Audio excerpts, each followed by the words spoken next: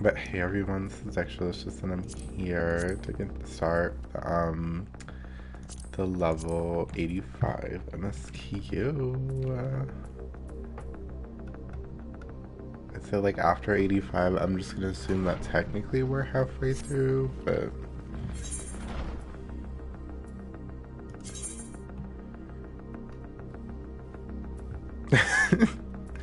hey Percy, how are you?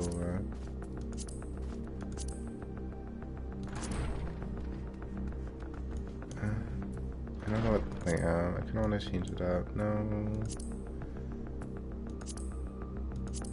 Did I misclick? I think I did.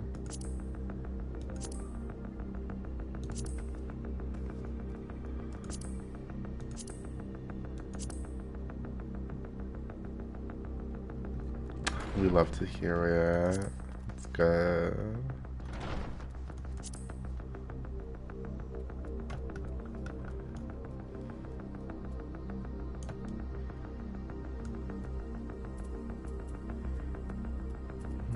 No, I don't like anything obstructing my head. Let's just go back to the...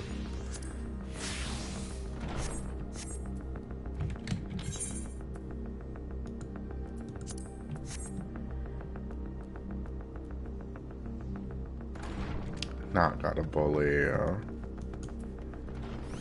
I can bully too, so you better fucking watch out.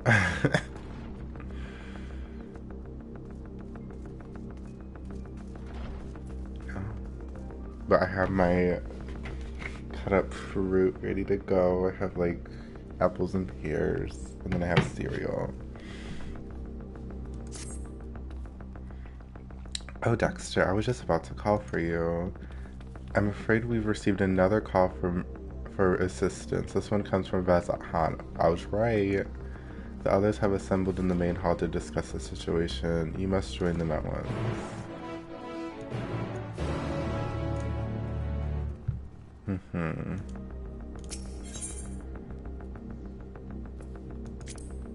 Not. Anyways.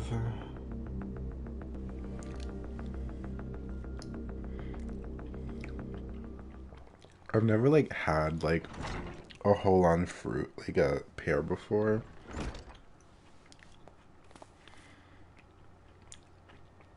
Oh, there you are. Needless to say, I'm pretty sure it's overripe.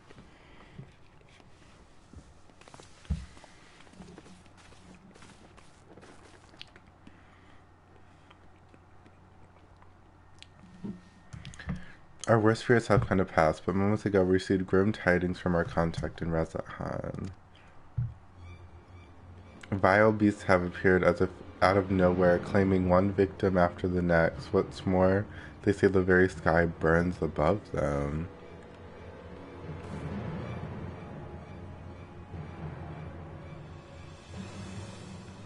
Good God, are the final days already upon us? It would appear so. Sadly, that is all the information we have at present. No doubt the people of Razathan are busy fighting for their lives. Nah, I like your Pikachu. Then we must go at once. Agreed. Kyle, you'd best remain here with Tata and gather knowledge you can. You are in no condition for a long journey, I imagine. Very well. Similar phenomena may have been observed elsewhere, and if so, we must know about it at once.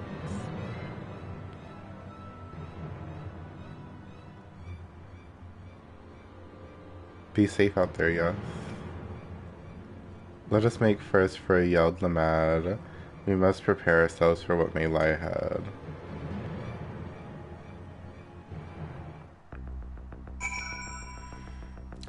Yeah, I mean, I like pears too, but like, not really enjoying like a full-on cut up pear, but that's literally because I think it's overripe. Because like, because like, I've never seen somebody just eat a pear, you know, like, not like in the little dole cups, not like even like the bigger slices that are in cans. I've never seen somebody just straight up eat like an actual like full-on pear.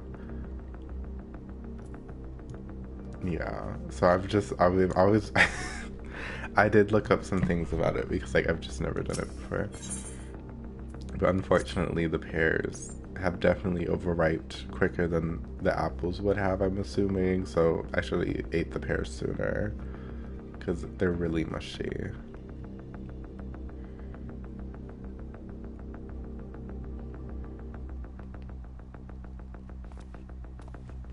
From the one video I watched about pears, that's like the Bosch or Bosque pear or whatever. It's like the reddish brown skinned one.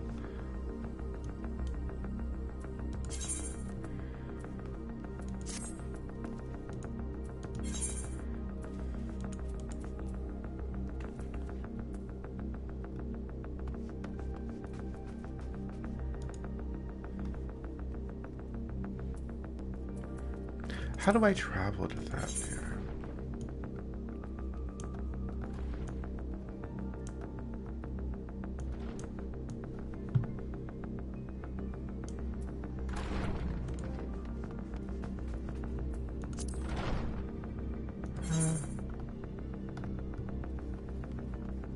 Up here.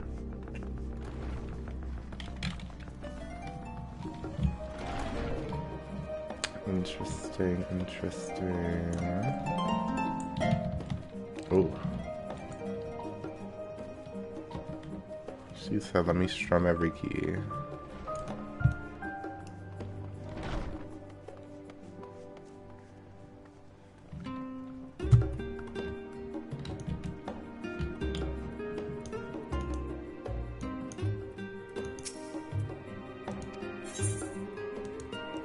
Does this give me ethereal, like, poisoning or whatever it was called? Aether sickness?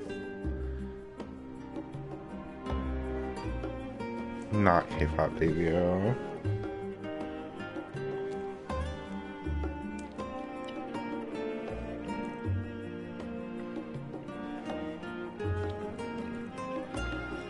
I'll push through this pair. With a whole ass pair I have to push through. And lo, vile beasts did rise.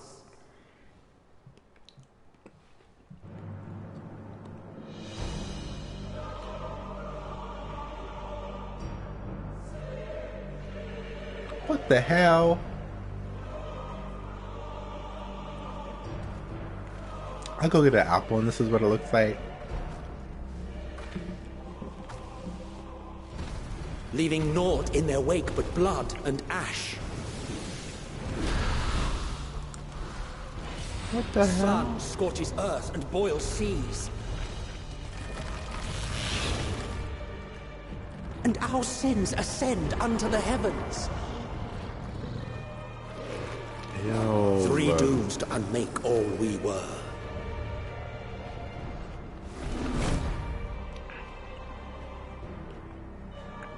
Literal hell, yeah. Why'd I have to start at Thavnir? The final days are truly upon us. Oh, this must be that one dungeon we saw in the... My friends, I trust you have heard the news. We have. What can you tell us of the situation, Your Excellency?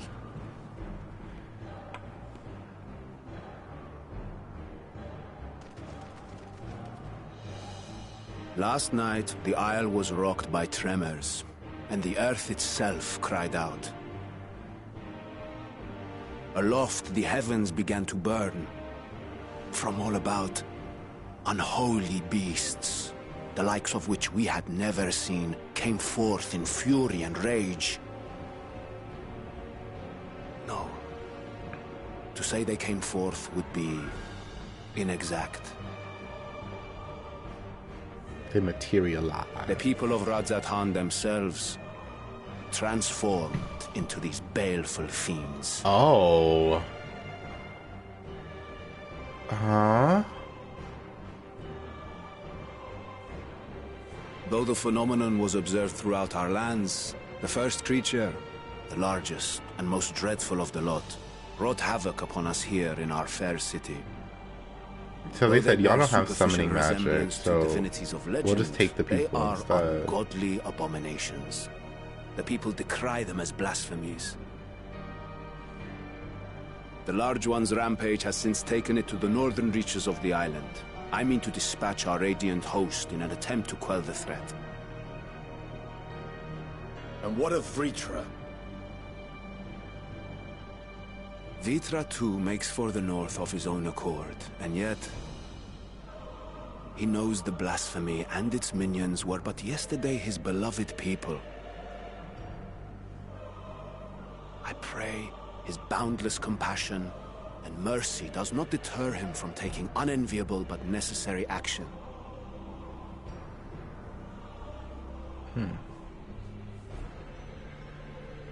Understood.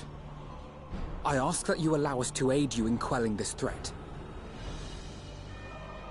You would risk your lives to help us yet again? I have no words to express my gratitude.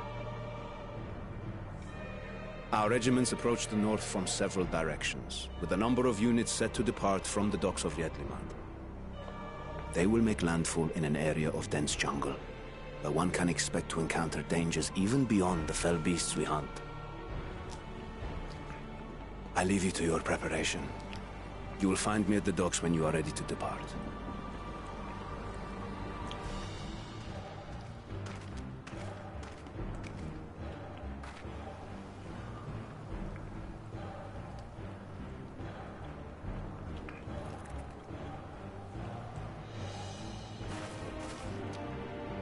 We're as prepared as we'll ever be. Let's go. Damn, okay.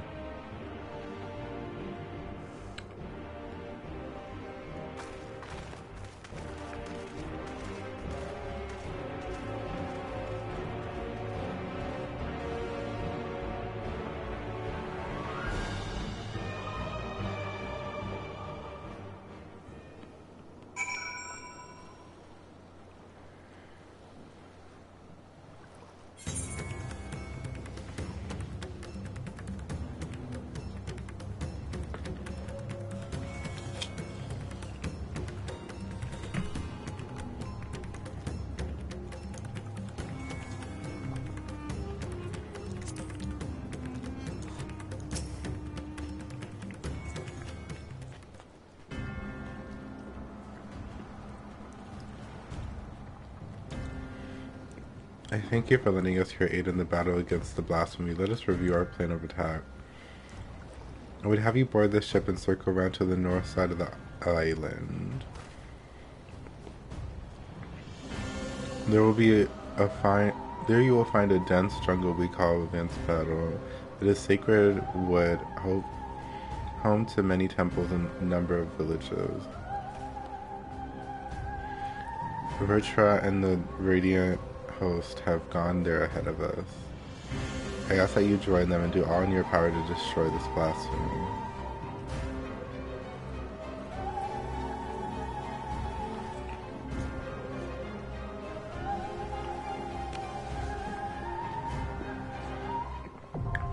Oh. The dungeon already. Wait.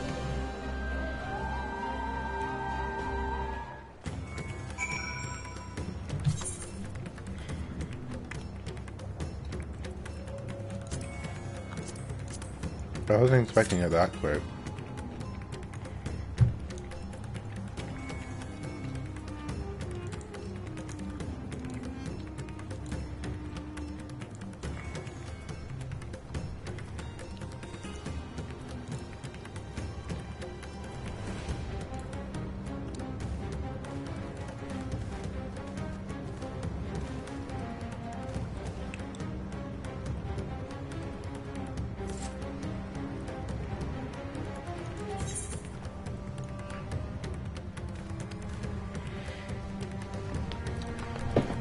I really should focus on eating my food.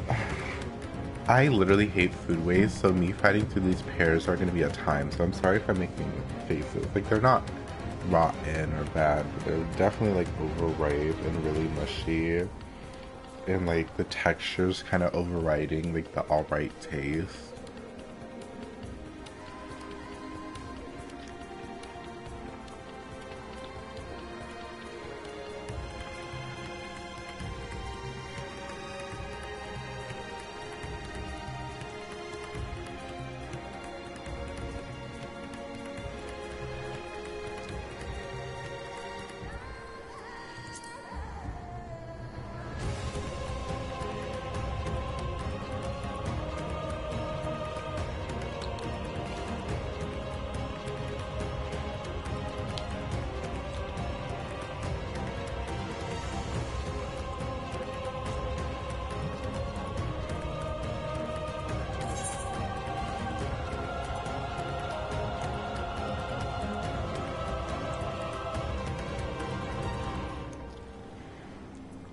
Come on, Mana and Gold molds.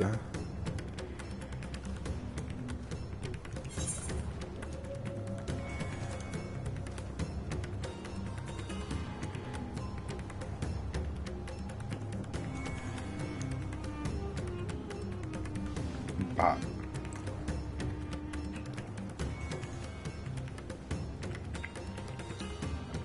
I don't know if I could do it, y'all. The apple tastes great. But the pears are just... The pears just aren't it.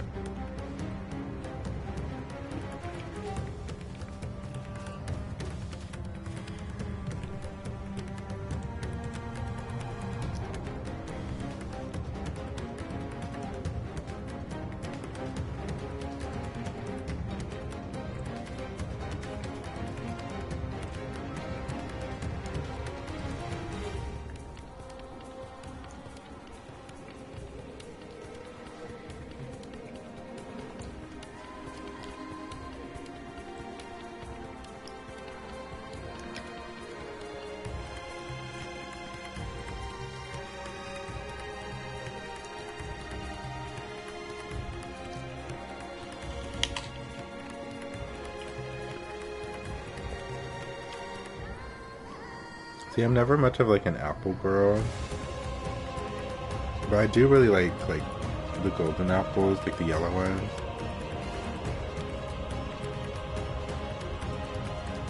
And then Fuji apples, which are the red with yellow lines on it.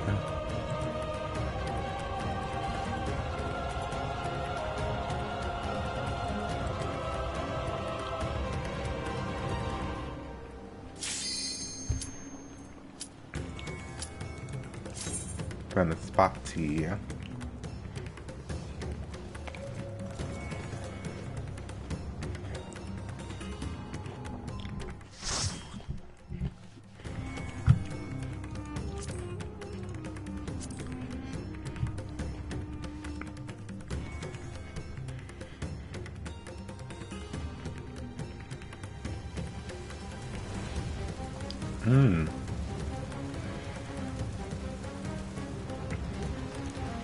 Oh no! Ew!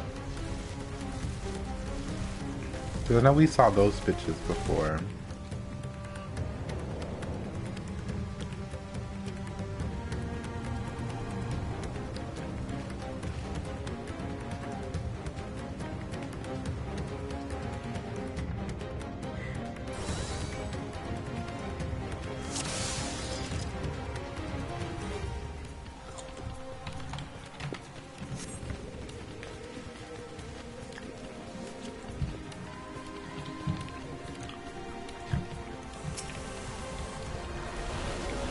My friends, heed me. These are children of Stavner. Forgive me. I could do them no harm.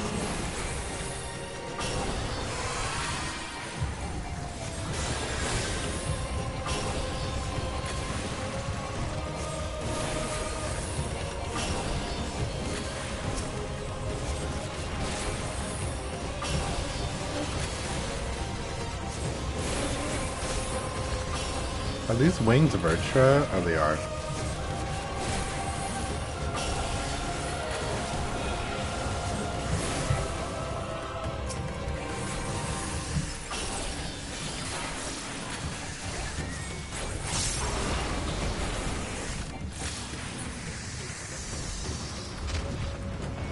If this is the only way,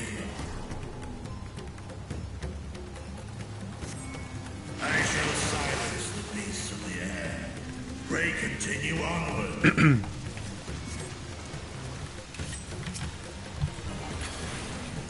The left cheek, right cheek, girly.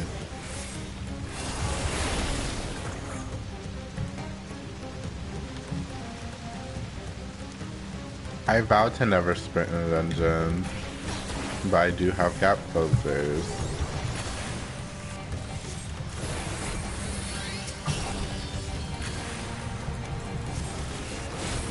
Oh, the good news is that I don't have to worry about like me not having a food buff right now. So they don't give you experience until the end. Which does make me kind of sad because there were a few times where I was like level 79 and I was like, oh, I just want to do a few pulls to get to level 80 when I was leveling up my trust and I got them to 80. And I was able to do that at like to the first boss or to the second boss and then I just left. But I mean, I still killed the bosses, so like still, I'm like angry that they did that, but I guess they don't want like constant like number inputs for experience going off. Not to be like that, but I don't even think this is a big pull. But I mean, they didn't die, so we're just getting awfully close.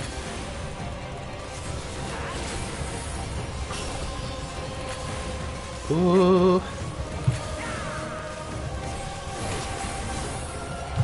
I wish I cut the apples smaller, but I didn't have any space.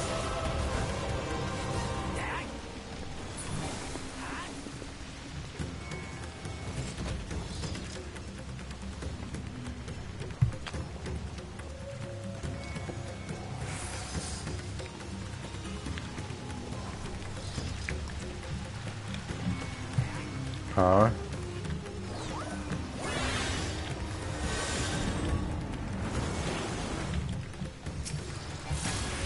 Not Snatcher.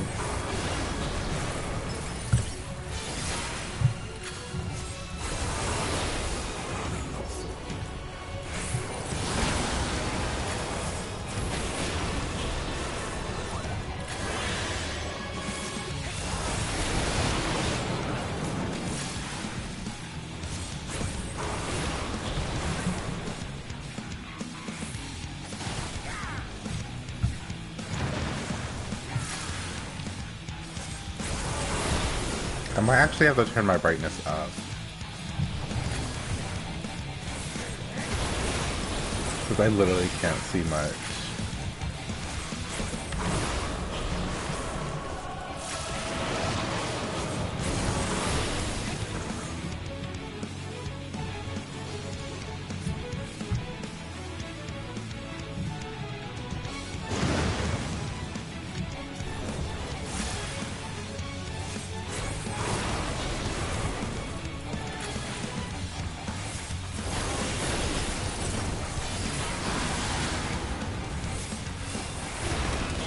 What the fuck is this?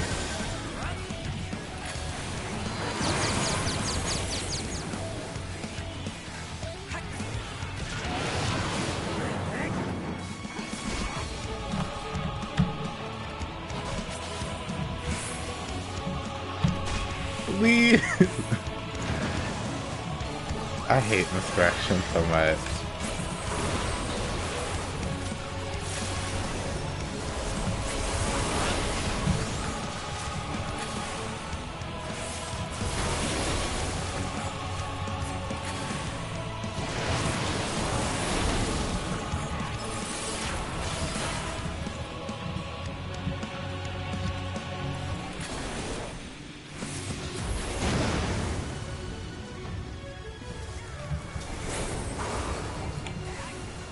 What is right?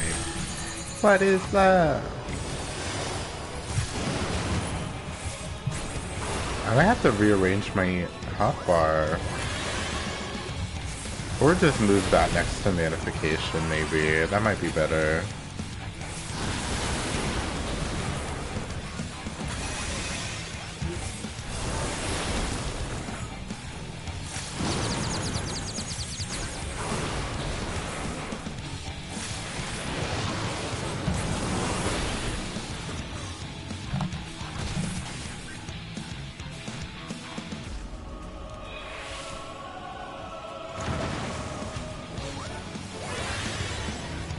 I got lucky there.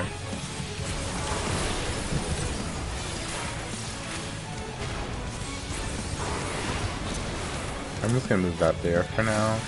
I might just move Manification next to Engagement.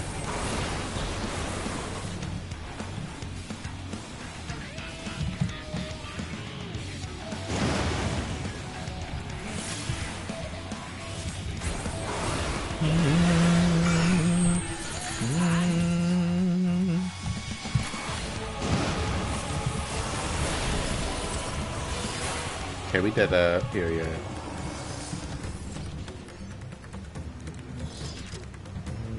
I know I What is should. this vile presence I sense? Uh-oh. The horde draweth near. Be on your guard. Oh.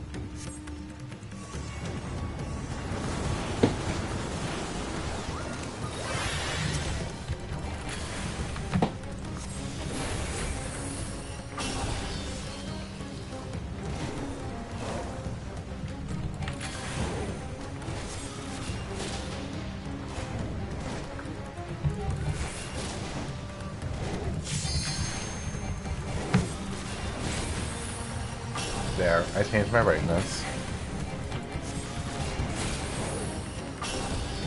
Right, I did too.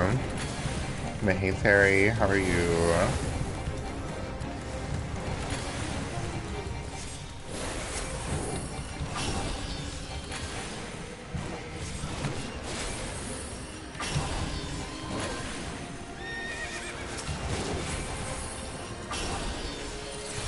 That sounded like the same exact force sound they use in Ocarina of Time, please.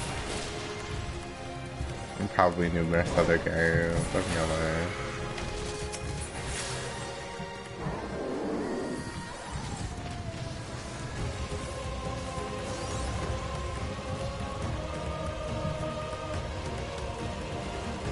Oh no, that's not good.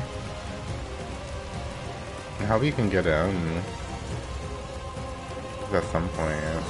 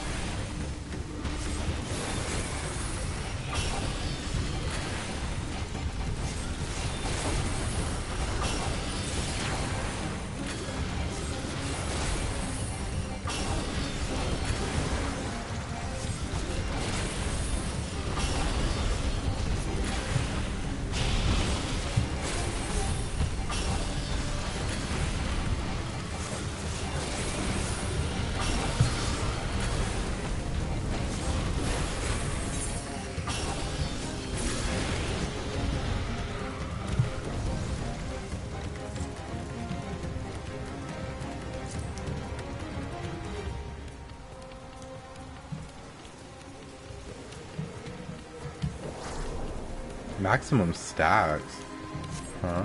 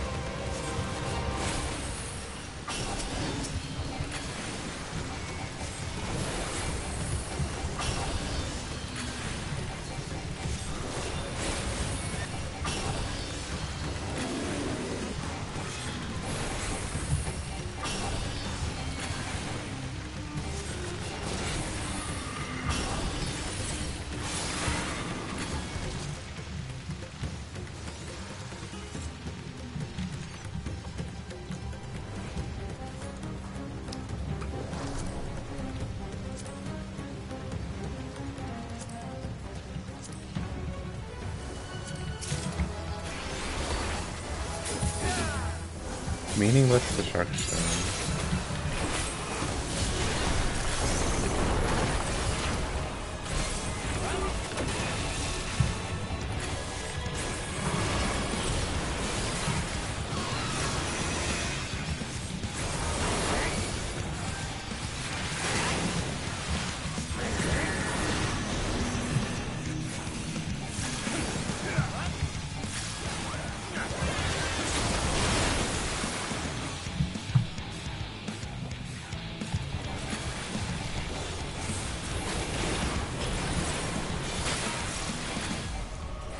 Yeah, they popped.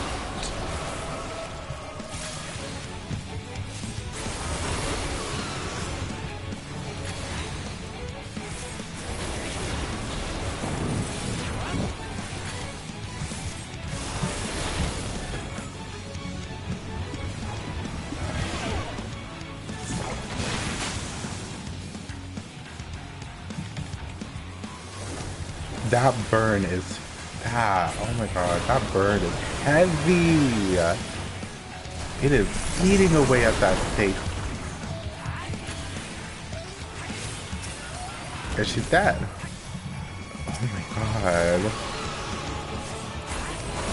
I saw them get hit by that, and the minute I saw burn, I was like, oh, it's over.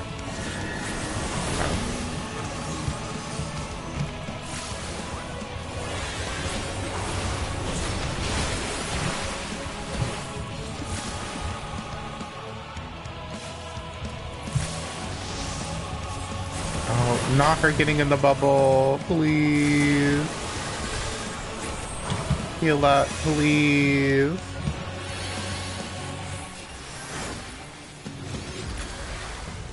I was like, girl, you literally did this before. Like, I don't know why she got in the bubble that time.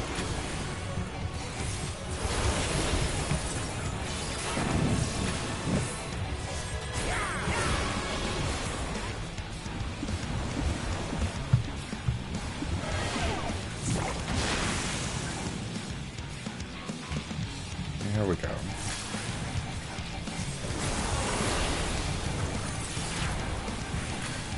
I like barely made it that time, I think so.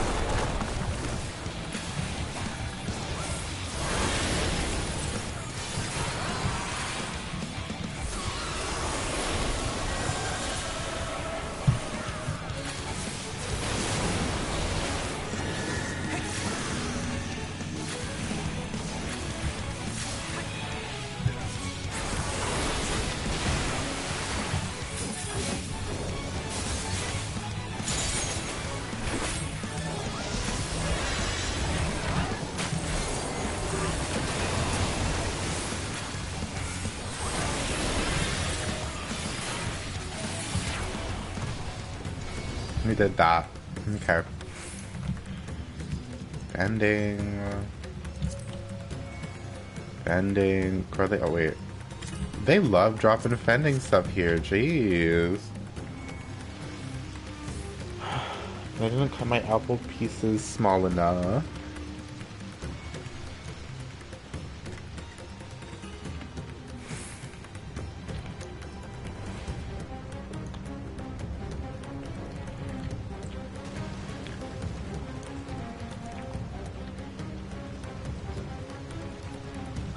Did they increase the range of Coeurl? I feel like they did. I could be wrong, but it just feels further than usual.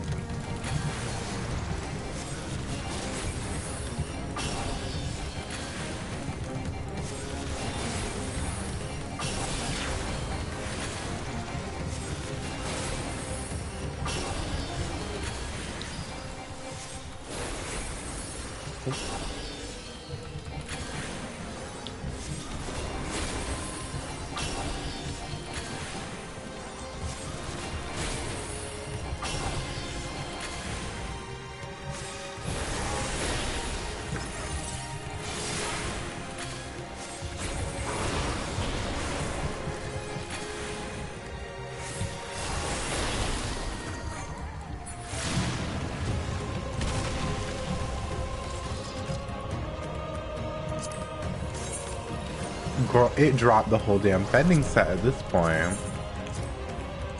Oh, this is cute.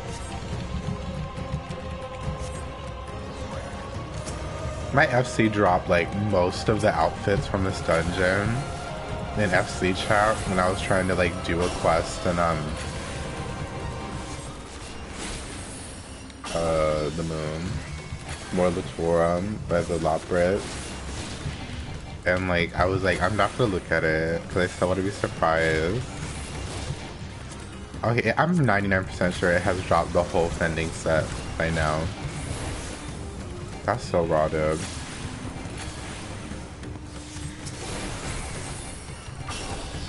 What's the eye level right now? 536? Oh, that's not too good.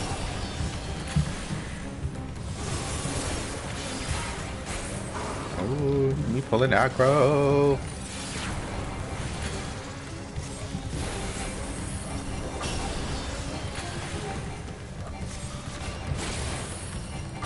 No, I don't think this dungeon will get me to level 87. Didn't I eat a fruit? I did. Where'd it go? I ate it at the start. Well, now I didn't get the 3% experience buff. Damn. Oh, we're already at the end though. Wow. I hate that these dungeons have been running quicker than the freaking trial I went through yesterday.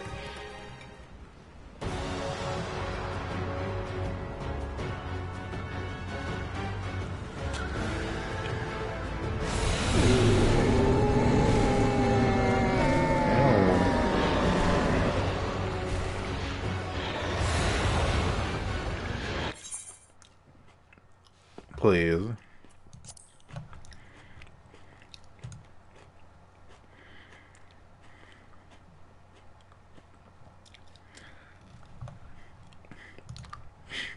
Please. Oh. No.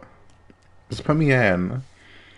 And like, I hate when these games, like, the character selected was not properly logged out. And I'm like, it's because you randomly disconnect me, you fucking game. Like, jeez.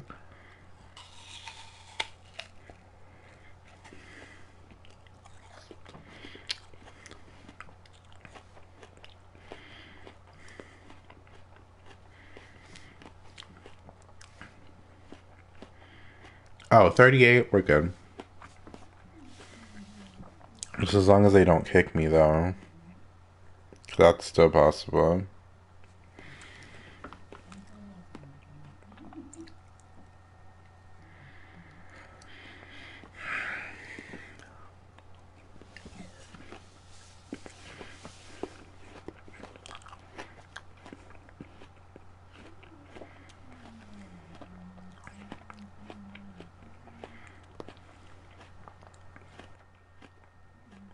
We're back.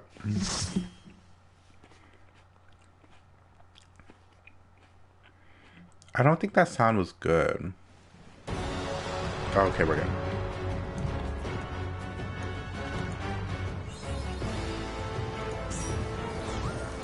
Damn.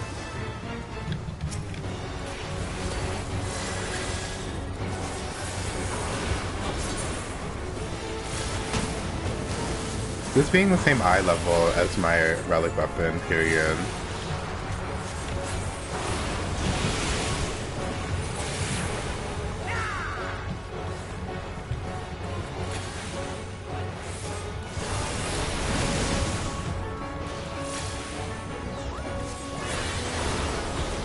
So I guess the aura around us means pink bad?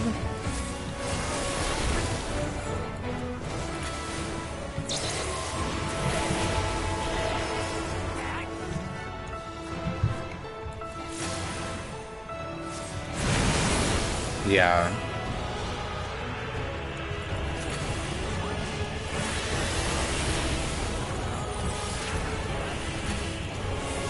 Yeah, it's Pink Buster.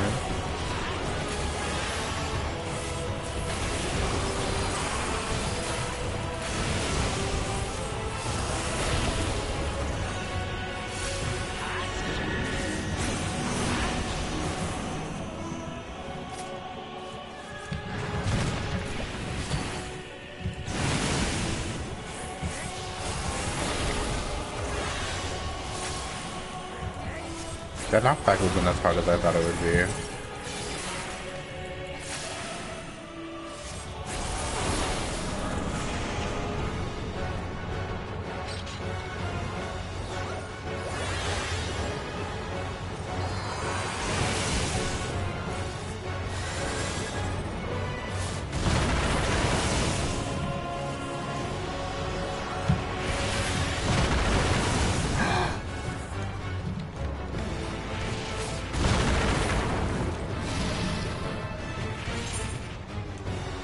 Now it's over.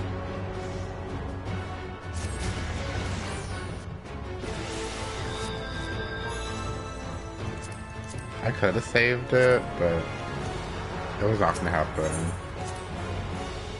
That hit way too quick.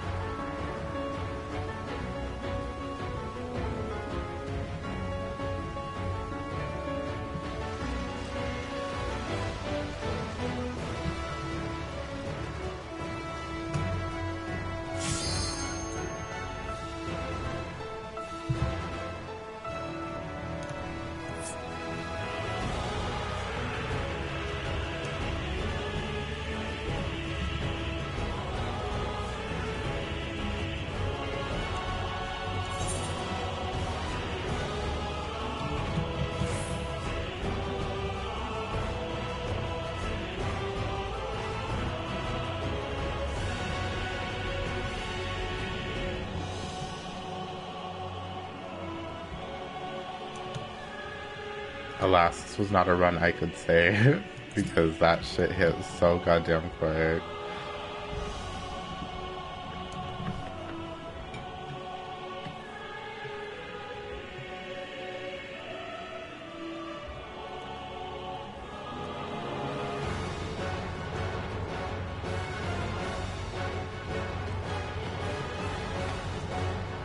Right. That's why I'm just like, I wanted to do other stuff for like my pixie dailies, but like, I was like in Charlene and I'm like, I'm not going anywhere. I'm like, the only way to like reduce that is to like do a Realm Reborn hunts and buy Aetherite tickets. It's like the only way to like not do it. Cause I have a few, but I'm just scared I'm gonna run out to this expansion.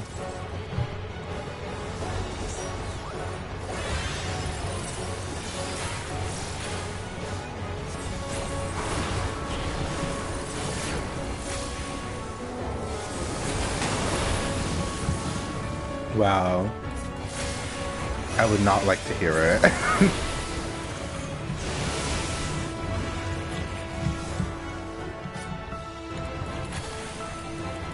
But I'm glad you found out.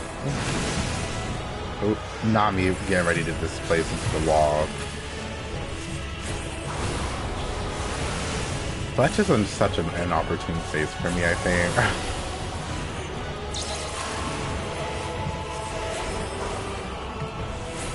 Where are you going? You see everybody in the pink. It's the melee running away too for me.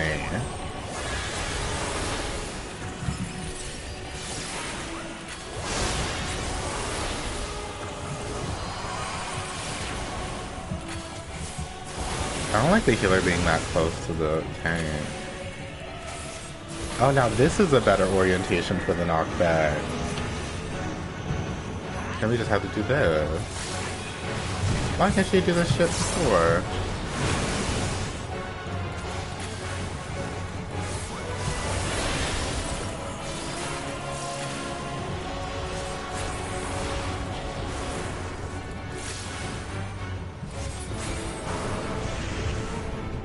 Okay. Let's see how fast it spawns the rocks. Okay.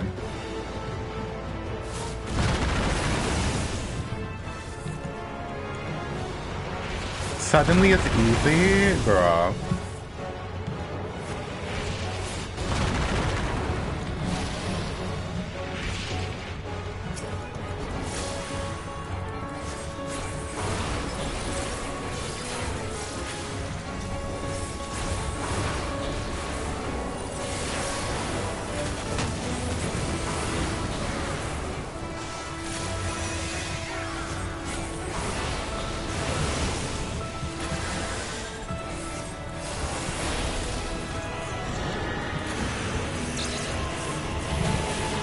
Get away from me!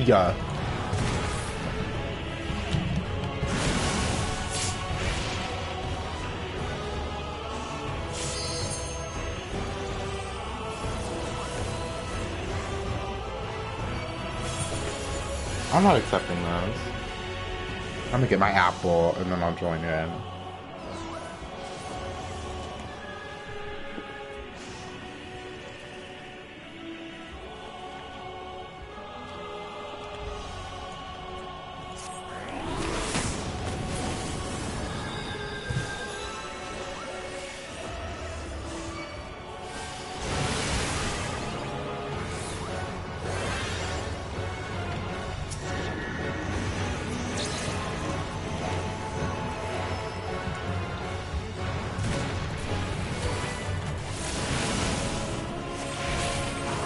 The only way I can survive, I guess.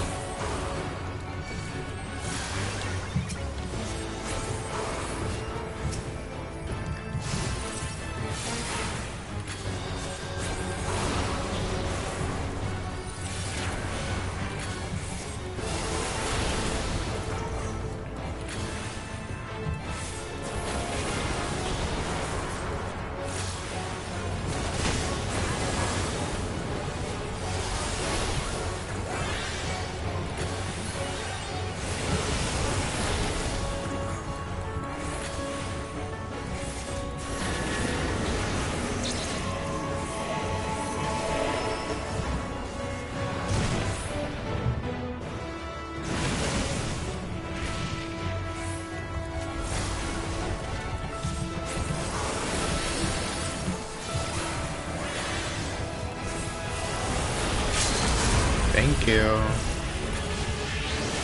Finally, a melee that just DPS's at the right fucking time. Like, I hate when I have to LVO for the fucking melee because I just want to sit there.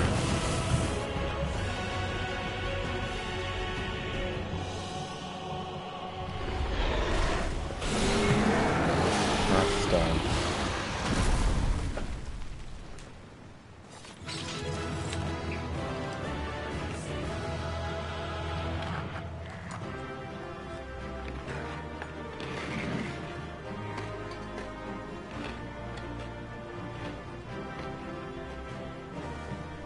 That's the amount of apple things I'm eating though. I have apple jacks, I have an apple, I have apple juice.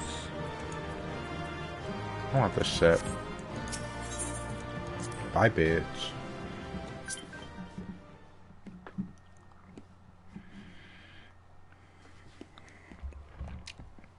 What a time.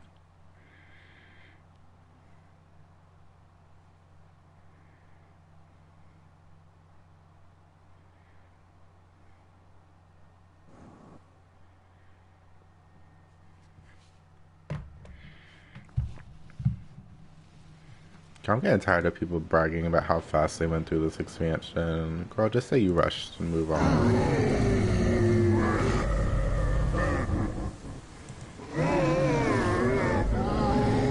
Anyway, some people acting up. They're like, oh my god, I'm the only one at these level 80 crafting nodes or gathering nodes. Wow. As I'm like, I I don't feared. care. What is it? The beast was there, and now it is no more. Yes? Indeed. We saw it plain.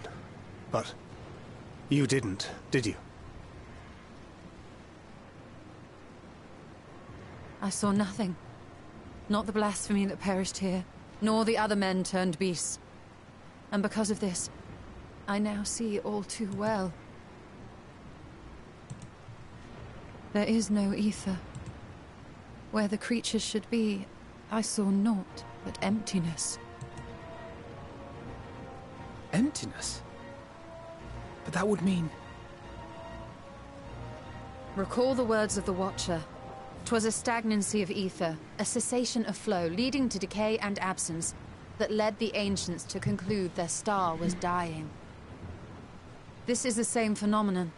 The instant these people are seized by the transformation, their ether begins to rot and crumble away like dried mud. Until, from their corporeal forms to their very souls, naught remains. But the beast spoke with its dying breath. Surely at least a sliver of the man it was endured. Mayhap so. But even if the process was incomplete, it was little more than a faint residue. God be good. You're saying they cannot be saved? Not by any means known to me. Or by any means at all, like as not. For there is naught left to save.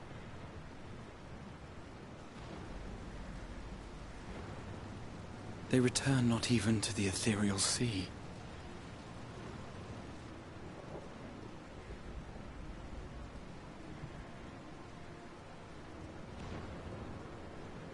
Damn.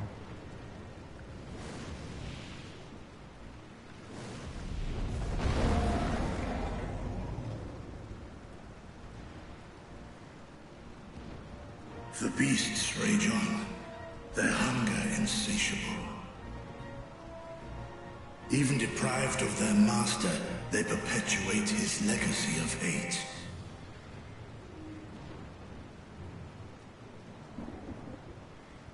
Once proud sons and daughters of Thavnir, all of them, and now I spill their blood.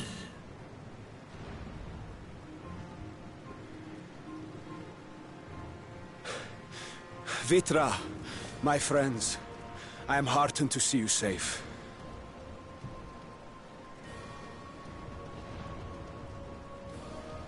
You put your secret at risk. Those closest to me already know the truth.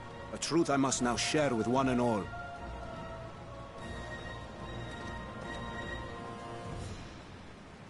Vitra, calamity has come to Radzatan.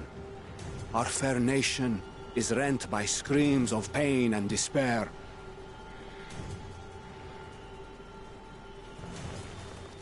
More than ever, we require a strong leader to shepherd us through the storm. Reveal your true self to our people, Vitra, and guide us to salvation. I think I know what's gonna happen. Madness is this, I-One? Thou dost forget thyself.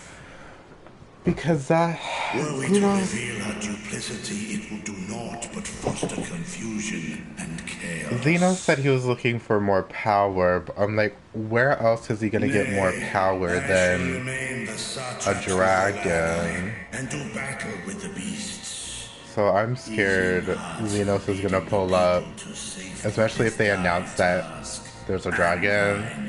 I feel like Xenos is gonna pull up and kill him. I'm nervous.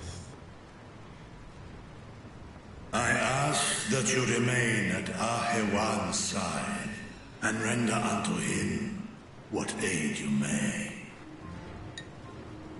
I know not what lies ahead, but without you, Radzatan will not survive.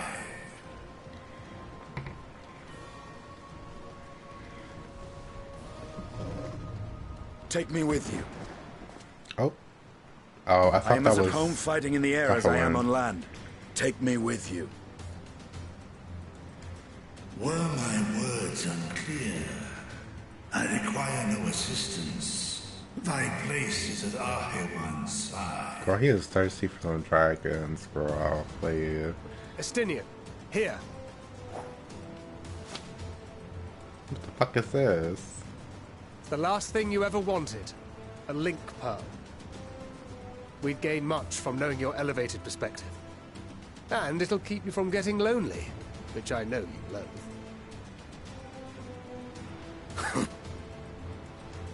You heard the man. Seems I'm coming with you after all. Not that, please.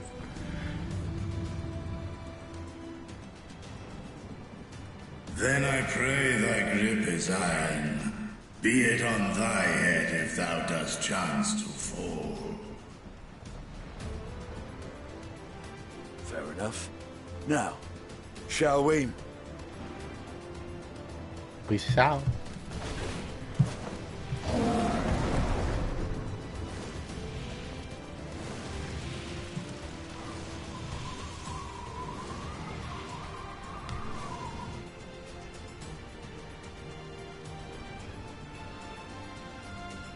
I fear it is as Vitra says. We will not survive this on our own. While I am loath to impose upon you again. I would insist if you did not. 'Tis the very reason we have come. Then once more I find myself without words to thank you properly. Let us return to the capital and plan our next course of action.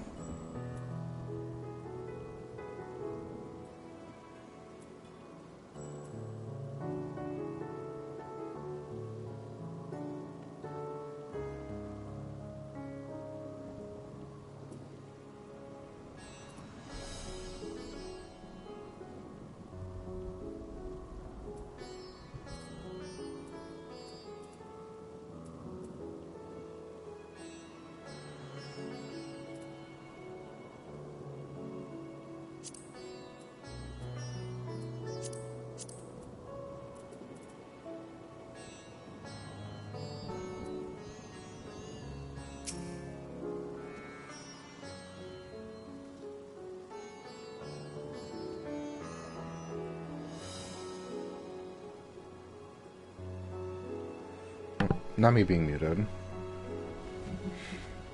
And while y'all here crunch my cereal. But what I was saying was that like I wanted to just like check the check because I was an OC. And it seemed like they were gonna kick me, but like I got in quick enough.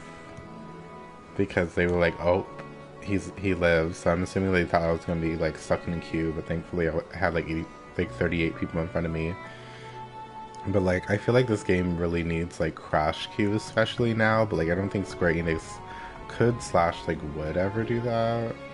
Because then of course he would like do the thing where it's like, oh, anybody can manipulate it and cause like a disconnect so they can load in again. And I'm like, okay, but like not to be like that, but like 5M for like GTA, like if you like disconnect, you can like reconnect ahead of queue, but it's not like it's an issue that can be exploited, because like if you're gonna get off, then like the like the rejoin can like time out probably, but I don't know. Our Radiant host has eliminated the immediate threat to the city, though it pains me to know these beasts were once my own people. There is no telling when or where the next transformation might occur.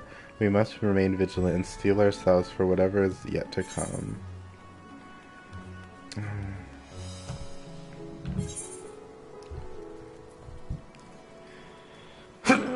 Ooh. Ooh, that's me. Okay. I need to see what colors these are. It's them giving us these flops yellow though. Honey, million corn, raisin. Try on evil die. Honey, raisin. Oh.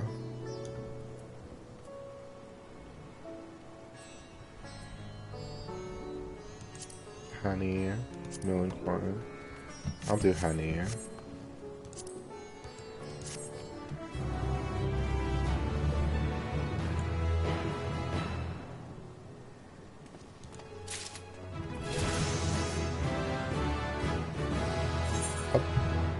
Come on, that leveling me up.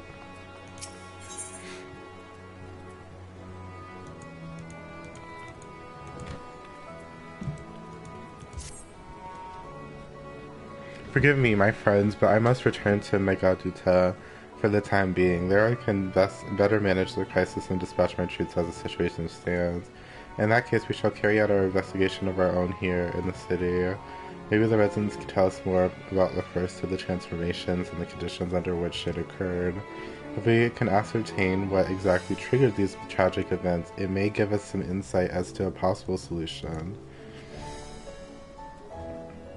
Time is of the essence. Let us split into 3 groups that we may cover more ground. Alize and I see to Pax's path, Linkred and Stola pray make for Dharma.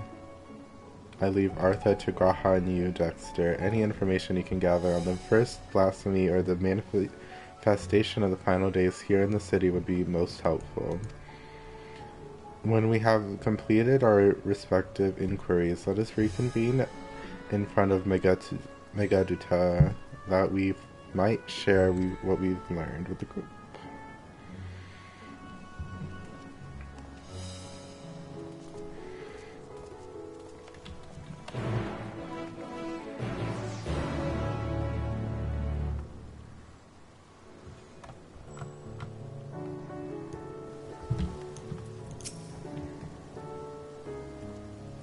Shall we be off then?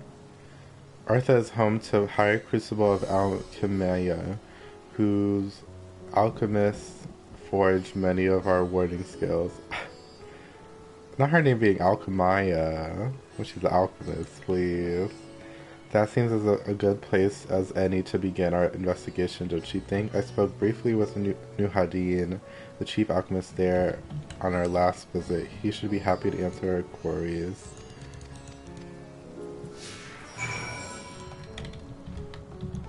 Oh.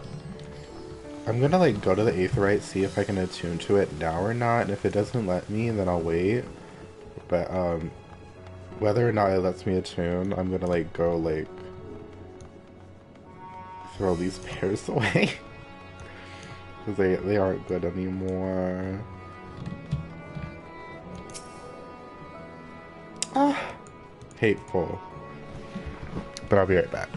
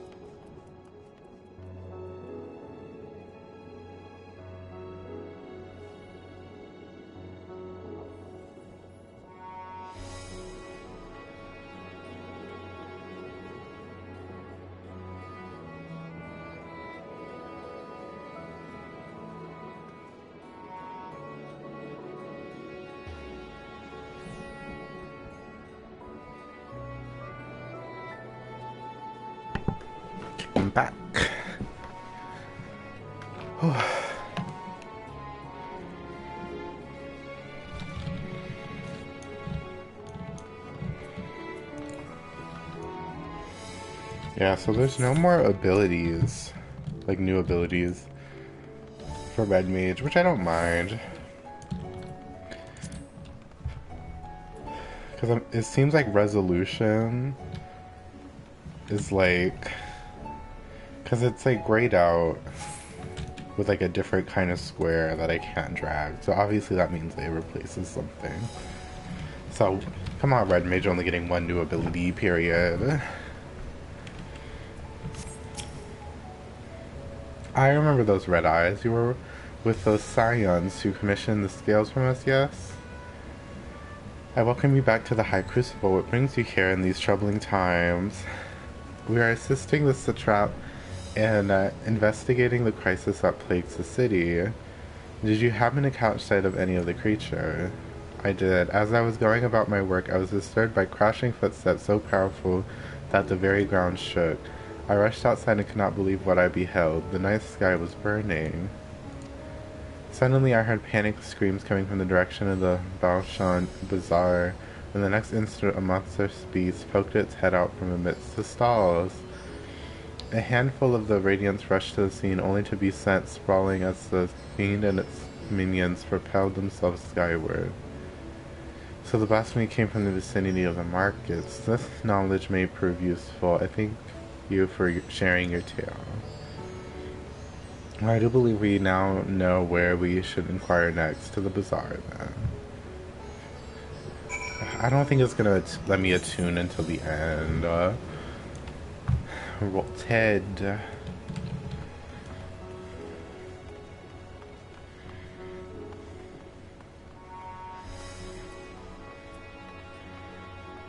I am happy about my Aether Current progress, so that's really, I'm sure.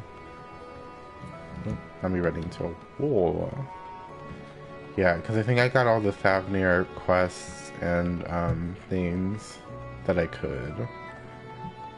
And like the land ones. I get the Takugaha here.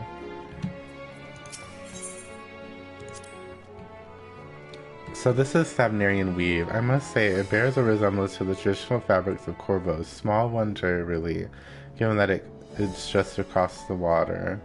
Not that I'm much of an expert in Corvosi culture, of course. I've not had the occasion to visit my ancestral home since coming to Charlayan, and like as not, I will never reside there again. That said, recent days I've felt more acutely aware of my heritage and grateful for it. It is thanks to my forebears that I inherited the royal eye, and with it the wisdom of ancient Allard. And so, well, I simply hope that my countrymen are safe, and one day, when this calamity is but a memory, I would like to see Corvos again, if only once. I hope so too. Forgive me, but my shop's closed until further notice. Needless to say, we've more pressing concerns these days. We have not come in search for wares, but information concerning the enormous fiend that tore through the bazaar. Did you perchance witness anything? Afraid not, my friend. I was here the whole time, so I only saw its little minions made a mess of a place, they did. While that was going on, the great big one tore through the west side of the bazaar. You'd better ask luck asking there.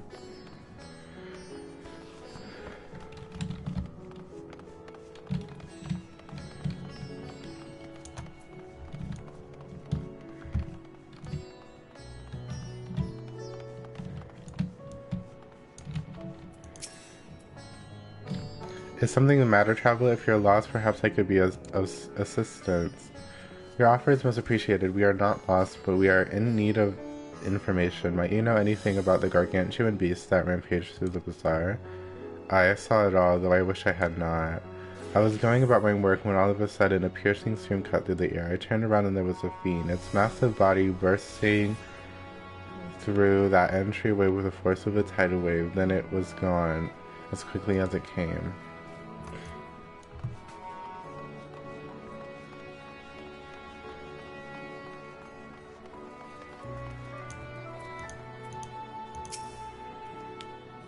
Sisters have mercy. What is happening to the world? What am I to do? Is nowhere safe? Settle down, friend. The danger has passed, at least for now. If it's not too much pain to remember, could you tell us what you saw? First I heard the screams, then a horde of ravaging beasts came charging towards us. One of them was huge, bigger than a merid, throwing people about like rag dolls, and it was eating them. I hid under the counter, saw others do the same. But the shrieking and wailing kept getting louder, more voices in the throng. Beasts or victims, I couldn't tell. I knew what was happening. I knew not what was happening. I still don't. That is enough, my good man. You were brave to share with us your tale. Many of your fellow merchants are safe.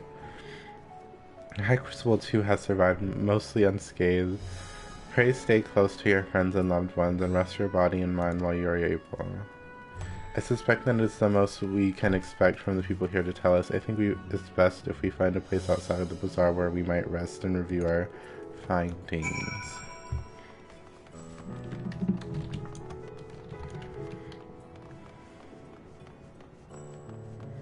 Come on, us in sync. Period.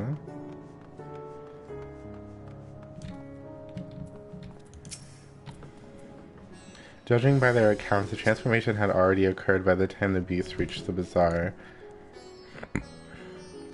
We toured near the west side of the bazaar and headed towards the Aetheryte Plaza. In other words, the blasphemy may have first appeared in this vicinity. That being the case, the people in the Mayhain can surely tell us more.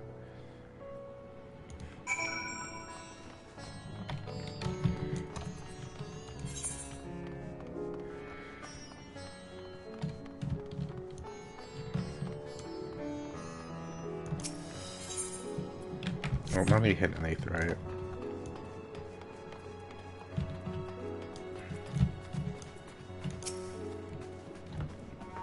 Going after the enormous beast, are you? I saw it, including the very instant that poor bastard transformed.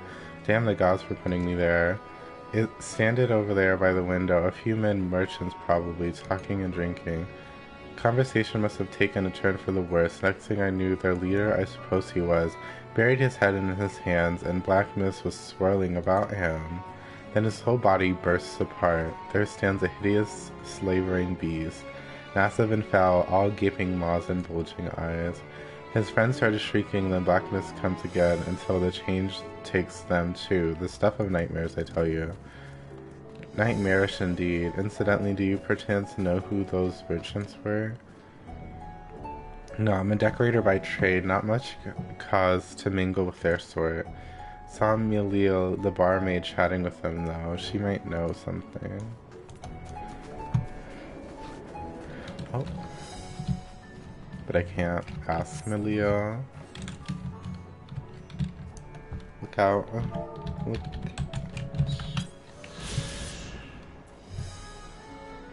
Not A rank relay, please. Y'all, I need to spend my poetics. I literally don't know what to spend them on. Please. I just don't know.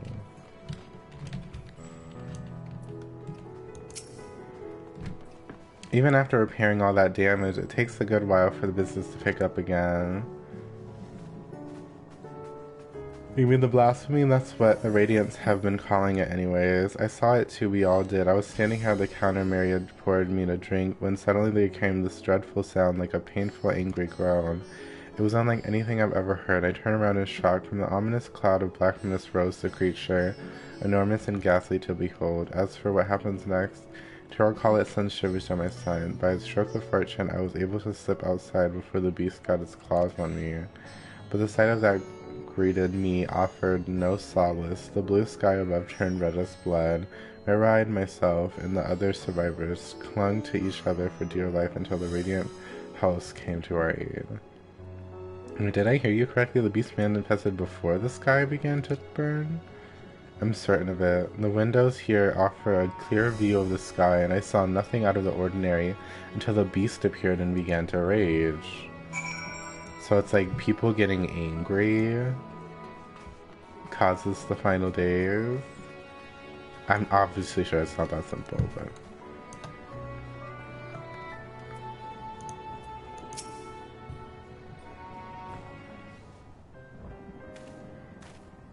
Oh, hello there. Welcome to Mirad's Mayhain. What can we get you? We have come not for libations, but rather for information. You are Mihiel, right? We are investigating the so-called blasphemy on the satrap's behalf. We hear that it was one of your customers, a merchant, that first underwent the transformation. What can you tell us about him? He was something of a regular here, especially of late. Coeurl was his name. He ran his own consortium, dealing primarily in the exports of Tabnerian specialties. No, not Coeurl. No. It's through him we met Matzia. Yes, the name rings a bell. Didn't you meet them both on your first trip to Davner? If I recall correctly, Coeurl ran a trading operation in Yedlamad, and it was there that you made Matzia's acquaintance. Yes, that is his name, Coeurl, no doubt. A rather successful man from what I gather. That said, it was clear he had fallen on hard times of late. Those ghastly towers popping up everywhere could not have been good for business. Even now with the towers gone, the collapse of the empire has led all to sorts of problems elsewhere. The markets for luxuries is surely not what it once was. Trying times for the head of a trading consortium indeed.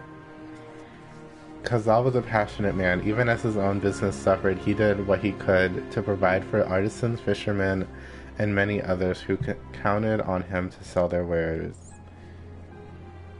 Indeed, that was the very topic of yesterday's meeting as far as I could hear. Yet, as they discussed matters further, Coeurl's tone grew grave and grim. It was then that... Forgive me, I would not have you recall the memory if it brings you pain. If I could, I would ask just one more thing. Did you notice anything unusual about Coeurl in particular? Please, anything at all. Sorry, nothing springs to mind. Perhaps somebody else can help you. Coeurl lived for his work and had no family that I know of. His employees and associates knew him best, but they too are lost to us. Still, perhaps his neighbors know something I do not. I can direct you to them if you believe it would help. What do you say?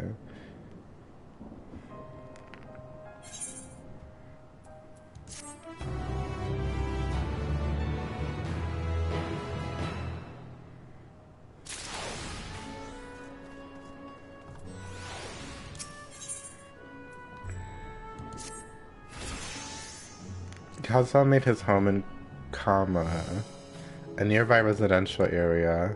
From what I gather, Coeurl lives there since childhood and was known throughout the neighborhood. Kama. The name is new to me. How do we get there?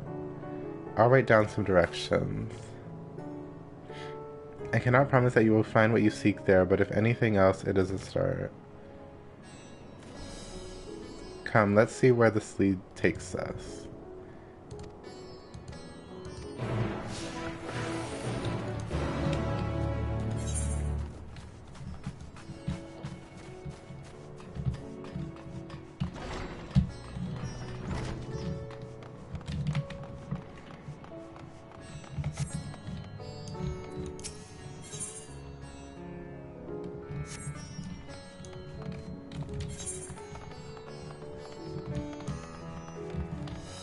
I was like, well, I'd love to talk, and then it was like, ask for directions, and I'm like, no, I see it.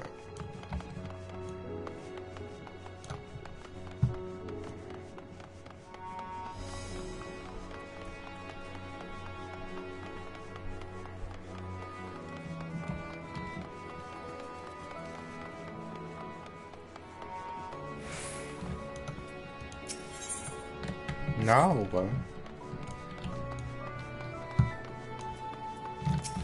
Oh shit, sorry.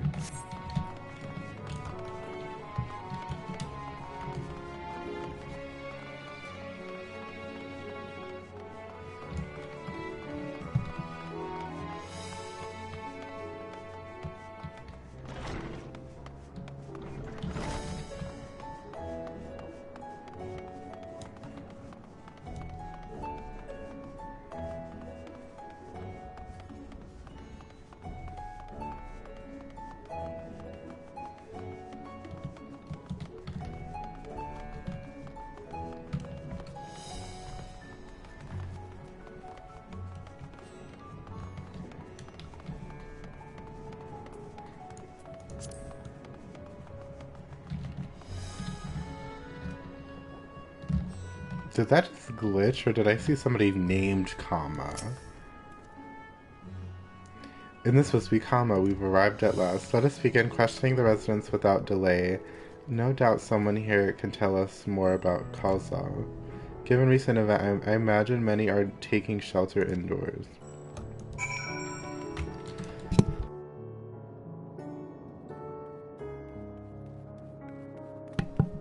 My allergies acted up.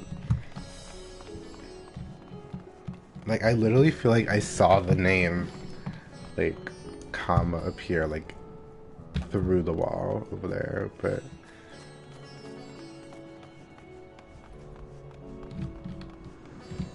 They said they're inside. Which...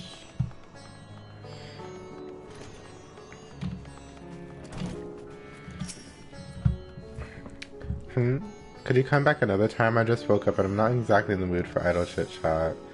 Well, that's one to avoid panic, I suppose. Pardon our intrusion. You may not have noticed, but a great danger has come to Thavnir. I encourage you to stay alert and prepare to flee the city should the situation turn dire. But before we leave you in peace, pray allow us to ask a question or two. Did you know a local merchant named Coeurl? If so, did you notice anything unusual about him recently? Coeurl, I know him. In fact, we spoke just the other day. Like many others, his business was doing poorly. Still, it seemed as though he managed to turn things around, thanks to a generous order from Ruveda's fibers. Why, he was practically dancing in the streets. I haven't spoken with him since, but I assumed all went well. Jina Baha might be able to tell you more, though. As I recall, he was the one who brokered the arrangement.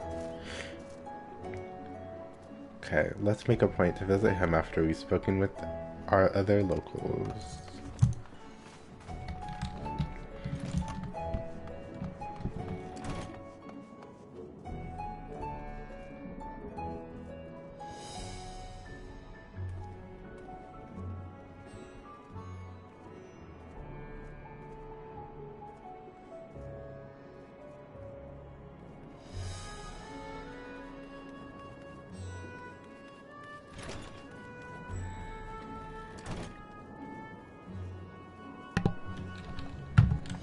My allergies are not being kind.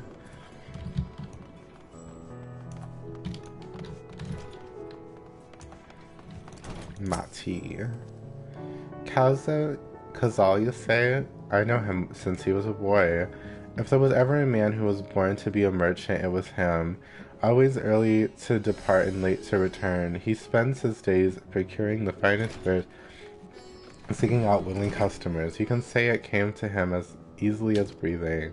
Sadly, business is flagging of late. No surprise, really, but with how dangerous travel has become, he was cooped up in his house from dawn till dusk the other day, no doubt racking his brain for a way to turn his fortune around. Then at night I heard the door open. I looked out to see Coeurl sitting on the bench, his head hung low, a man with the weight of the world on his shoulders. I see, the situation must have been quite dire indeed. Did you notice anything else out of the ordinary? Nothing to speak of other than the troubles with his consortium. He was the same old Coeurl, cordial and honest like always. These questions are asking, has something happened to him? He wasn't caught up in a terrible incident in the bazaar, was he? I don't travel much these days, but my daughter told me not to venture outside. Stuck in here as I am, I've heard little about the bazaars going on. Rest assured, the city is safe for now, but the situation may change without warning. I urge you, stay close to your daughter and be prepared to take refuge should the satrap order it.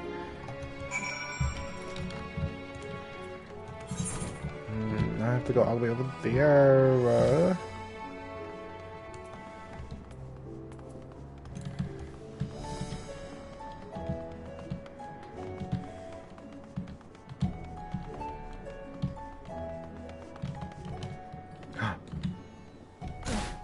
Oh, thank God.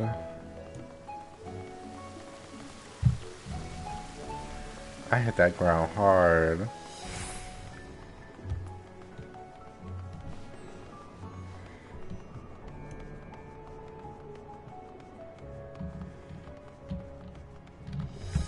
I keep forgetting there's stairs over here.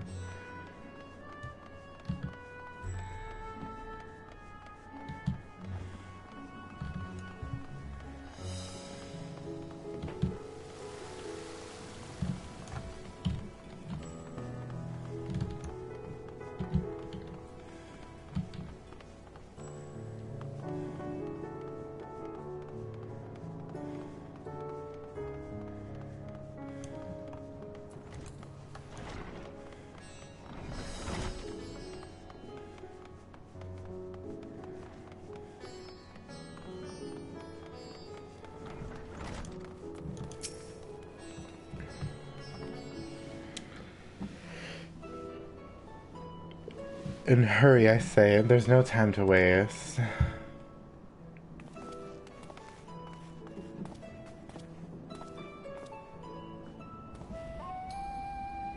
Pardon me, but you're in charge of buying and selling here, yes? We have a few questions that we'd like to...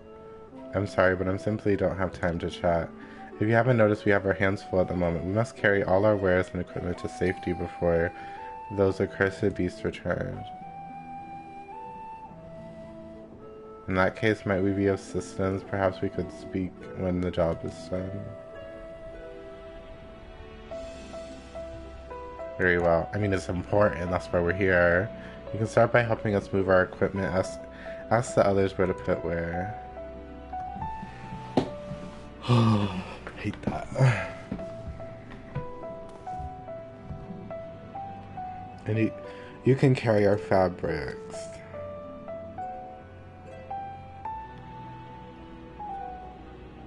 Go through that door and speak with Kamala.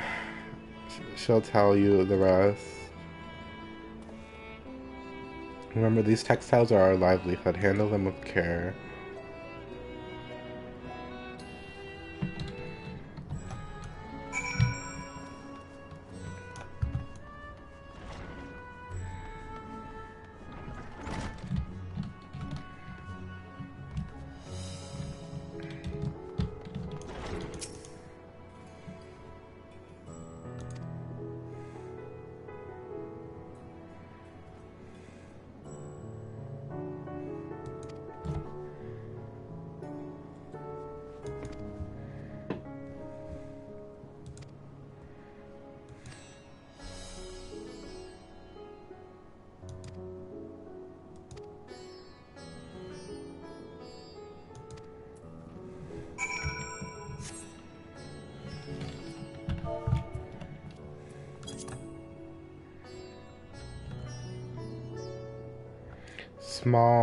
Small to Nab,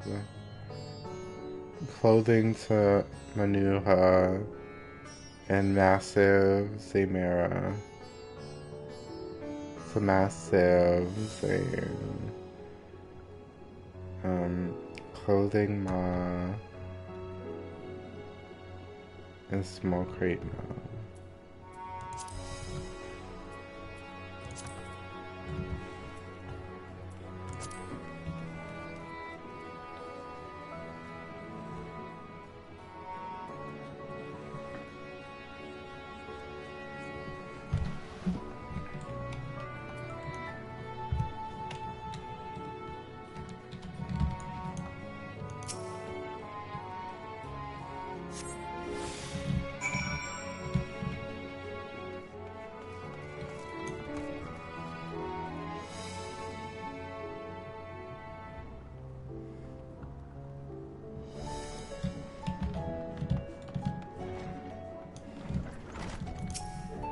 I don't even have to remember.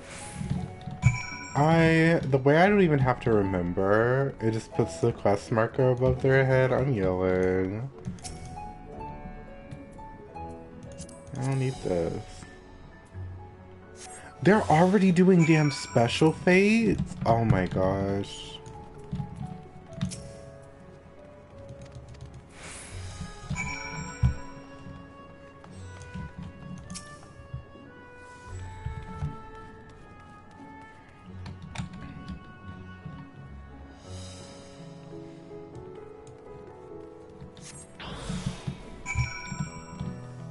Load bearing.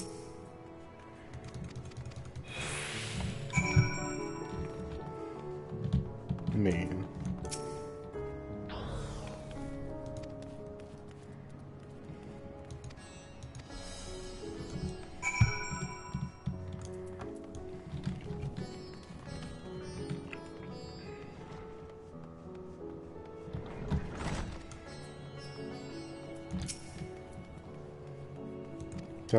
Has I asked, have you? If Kamala is satisfied with your work, then so am I. You have done us a great favor, traveler.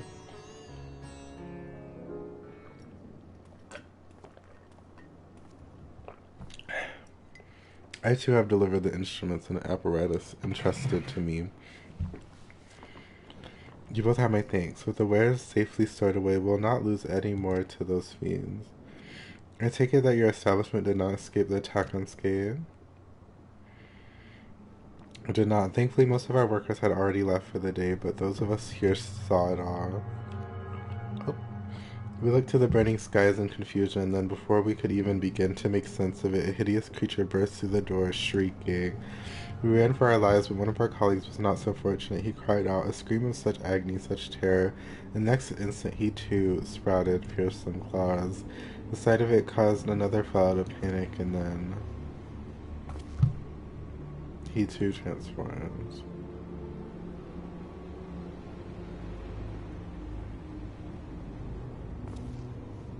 I'm sorry, there's something you wanted to ask?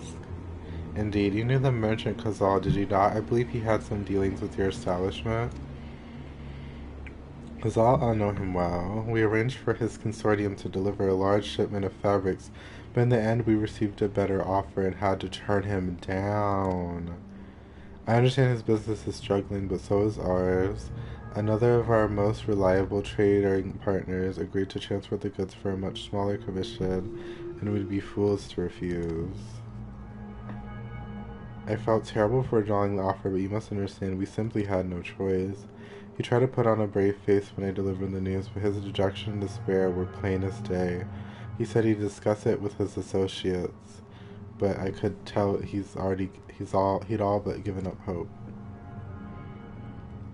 Dejection and despair.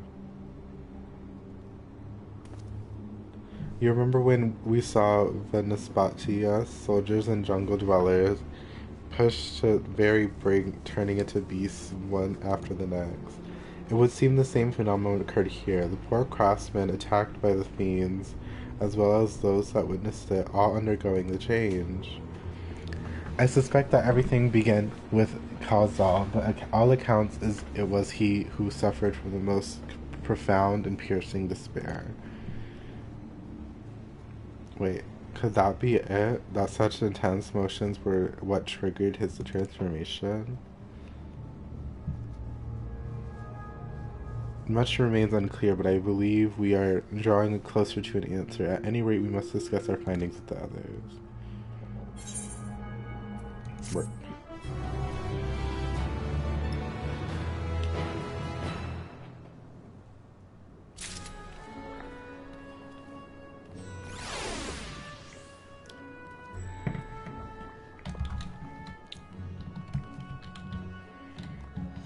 How the hell do I get up there?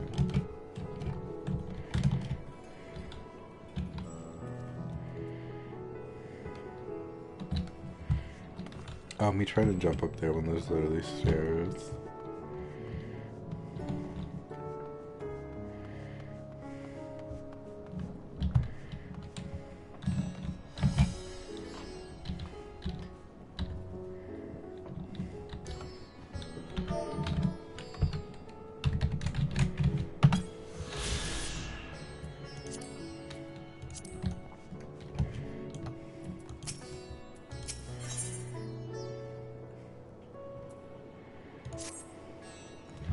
We were to reconvene with the others in front of Magaduta, were we not? That should be just outside. With any luck, they will have already returned from their own investigations.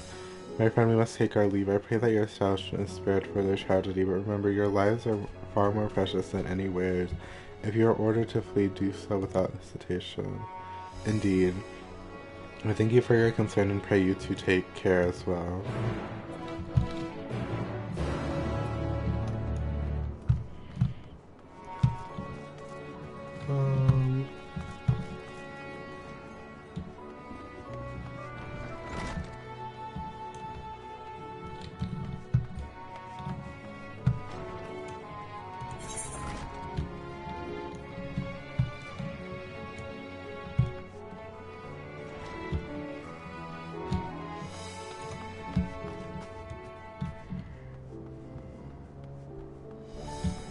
Oh, this does lead me this way.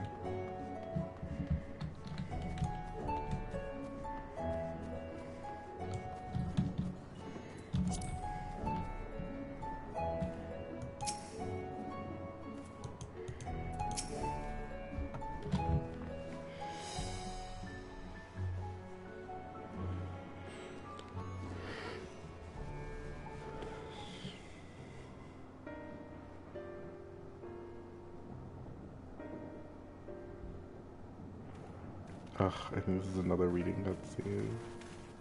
There you are. Oh, thank God. You've spoken with the survivors. Indeed. We thought to share what we have gleaned, that we might together gain a greater understanding of present circumstances.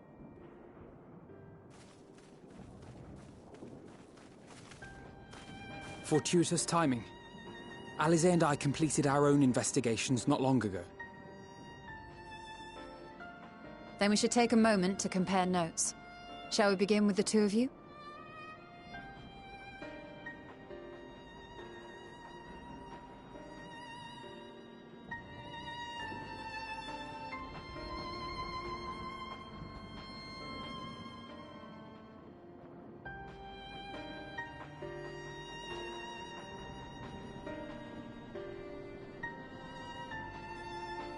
So the merchant Coeurl was gravely concerned about his business in the days preceding his untimely end.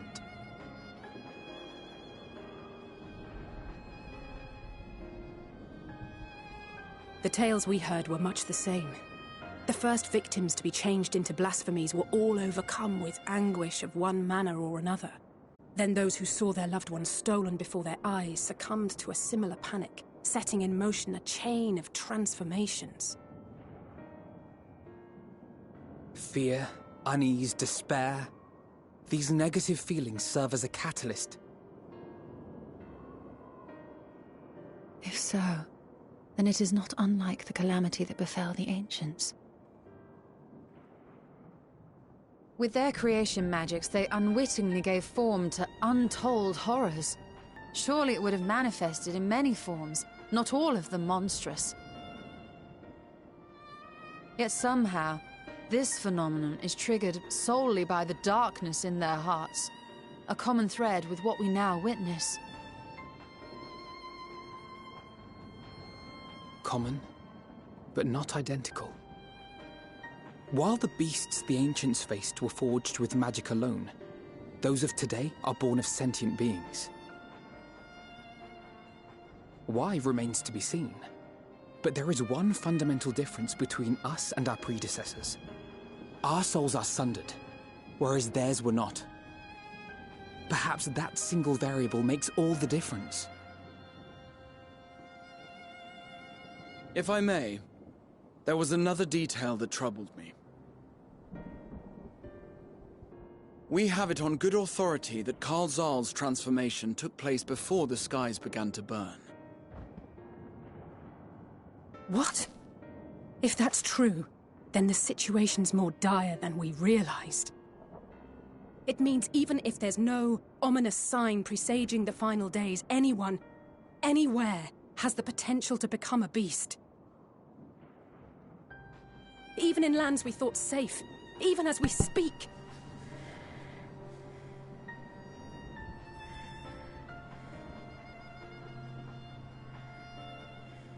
Look! It's the satrap! The satrap! Thank the heavens!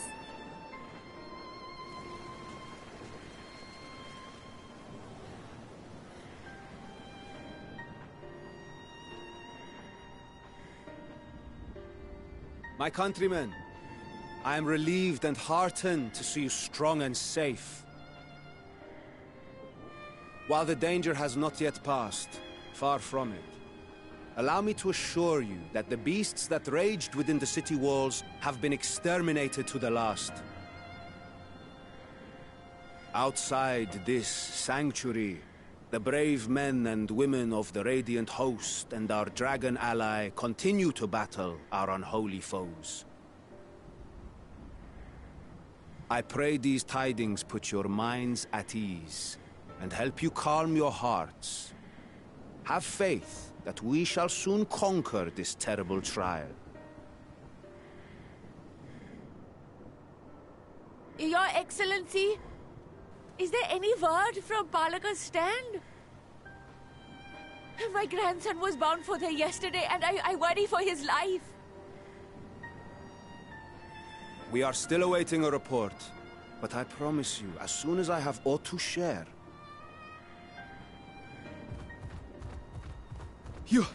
Your Excellency, I bring grave news. You are? I'm Matsya of Akyali, a humble fisherman. Ah, I remember you from our first visit. Wait, you're... But no, that can wait. When the skies turned red, I set off for Palaka's stand, fearing for the safety of a friend. But as I drew near the village, I saw dreadful beasts all about. No! Gods have mercy! Your Excellency! Save my grandson, I beg of you! We will spare no effort to save all we can, but you must remain calm. Calm? You tell me to be calm? You saw those beasts? They tore our bravest warriors limb from limb! Well, bye, girl. What if we are too late, huh? They catch him, sink their fangs into him? The fangs! The screams! Get away from her, now! Her fate, yeah, right.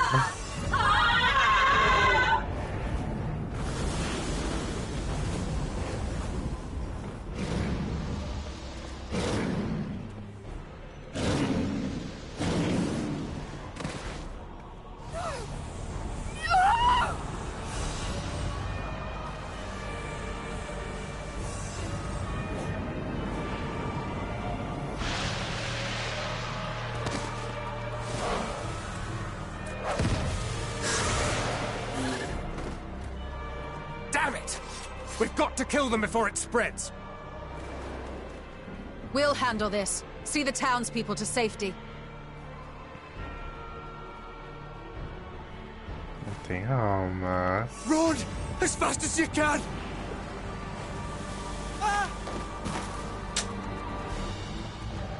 Girl, I'm so tired. No! Girl, get up! And the way the father watched him trip and just stood there too. Like, I'm so tired of men. Like, these people are kind of...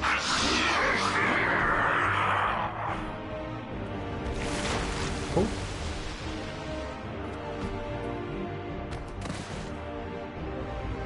This is giving like horror movie shit, because people just fall in on nothing.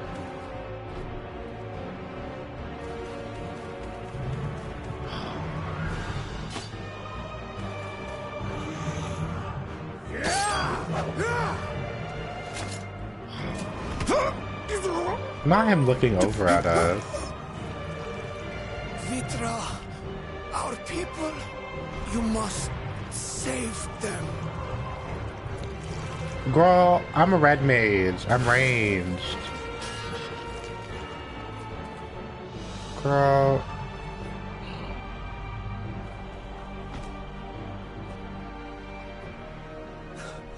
My son.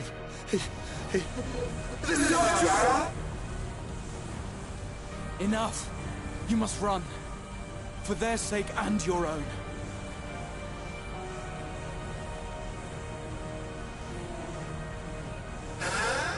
Yes, you will survive. You must.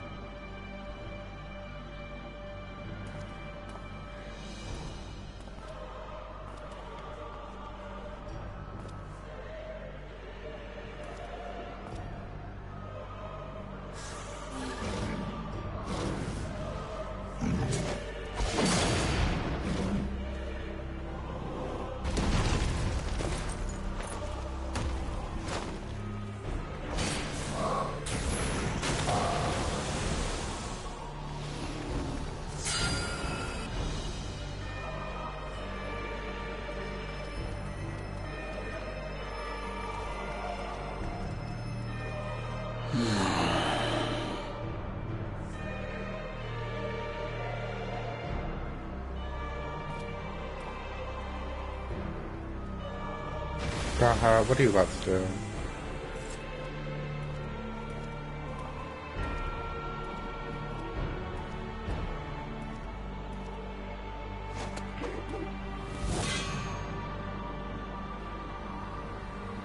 Be strong, my friends! Fear not, for we will defeat these abominations!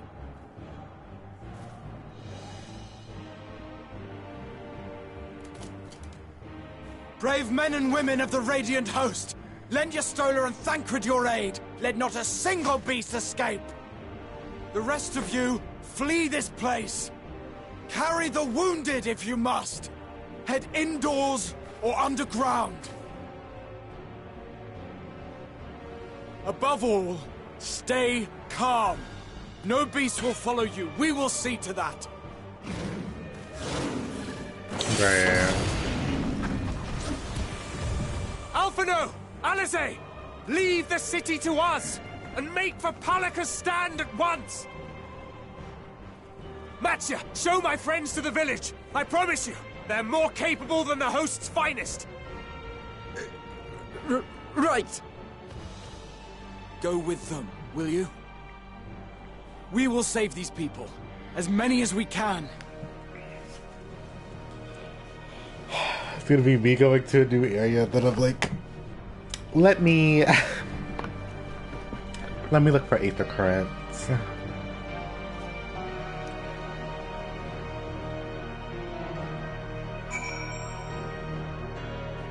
I don't think this section would be as long as the others, but like that's only because it says 80, like all the fates that I've seen in this area say 85, which it could fully still go to 86, but all the fates I ever see go to 85, so I feel like this is the last area of this, and we'll probably finish this and be able to attune to the Aetheryte, and then we'll leave.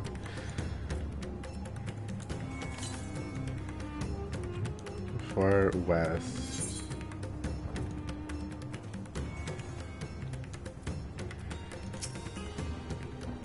We must save Palaka's stand, whatever it takes.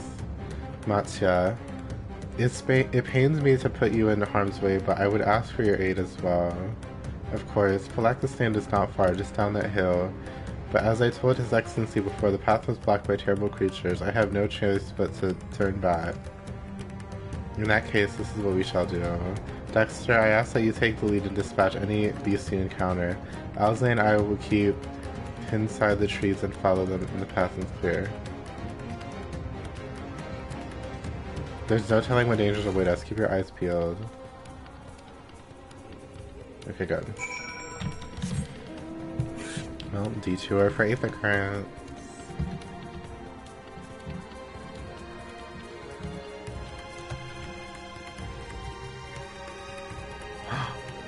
Wait a damn minute. Wait, no, this was blocked. Never mind. I was about to say, I was like, there's no fucking way that I could have went this way this whole time. I'm pretty sure there was probably an NPC or something over here. Southwest.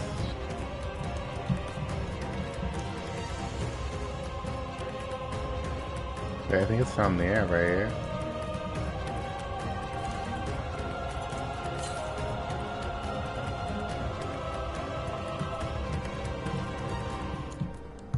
Oh, I know it's down there.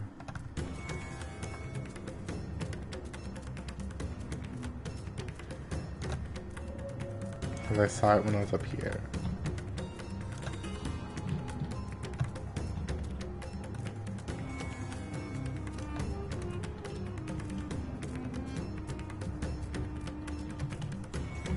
Oh, good to know I could jump down.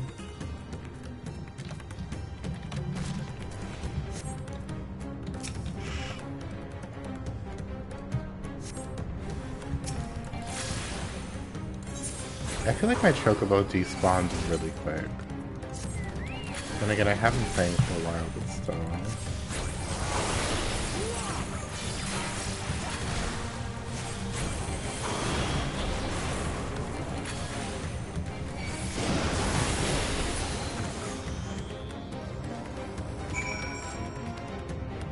Oh.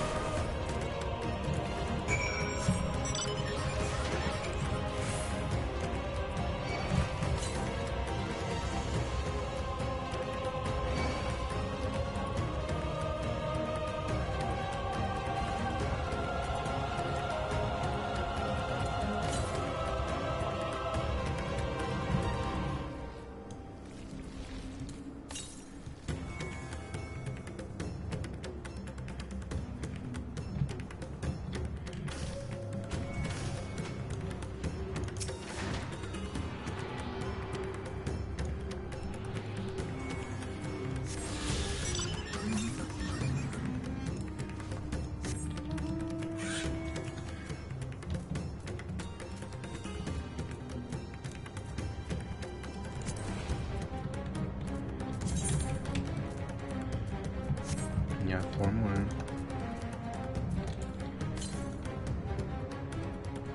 Wait, not these. Oh.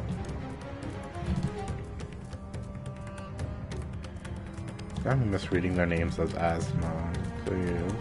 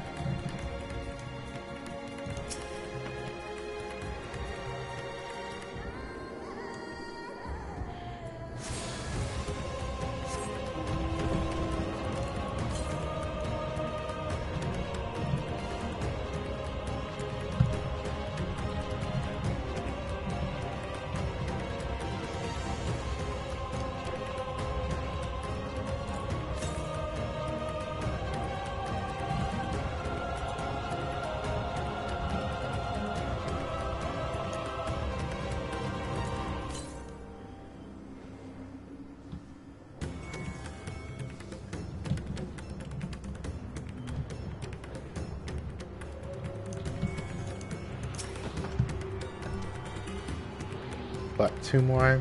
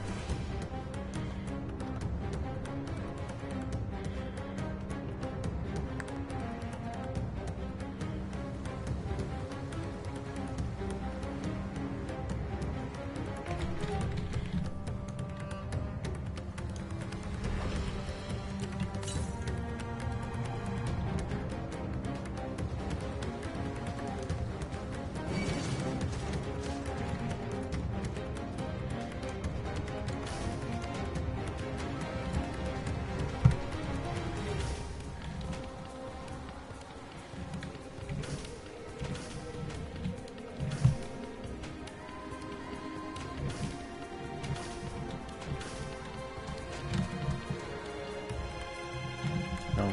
Yep.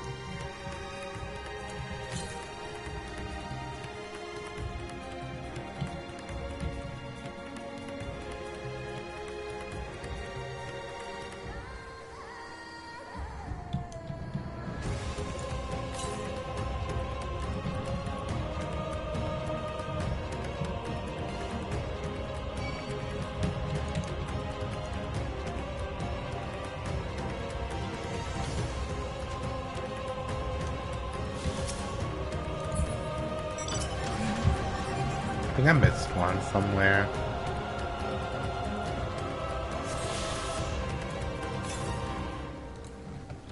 No. Northwest. Okay, so that's just up there.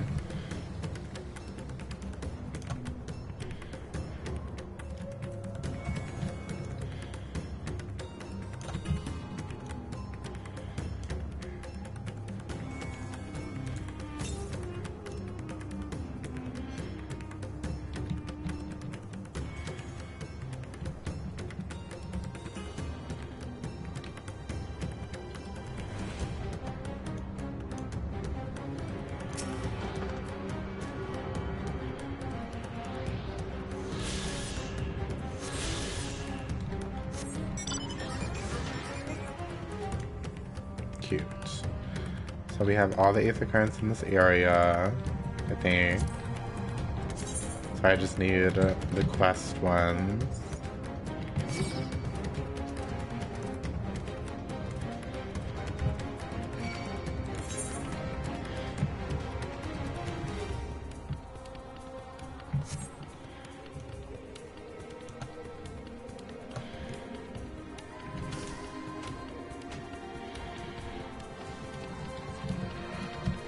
Yeah, like I did an MSQ roulette just to see like how much experience I get, and like yeah, I got cash from, but like I'm definitely like looking at it, and I'm like I honestly think the best way to get to 90 is Zadmor, because like from what I can remember, like you still get like a decent chunk of experience.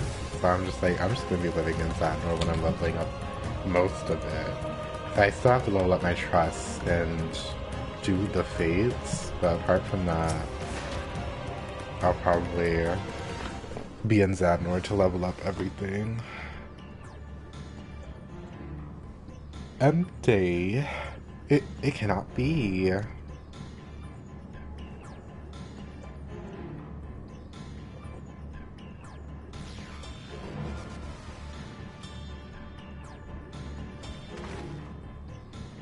We must kill those we can and quickly. I see no beast, but stay on your guard.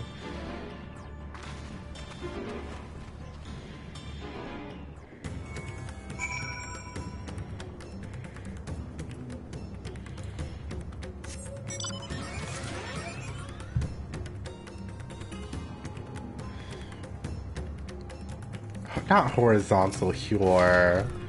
Please. Has no pulse, nor do they appear to be breathing. Girl, they're dead. I'm not gonna name them horizontal Hure. I hate it here.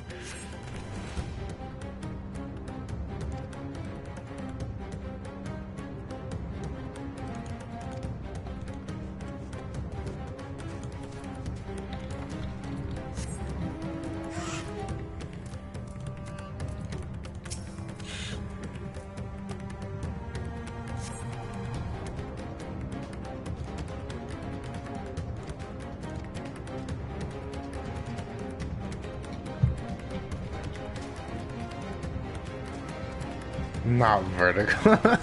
Not vertical here, Erasure. Hello? Oh, they're behind it.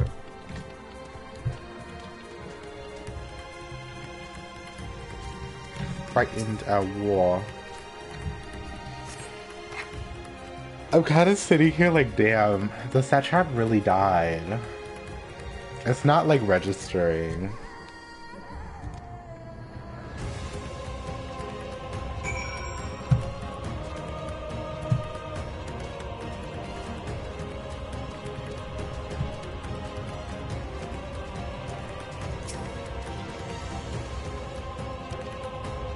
I can only hope others manage to flee, but if the rest have been turned into beasts by the 12, let us do what we can to see that the damage spread no further, and no matter what comes, we must keep our spirits high, lest we ourselves suffer a similar fate. I get Matsuya definitely wanted to, like, alert everybody. Ooh. What'd that say? Oh, now I can attune to the Aetheryte and Thavnir. Girl, why couldn't y'all give that to me already? Or does that mean I can teleport there now? Without having to attune to it. They're homophobic for that.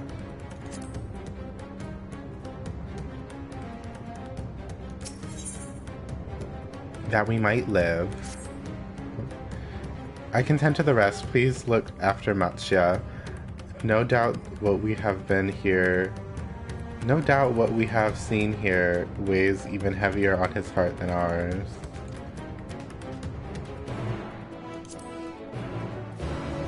Stay strong, Matsuya.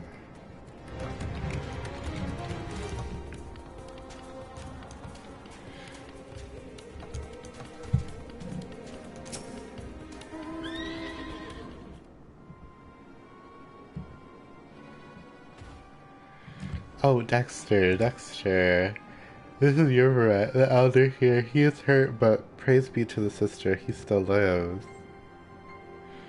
Young Matsuya here has told me everything. I have not the words to express my gratitude for your aid. When the heavens began to burn, we were afraid, but did our best to carry on as we always have done. And so today, when these unholy beasts came pouring into our village, a flood of midnight and death. There are no words to describe what followed. Men and women I have known since they were babes, struck down by the creatures, only to rise again to join the murderous horde, and in the guise of those same hideous fiends. In the chaos, a handful of our villagers fled for their lives. I can only hope they found their way to safety.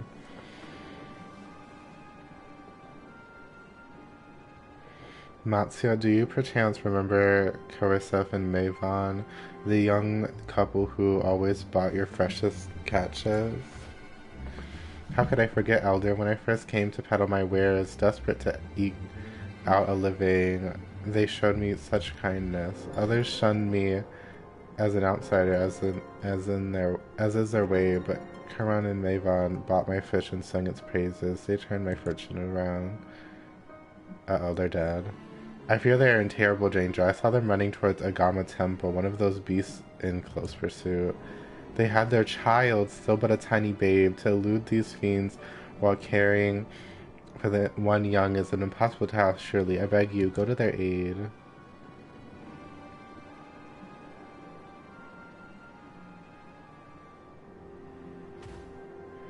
I want to help them, yet I am but a fisherman. I cannot face the beast on my own. Will you come with me? Yes. Oh, thank you. Agama Temple lies to the west of here. We must hurry.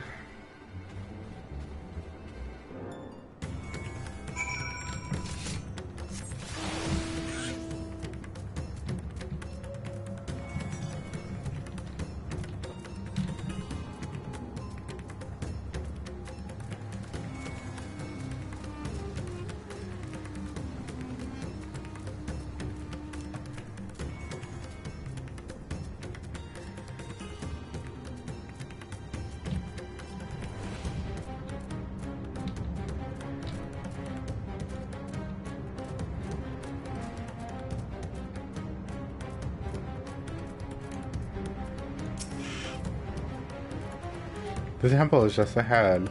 It was built by those who worship Saint Agama, but has sadly fallen to disrepair in recent years. If my friends made it this far, no doubt they are hiding somewhere amidst the ruins.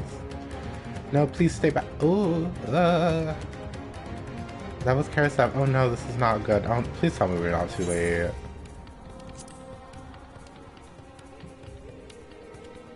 Please do. Those cries from the ruins, you must hurry.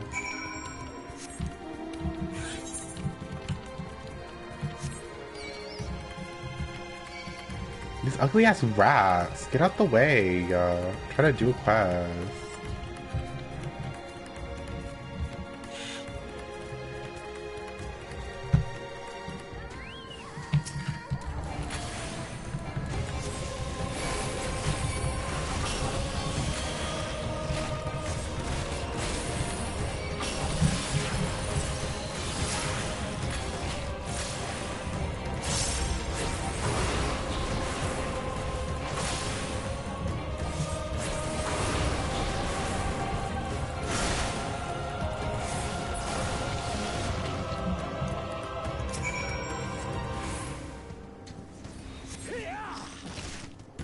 I got scared. Oh no, he's dead. The man lies motionless on the ground, bearing a grievous wound. I'm sorry, Dusker. I tried to stay behind, but I couldn't.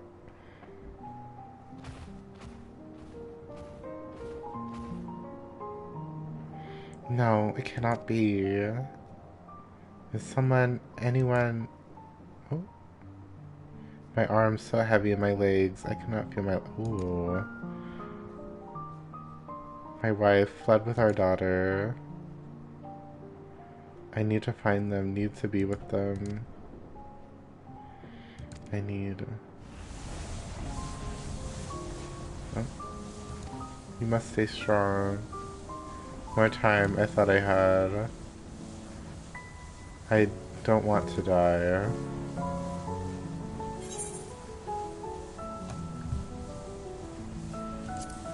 I don't know what I'm gonna say, but...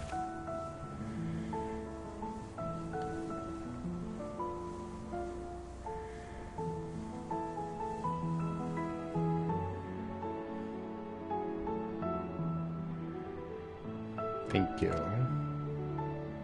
Please find them.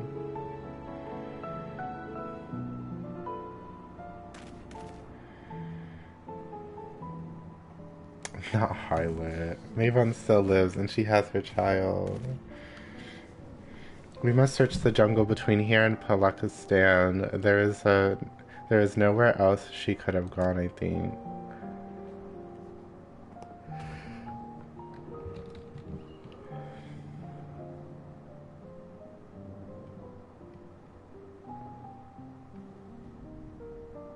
Forgive me, Chris. Once we have saved your wife and child, we will return and lay you to rest. I don't think that's gonna happen, but...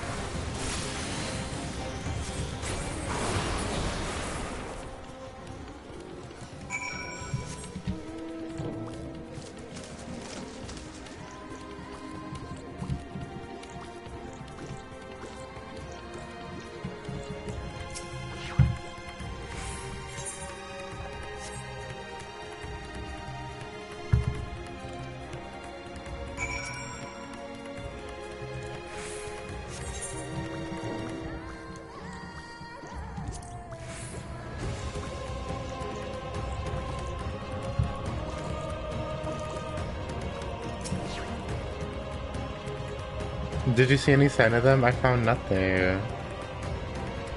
Perhaps the beasts have chased them further from the village. Gods above, I beseech you, pray deliver Maven and her little ones to safety.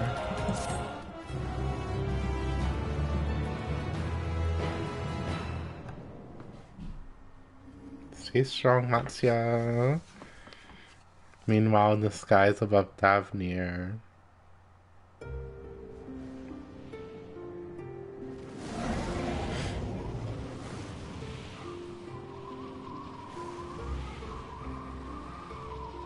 No more enemies to trouble us here.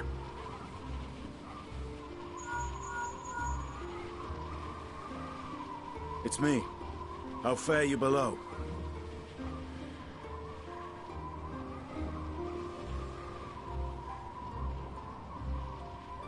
Understood. I will inform Vritra.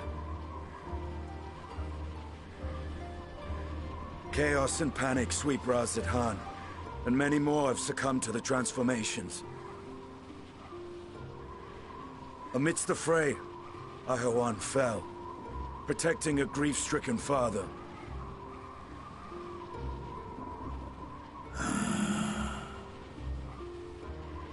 My friends fight alongside your Radiant host to secure the capital.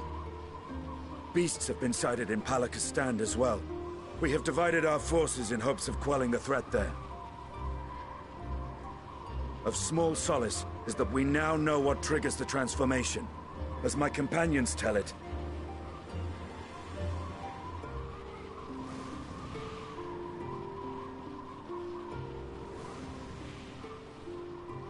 so it is the very fear and despair in their hearts which inflict this abhorrent punishment upon them.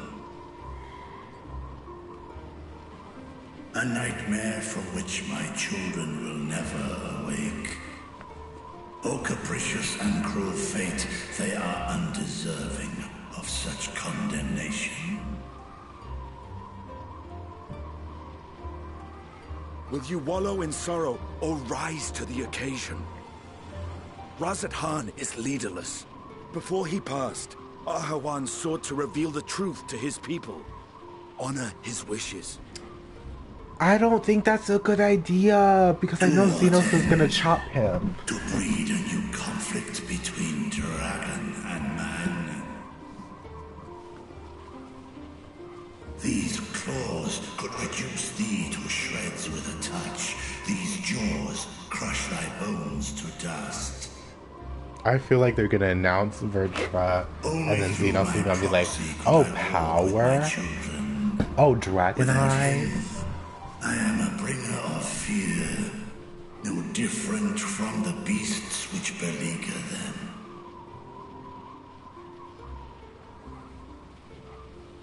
Perhaps so.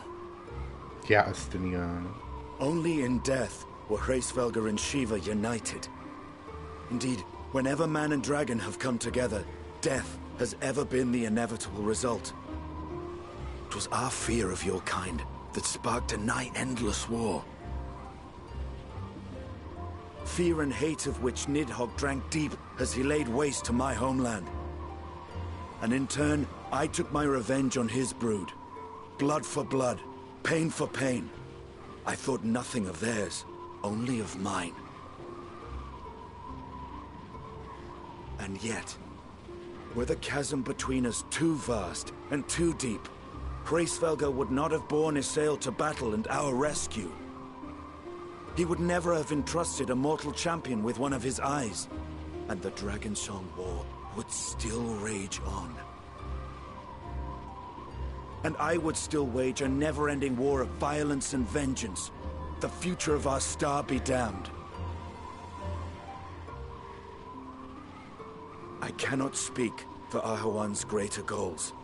Yet I know that he served you, served your people, long and true. In this time of unprecedented crisis, he turned to you. You could do worse than to place your trust in him. It will not be easy, but the future of Radzed-Han hangs in the balance.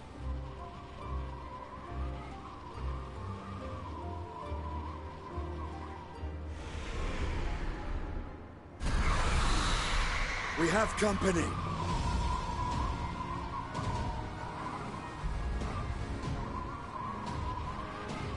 I am ready. The hour has come, Vritra! It's all or nothing!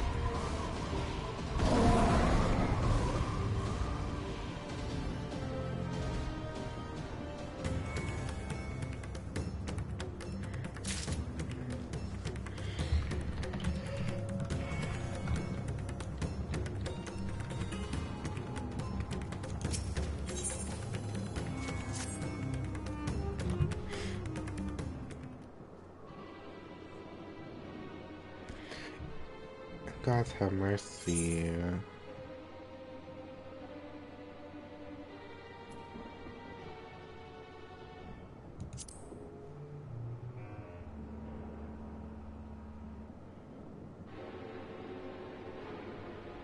What are you talking about? Matcha, please. Not him not knowing.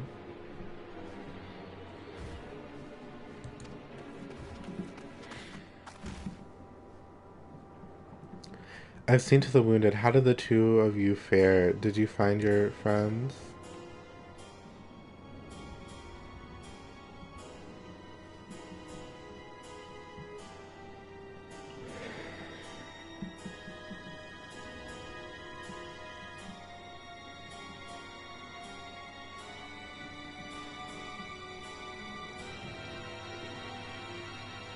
I see. In that case, let us help you find the mother and child. Before we leave, we must ensure the village will be safe in our absence. Alize and I will patrol the area and search for more beasts. Would you and Matcha speak with the elder Yurvet? Pray explain to him the situation and join us as soon as you are able.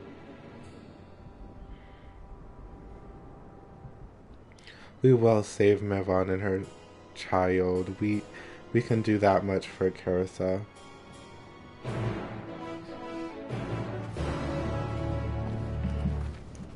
Yeah, oh, excuse me. I don't know how long we're gonna be in this area, because, like, well, I mapped it out myself. But I think we went, like, around here. We went around here for the further. But usually, like, we explore most of the area. So I'm just, like, wondering how long we're in this area. Because it doesn't even seem like there's fates that spawn down here either, so...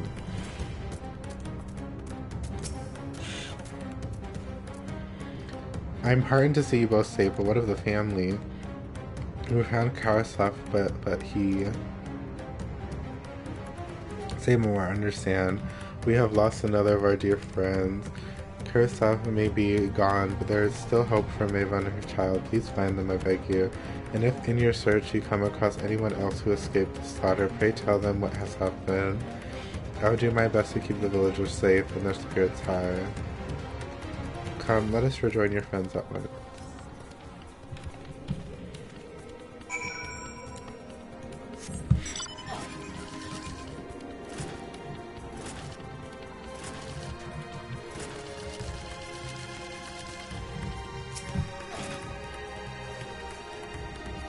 I'm pleased to report that the vicinity appears to be beast-free, no doubt thanks to your earlier efforts.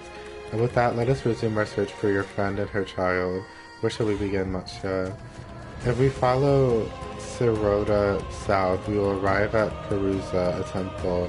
It is a sacred place where people go to commune with the divinities. It's possible that Maven sought shelter there and perhaps other villages as well. Then it's settled. Matsuya, stay close to me, alright? You two take the lead. Keep an eye out for beasts and anyone in need of help. Very well. We make for Perusa. As quickly as we are able with me.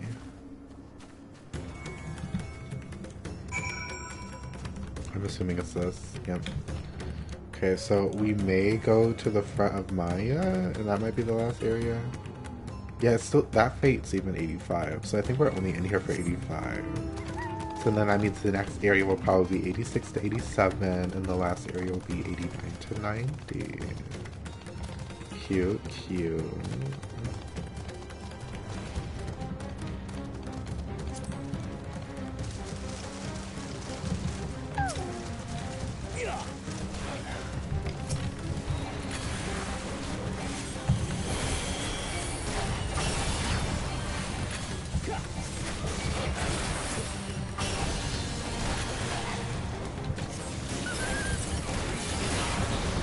Let them sounding like dogs. Or like something.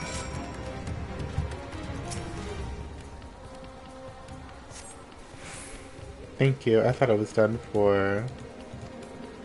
Maven? She's a friend of mine too, but I have not seen her. She must still be out there somewhere trying to avoid the beast, and with her child, gods. Worry not for me. I can make my way back to the village on my own.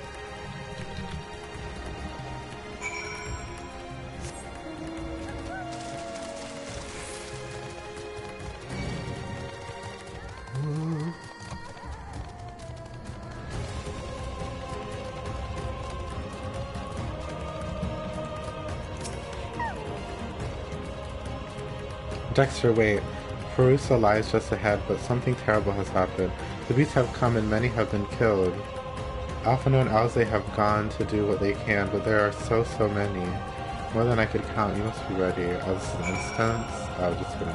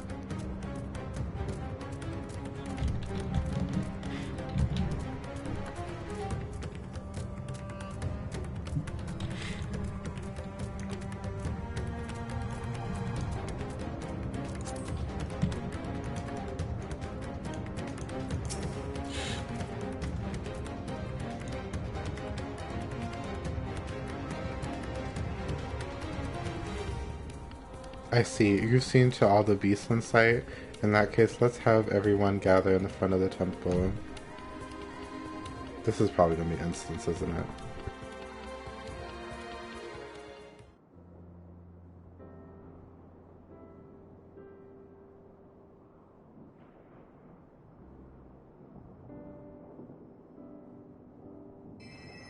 Courage, friend.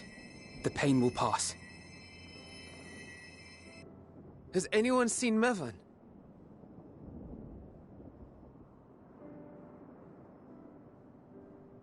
Where could she be?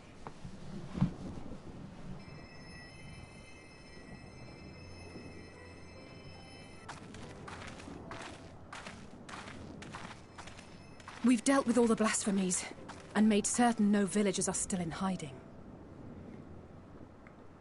Good work. We've otherwise tended to the wounded as best we can. What will become of us?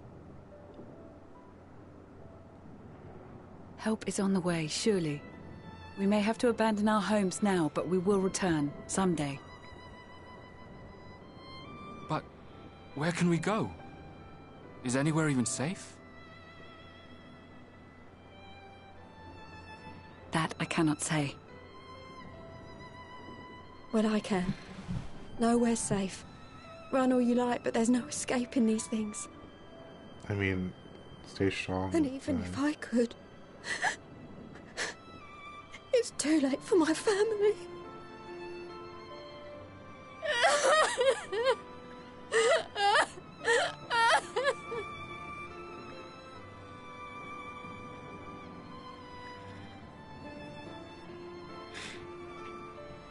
This isn't good. The more they dwell on the tragedy, the more likely we are to lose them too.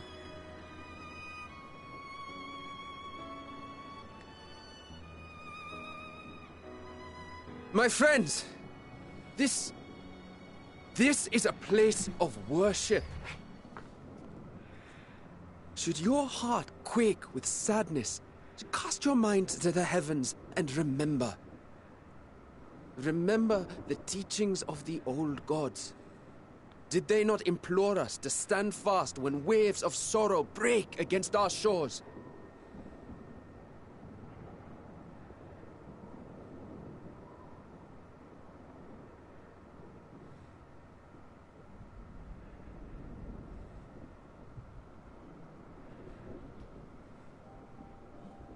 Know this, my children. There is more ugliness than beauty in this world. To live is to suffer. To drink of calamity and drown in anguish. To toil and be tested, always and ever.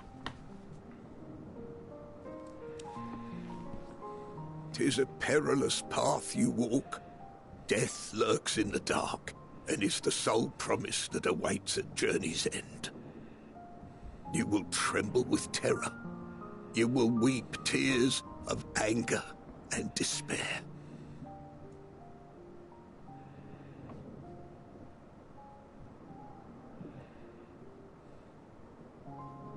But do not avert your eyes. See your life for what it is. Then will you see how the hardships make you strong.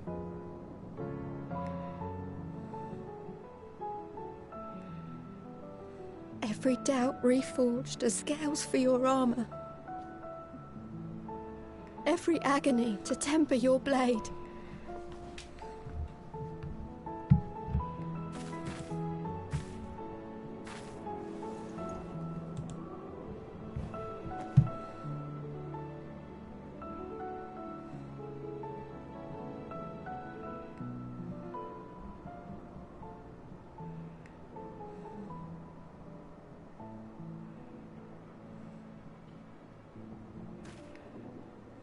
Thank you, lad. We'd almost forgotten who we are.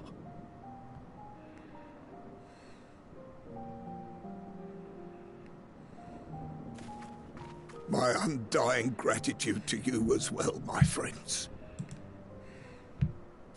You were searching for Mevan, no? We must return home. I pray you help the boy find his friend. Gladly. We dispatched what beasts we could, but the roads are still dangerous. Stay together and go in safety.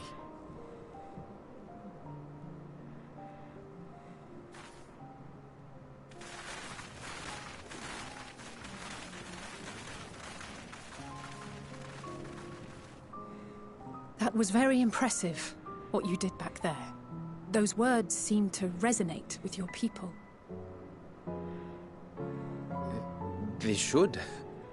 They were the first spoken unto our ancestors by the divinity of legend. I'm easily upset, and fish are wont to flee a temperamental hand, so I recite the teachings over and over to calm myself.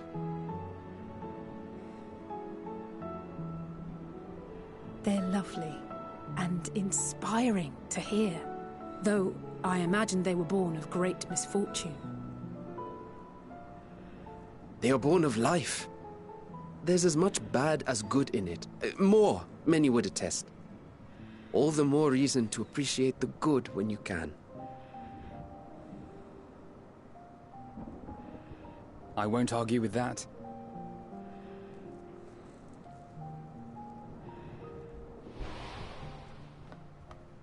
In darkness, seek joy. Surrender not to sadness, and see beyond despair. Walk free, and bear the light for others to follow.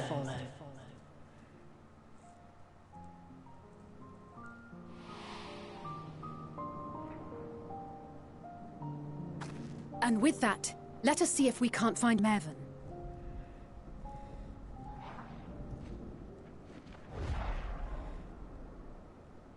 Did you see? That beast was chasing someone.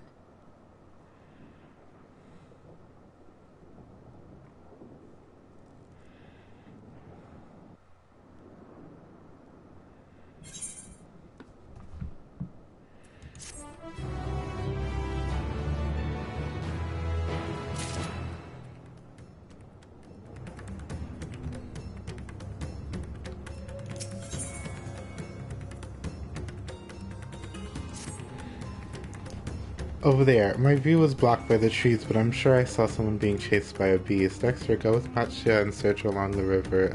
Alphino and I will circle around from the south.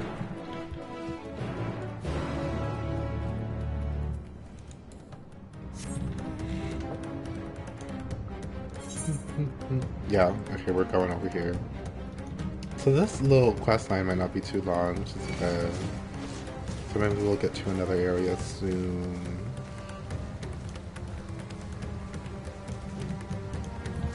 Ah!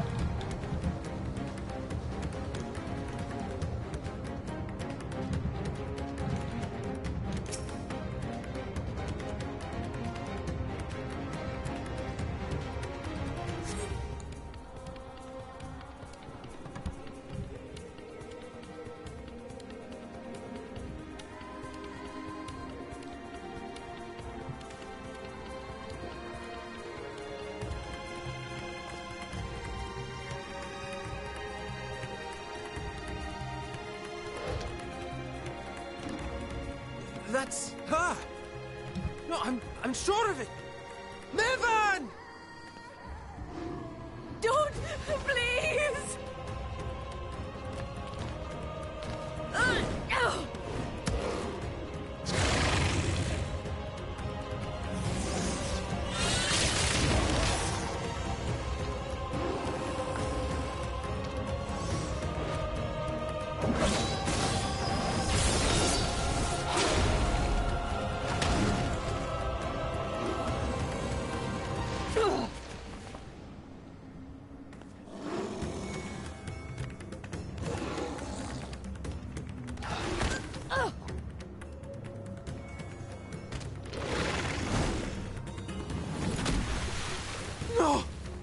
Have mercy! Not to drag Alphino and Alizig, but girl, what the fuck was that?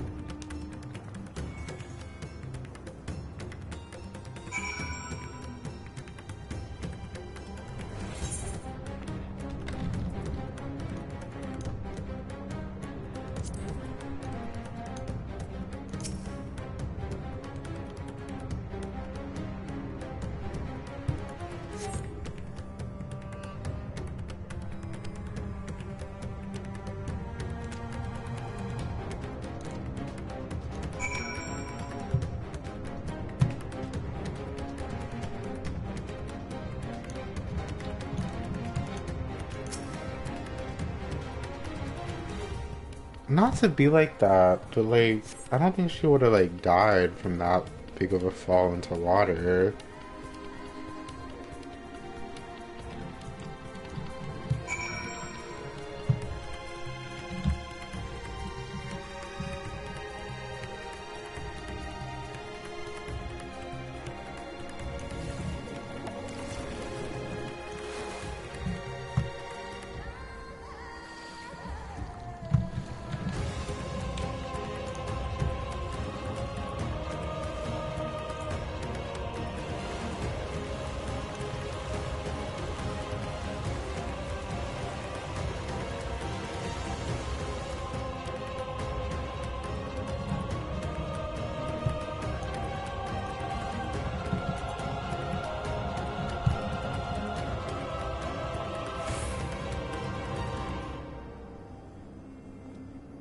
Right, like, she was tossed, but like, I don't think this is high enough to get hurt, like, die.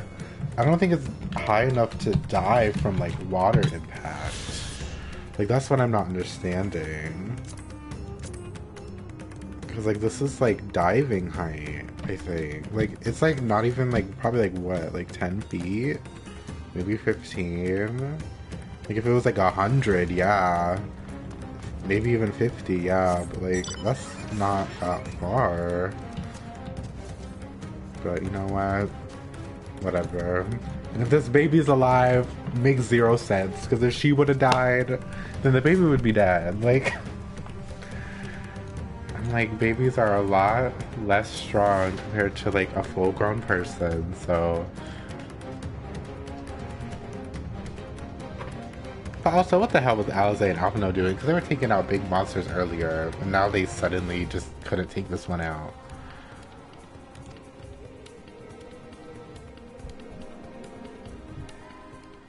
And they were outrunning it this whole time, so why were they suddenly able to just catch up to the girl? I have so many questions, anyways.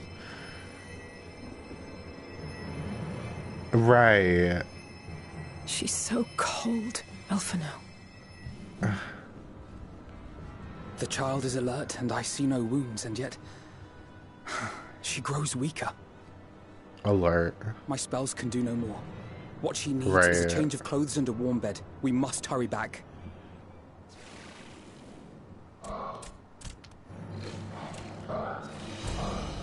Not now!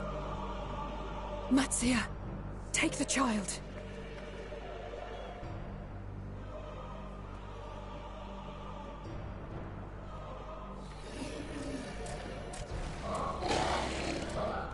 They didn't really show the face.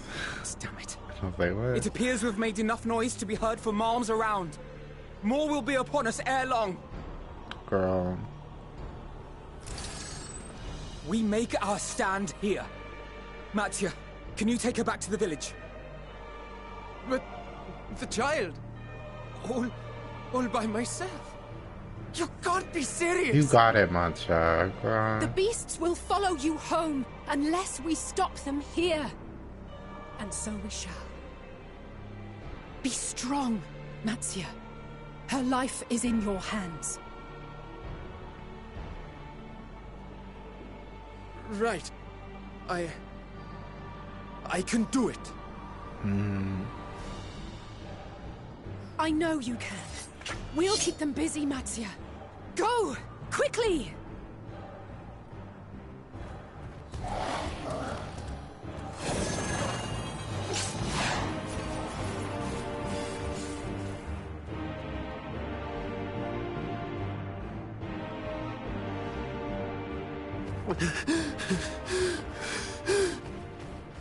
Steady.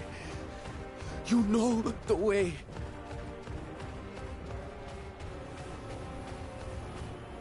No. No! Not you too.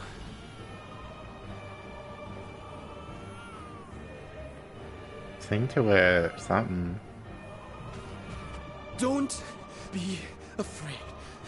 Don't be afraid. To live is to suffer, to drink of calamity. It is a perilous path. Death lurks in the dark.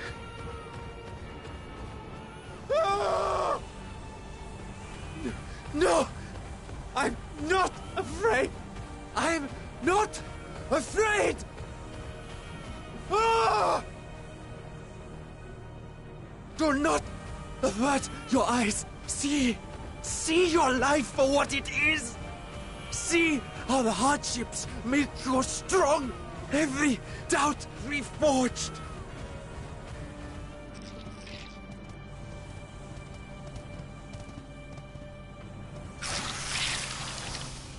Ew. Every agony. Girl, I'm tired.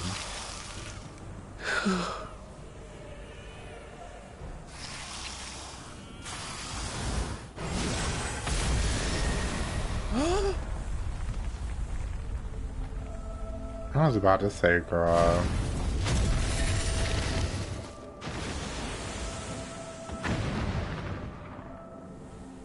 The divinity?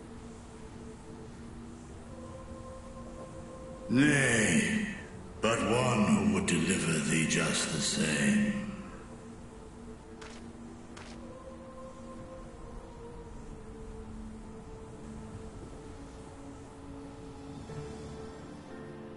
Please.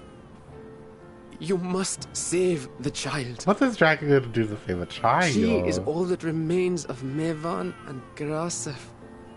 Please. I hate that it's literally just a baby crying and it will transform. Like, girl. All the babies gonna be transforming then. Well, well. Seems the babe's taken a liking to you. Please. What did I... Thou art strong, little one. Let us convey thee to thy home.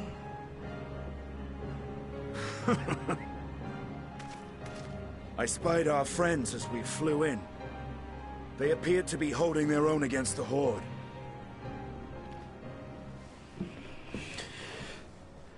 Yeah, so we'll probably finish fighting here, reconvene in the area. Oh. Well, I guess we're just gonna reconvene in the area. And then we're done. And we go back to Radzahan, probably. That's the last of them. We should hurry and find Matsia.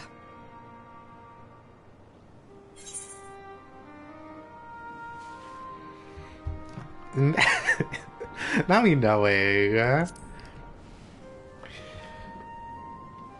They really said, you seed. How can you be so sure? A fine battle it must have been. Shame I missed it. Estinian, it was you who came to Matia's aid. I was only along for the ride. Vritra was the one who saw the boy was in need. The two are headed back to the village. Where the worm will honor Ahiwan's wishes and finally reveal himself to his people. Perhaps so. Will you go and join them? I don't There's something like I need to do this. first. Oh. Mervyn gave her life so that her child might live. She deserves better than to be left to drift alone. Well, then get her and then get the husband. She deserves to be laid to rest beside her husband at least. Will you help me? Yeah. I mean, I'm not gonna leave their... I wouldn't want to leave their body just sitting in the mountain or, like, floating on the water. Like...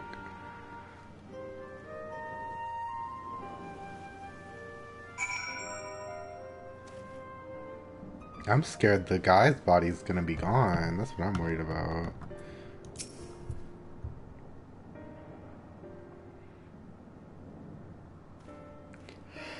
We have done what we can to spare the villagers of Palakistan to perform the funeral rites. If nothing else, Maven and Korosef died as they lived, as themselves and not as beasts. Their souls will find peace in the ethereal sea. To think the day would come when even the smallest of solaces would be this comforting.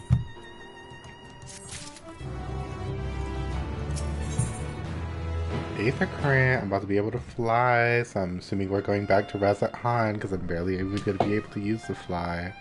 Oh, come on, crafting food. You ready then? In that case, let's head to the public stand. No doubt Virtua is waiting for us. Oh, we already got the bodies, period. Oh.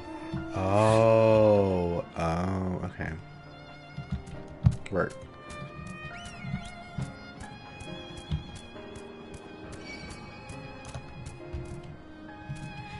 I do like that they changed it from there being 5 like side quests for the Aether Currents and made it 4, and then the final one is in the MSQ.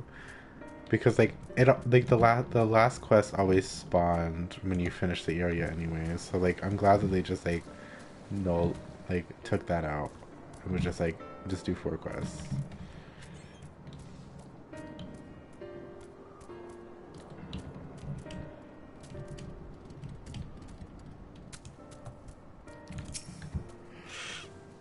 Ooh.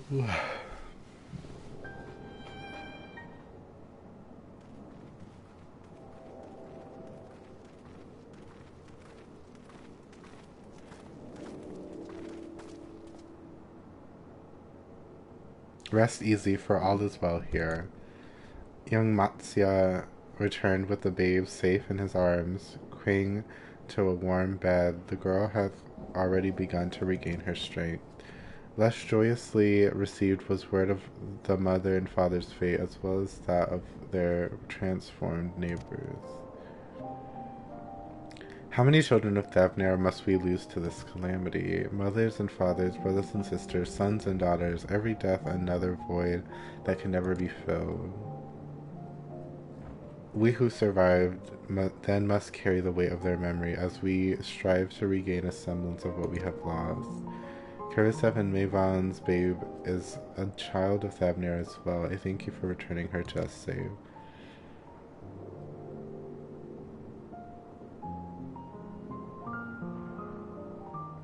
Oh, most great and merciful worm, I have not words to express my gratitude. They say that were it not for you, brave Matsya and the child would have been lost to us forever. Long had I heard the rumors that a mighty dragon had forged a pact of friendship with the satrap, but never would I have expected such a kind and gentle soul.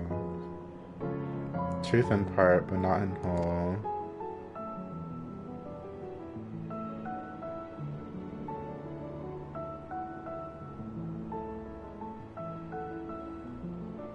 I am Vetra. For years uncounted hath this isle served as mine abode, an isle I have ruled over as satrap, with Ahaman as my loyal servant. Are my ears to be believed? You are the true satrap all along? Who said that? Oh. Nadana? What are you doing here?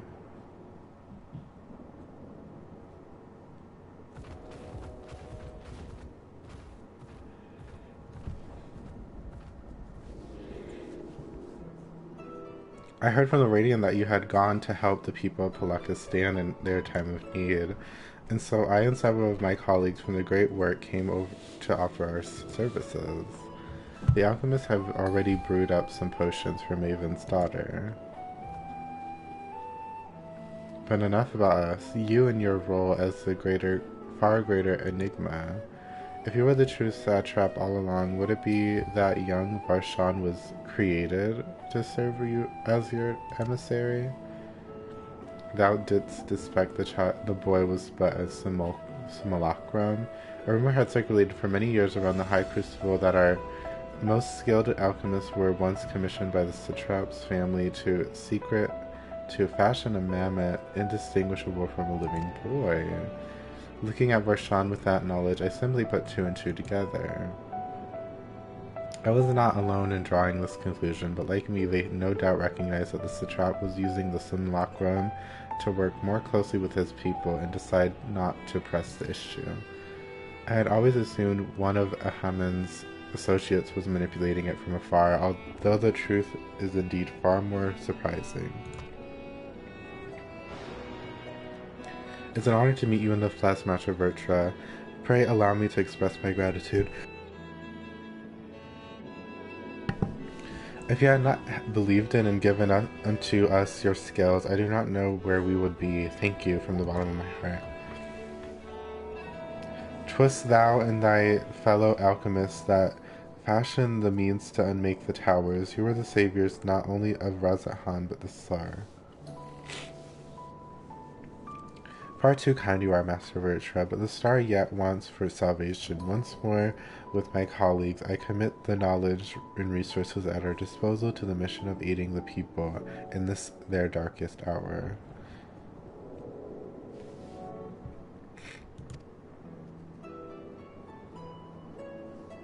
Twould seem that this place is in good hands. I would return to Razathan's fairs. What will you do, scions? I worry for the survivors we met at Perusa. Shall we pay them a visit before making our way back? In that case, might I ask a favor? Nothing too burdensome, I promise. This way.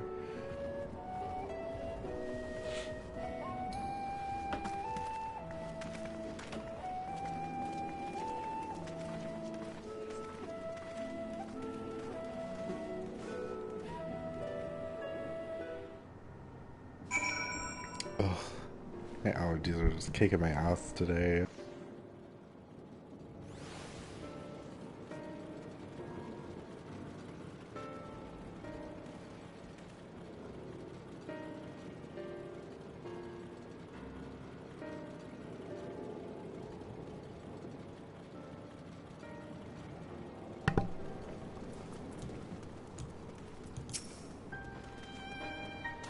Me and System are just a bit longer, I'd say. In the meantime, I was hoping I might ask you a few questions. The red sky, these terrible beasts, what in the name of the sisters is happening here in Thavnir?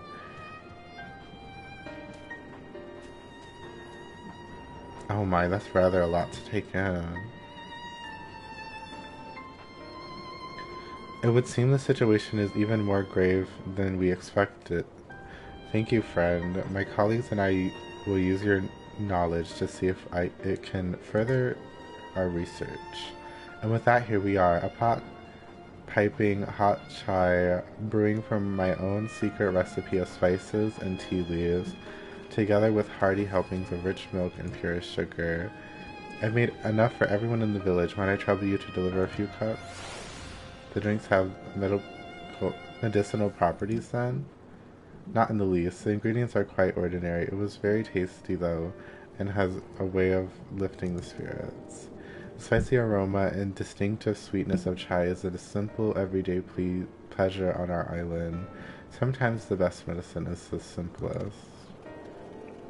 A lovely sentiment, Ndana, but by all means, allow us to assist.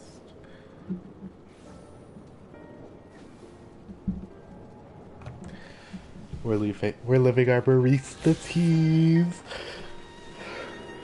While you lot distribute hot beverages, I'll do a sweep for errant beasts to slay.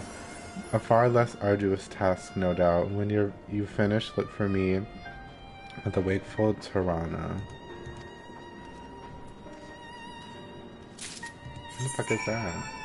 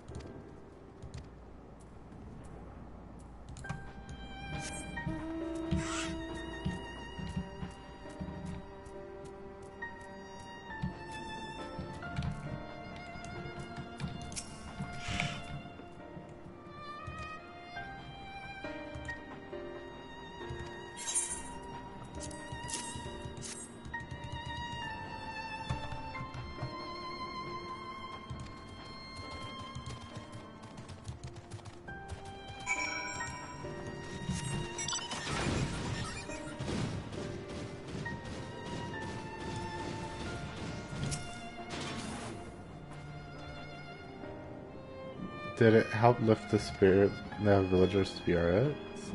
That is heartening to hear indeed. The final days showed no sign of abating, but that is all the more reason we must try to keep our composure.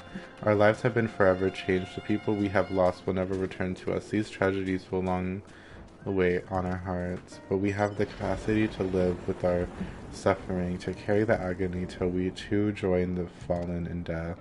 It is not a surrender, but a recognition, for it only in acceptance that we find the strength to move forward.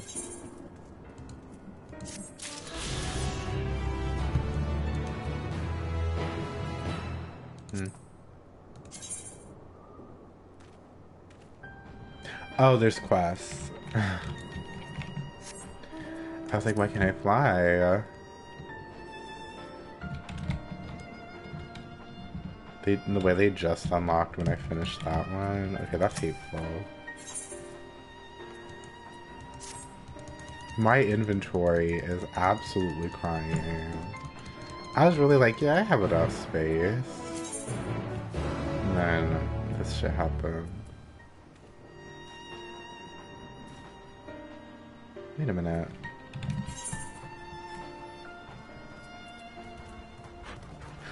Why did I spend Poetics getting Criplica robes? What? I think I was planning on augmenting them, but I literally have augmented Exarchic gear, so I don't know what I'm doing. Oh wait, just kidding. No, I was gonna augment them, so I'd have a higher eye level, just kidding. My brain saw 530, so I thought it was like about what I was looking at.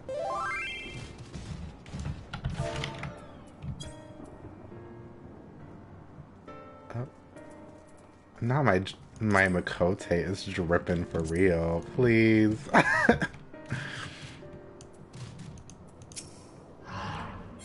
I'm just gonna ignore that. I was like, what was that noise?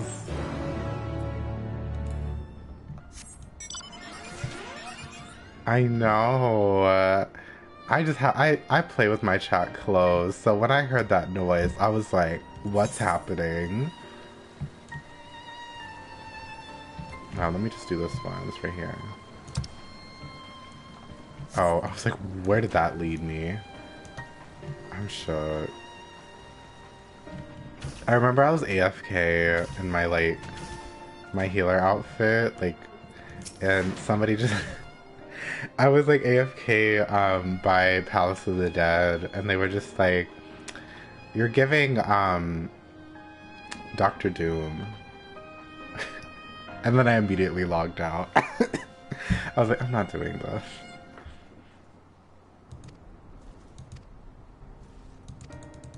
I'm like, I was just like, no way, don't do this shit to me.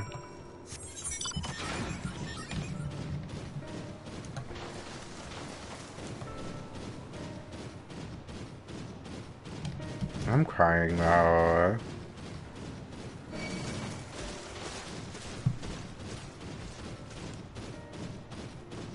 Cause like, I understand finding an outfit cute, but like for me it's like, I wouldn't compliment somebody's outfit if it was just a set that anybody could get, and it's like a whole set. Like when people put like a whole ensemble together, like I'm like, oh, that's really cool, but like I'm just wearing the 2B outfit just dyed pink. Like there's like no different. I'm not wearing anything else. It's just the 2B outfit.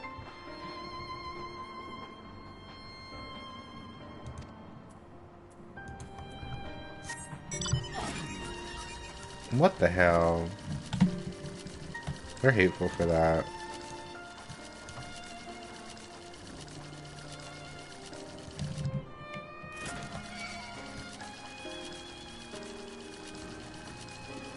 And that person just AFK in the middle of the world.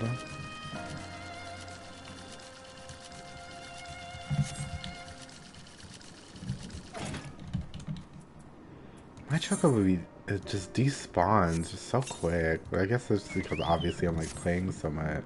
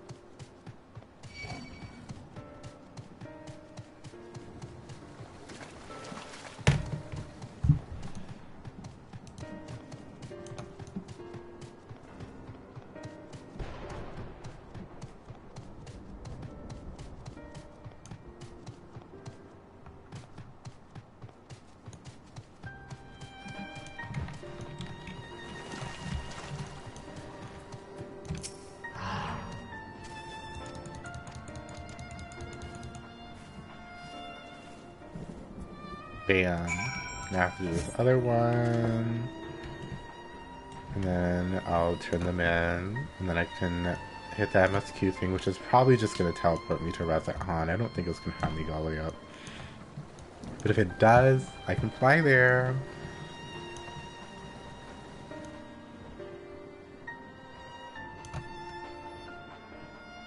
It is nice playing with game audio in case somebody tells me, since I always have my chat open, but since I like never play with game audio, I never know when people tell me unless I like see it. Unless somebody tells me. Because there are so many times where like, if I'm not playing with game audio, somebody will ask me something, like what mount I'm using, and I fully would not like see it. Because that happened the other day. I was like riding around doing something. What are we doing? Oh.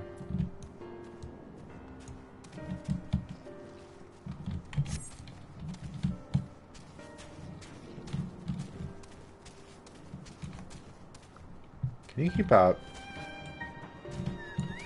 Oh wait, no, because this is more of a like a escort mission than anything, I think. I thought it was them following after me, but I think it's like they go at their own pace.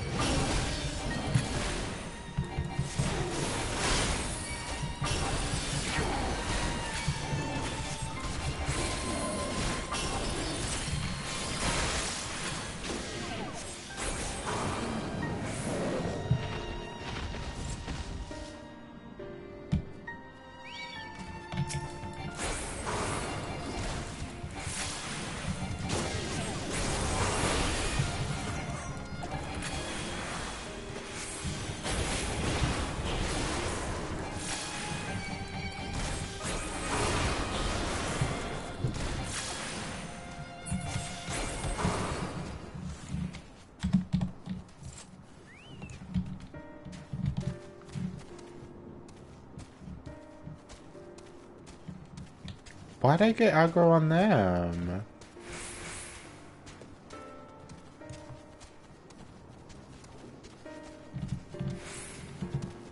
Because I don't even think those were mine. I think those were the other people's. Because I would have said I sensed a hostile presence, but I didn't.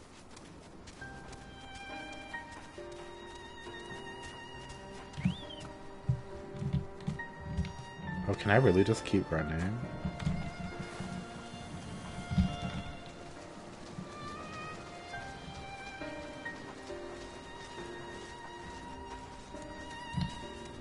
Oh my god, I can, period.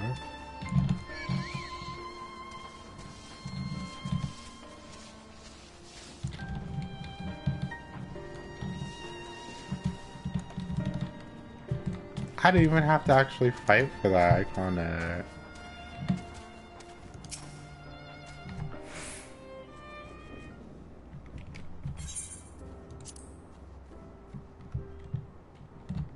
I can fly. Well, once I turn these quests in.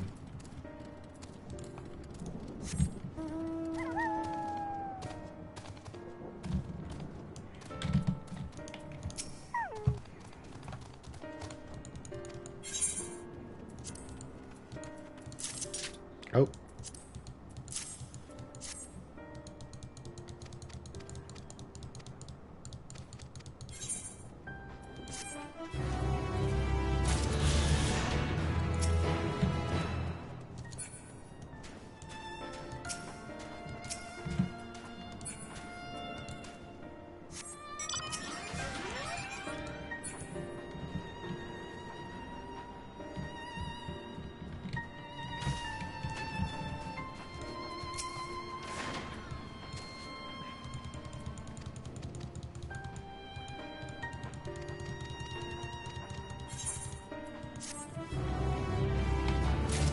I can fly.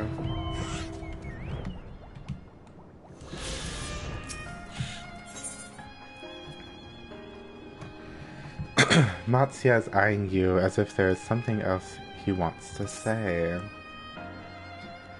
As you have finished your deliveries, might I ask to talk to you for a moment? I was curious to know, like, what has become of Maven and Kurt's princess remains. Oh, thank you, friend. Surely they would be able to rest peacefully by each other's side. I and the other people of Pakistan will perform the rites as soon as we are able. As for the child, it will not be easy for her, growing up without her parents, but I promise to do what I can. Once she is able to eat solid food, the fish I catch will help nourish her.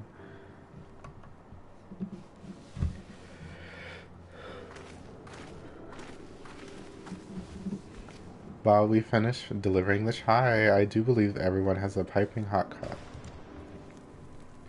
I can almost believe there was a magic at work, how their tensions fades with every sip. Let us pray that Pakistan has seen the last of those transformations, at least for now.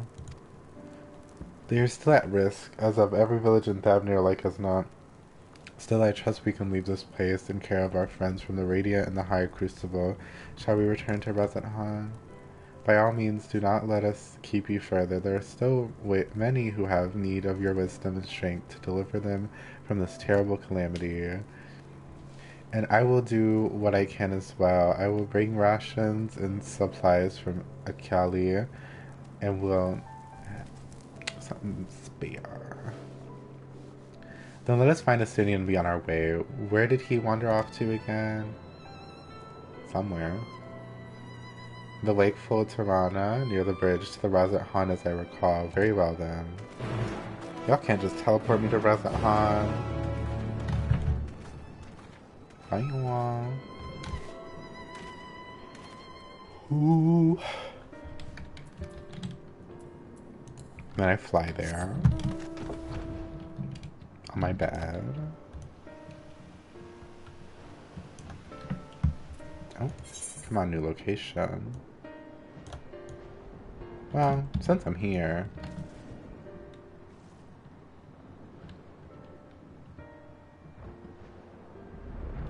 Okay. And then I can do those bottom ones whenever I end up finding myself in Thavnir again.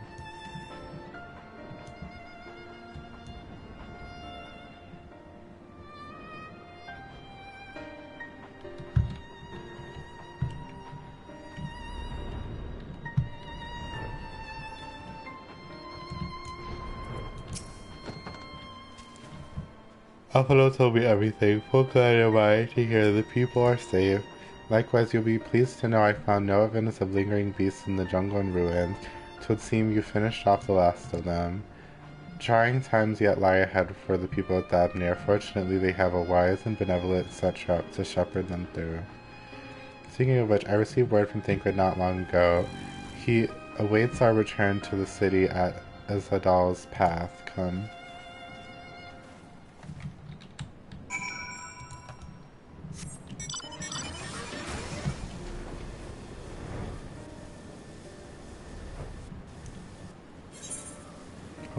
No preference. Not it being 123 and 124.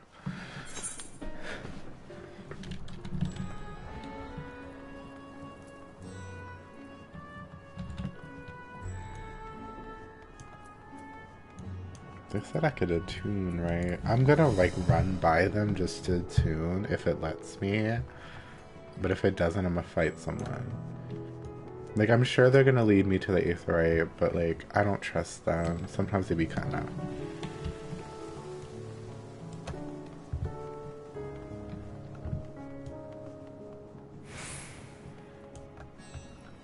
Because they said I could do the Aetheryte, but... What? I'm pissed. Let me attune to it, damn it. Like, what the hell? This is giving you more shit, except, like, we're done with the area. Unlike how, like, we finished Calusia near the end, and that's when we were able to do it. But, like, what am I waiting on? I am pleased to report that we've succeeded in quelling the threat here in the city. The beasts all have been felled, and the citizens are safe now. I have heard from the Radiant important confirmation made in town square, though they said no more than that. Might you have any idea what it is about? So Virtua is finally coming out from behind the curtain. I suppose we too should hear what he has to say.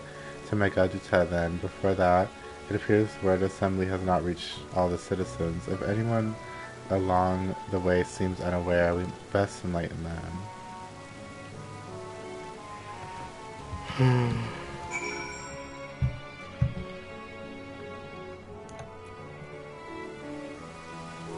They can catch these hands for that.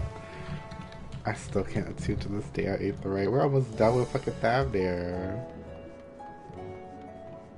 It's probably like this last quest and then we'll be done.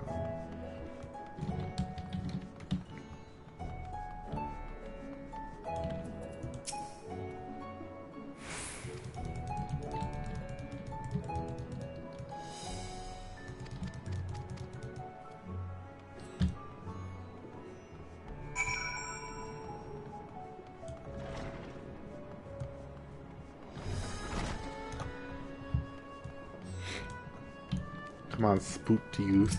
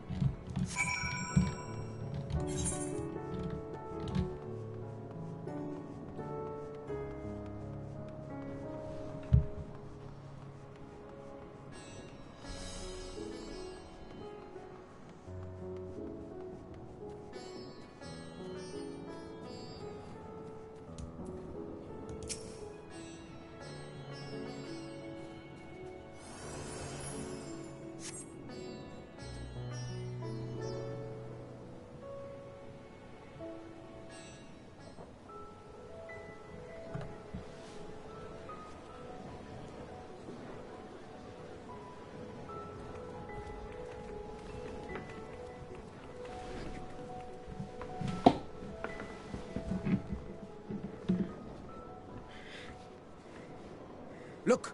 Someone's coming!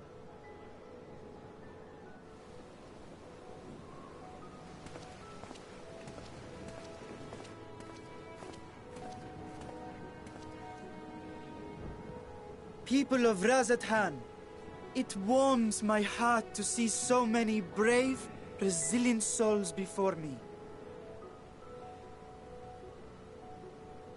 Today, I would share with you a great revelation. But before I do, I must make a humble request. Do not be alarmed, nor avert your eyes. See the one I unveil for who he is, and know that he means you no harm.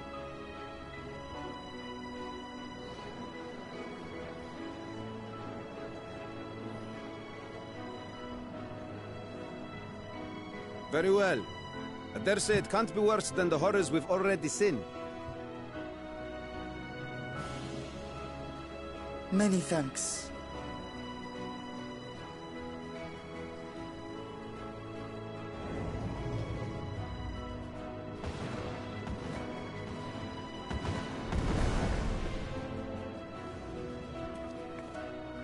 A dragon!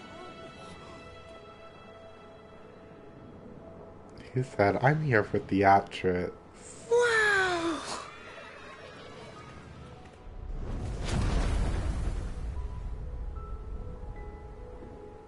People of Radzathan, I am Vritra, and for years uncounted hath this isle served as mine abode.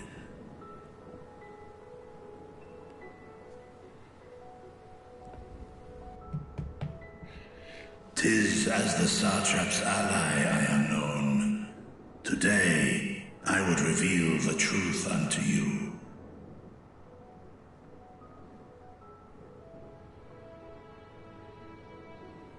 Let us hope they accept him.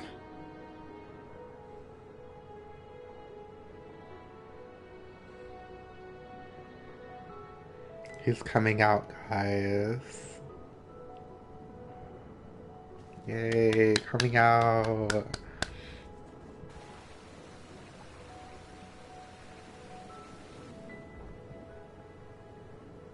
If I am hearing this right, you were the satrap all along? Vashan! I mean... Master Vitra... Does your divine eye really see all? Nay, child. While mine eye hath borne witness to the whole of our nation's history, to its future I am blind as thee. Countrymen, calamity the likes of which we have never known is come to Thavnir, our home.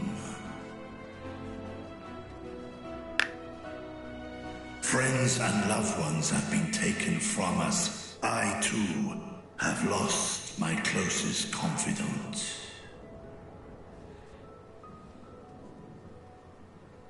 Ahawan loved this land and served it with dignity till his dying breath. A nobler satrap there will never be. With how easily For so he long, died. I lacked the courage to face you. I will not easily earn your trust. This I know. And the same with the girlie that got thrown in the water. I feel like they're gonna be some BS deaths here. I cannot sit idly by and abandon Radzat-Han to her fate. A font of boundless vibrancy, this jewel of the ocean. Since time immemorial, has she glittered with every color imaginable. To this dragon, slumbering in his dark lair, 'twas a mesmerizing sight, and one that brought no end of joy to my heart. This calamity hath stolen too much from you already. Yet so long as you live, the light of Radzat-Han will never be extinguished. I pray you let me watch over it. Over you. And lend me your strength, that we might face this trial and those to come as one.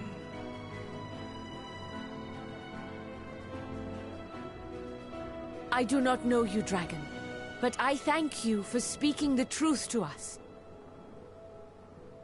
As divinities, both Manusha and Riga once joined together, so too do I believe that hand in hand, we can overcome this ordeal and welcome an era of peace.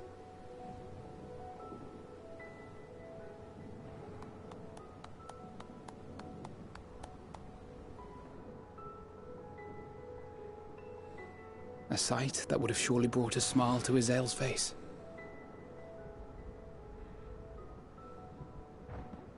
Indeed.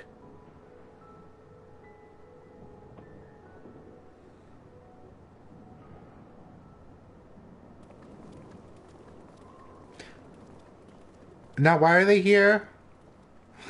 I said that so loud. Excuse me, but I must speak with the Satrap at once. What do you want? Father. Not them still saying father, girl. He disowned y'all. You have suffered dearly of late, yet you must endeavor to look beyond these losses to the future you yet have. On behalf of the Forum of Sharlayan, I come with a proposal by which you, the people of Radzat-Han, might be saved. I say again, I must speak with your Satrap. I beseech you, take me to him with all possible haste. Everybody just points. I am Satrap here. Speak thy proposal. All present shall hear and judge.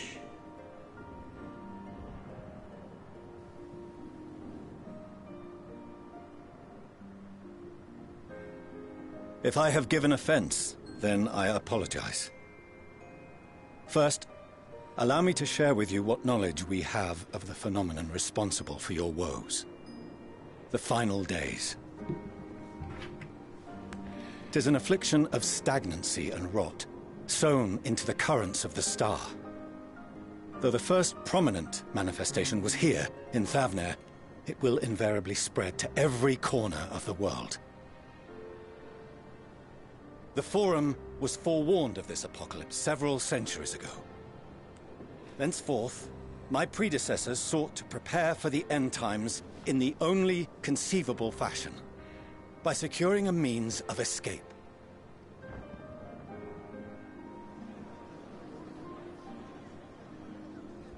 Escape the star? What madness is this? 'Tis by no means madness. With the coming of the seventh umbral calamity, the true nature of the Red Moon, Dalamod, was revealed.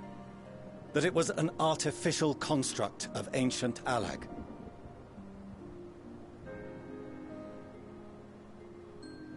But what of the Silver Moon? This celestial satellite is yet another technological marvel fashioned and maintained by ancient allies. A ship that will sail the heavens and deliver our people from destruction. And by our people, I speak not only of Sharlayan. We mean to save every man, woman, and child it is within our power to save. Including you, our dear friends of Radzat Han. Recent events necessitate adjustments be made, and quickly, but we can and will escort you safely to the moon. We're like, Long has thy Forum been allies to Thavnair. I trust thou dost not extend this offer lightly. Yet I wonder, is this truly the way? Is there a future to be built for us beyond this star our father deemed the last bastion of hope? It is for that very reason I come before you and your people. To answer any and all of your questions. To offer my assurances and allay your fears. Though, if you wish the best for your people, I advise you to render your decision swiftly.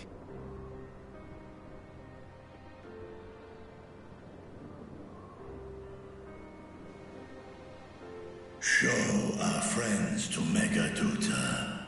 They are to be received as honored guests.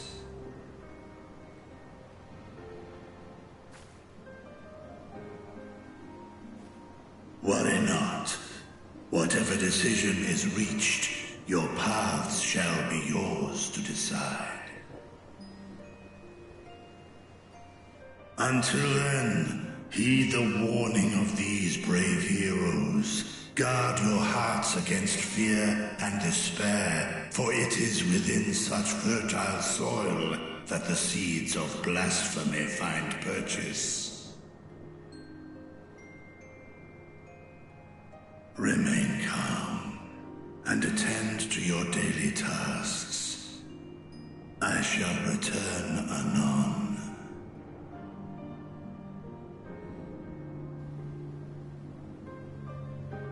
We'll do as you say, Master Vitra. We believe in you.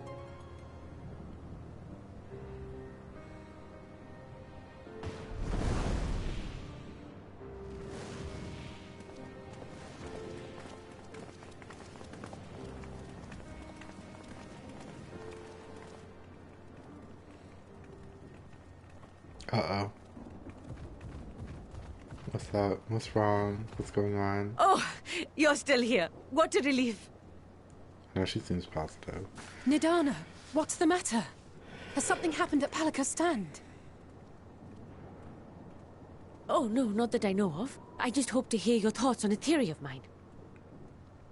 All who undergo the transformation are drained of their ether, yes? What is it then that gives these beasts the strength to carry on as they do? Logically, they must be drawing upon an alternate form of vital energy. That put me in mind of our earlier conversation, when I tried to explain the essence which many confuse with ether. Akasha. Yes, I remember. The unseen gift bestowed from on high. An energy influenced solely by emotion. Oh. Yes, yes. In this instance, negative ones set Akasha into motion, thereby infusing the beasts with vitality. I posit this as the mechanism by which the beasts are born and sustained. Ah, do you still have that flower?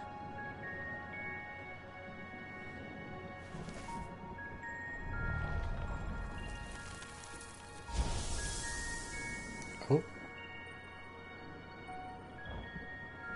If we accept that it once shone bright by drawing upon Akasha, influenced by the thoughts of those nearby, then fear, terror, despair, negative emotions so powerful as to suffocate it, permeated the air in this place.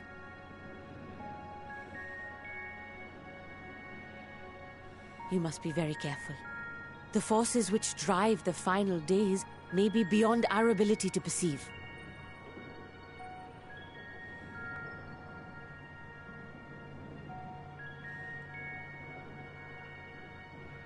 Sorry, I didn't mean to scare you like that. At any rate, I will continue my research into Akasha. Do temper your expectations, however. There are sadly few detailed studies upon which I may draw. Formulating a new theory as you have is itself no small feat. I wish you well in your endeavors, and pray you take care. Thank you. You stay safe as well, yes? Till next we meet. And we will meet again. Ooh.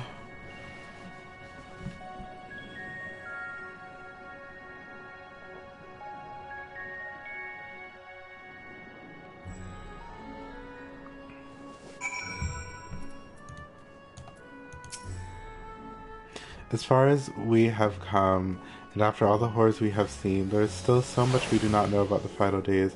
Could it be, as Nadana said, that the cause of this phenomenon is beyond our comprehension, and if so, are we powerless to forestall it?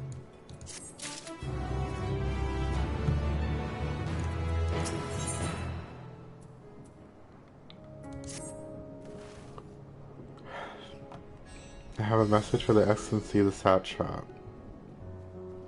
Brave Science, you have my gratitude for aiding my people in the most trying times. Alas, matters here of my gratitude prevent me from meeting you all in person. As a token of my appreciation, I have arranged a feast to be held in your honor. May it nourish you in preparation for the trials ahead. Such are words of the Master Vritra. The feast he speaks of awaits you at the Hides Mahane. Pray make your way there whenever you find the business is done. We thank you for your kindness indeed. I was hoping we might find a place to discuss our next course of action, and that seems like an ideal venue. You, Dr. Davison, there's something we hope to introduce you to in particular. While I am loath to detain you further, might you spare a moment of your time? Personal meditation, knowing full well your services are in the highest demand right now. This must be important, worry not. We'll save some food for you, so take all the time you need.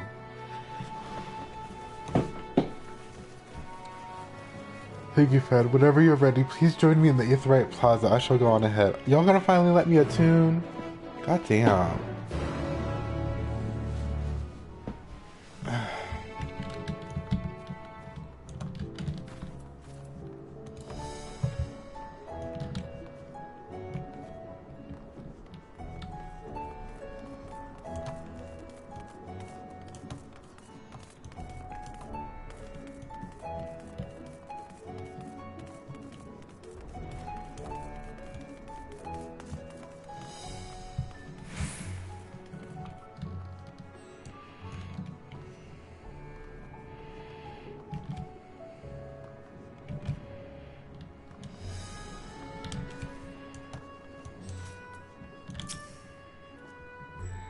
Access to the Aetheryte you see there has been restricted to a select few since the tower first appeared. Risk we cannot take. This hatchet has decided such restriction will only hinder our efforts to combat the shadow days. Thank you. Finally.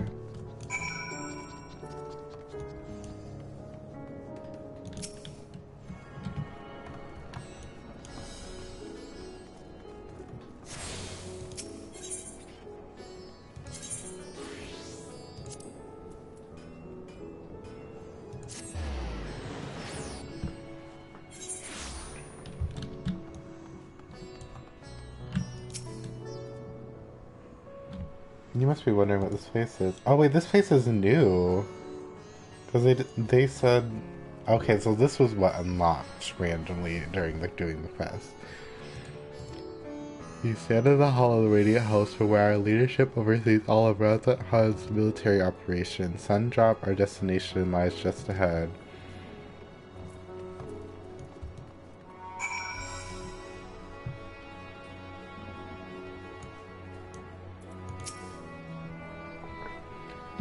I'm here for like a whole ass war meeting. Oh. Welcome to Sundrop. Without further ado, allow me to introduce you to...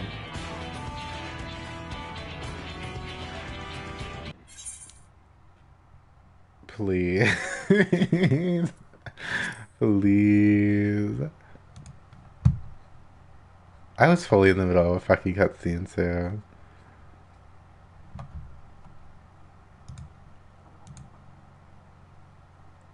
$617. Damn, okay. Well, we'll be here a while.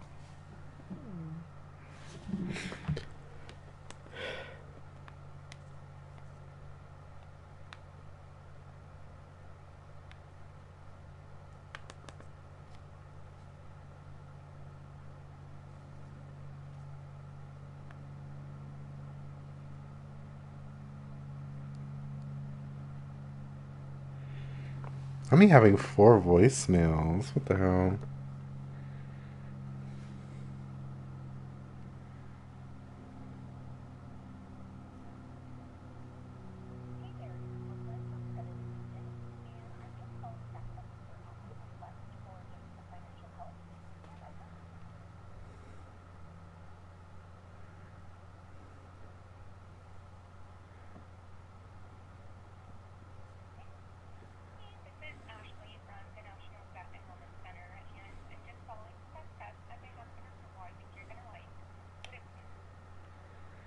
It being 4 different, like, spam calls.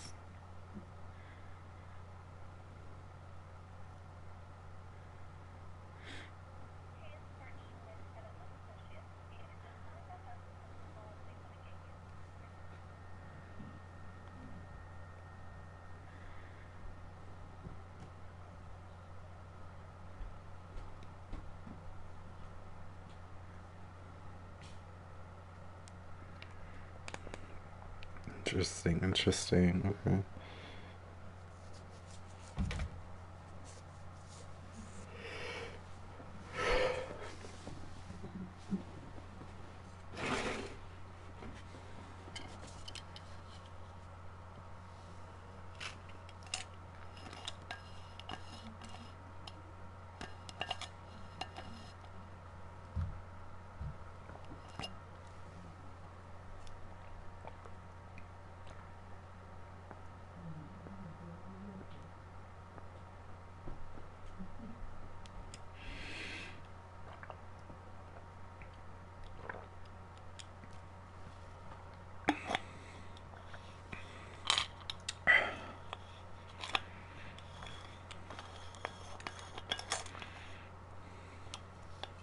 This is gonna be a while. So I guess this is a good time to stretch and do what I need to do. So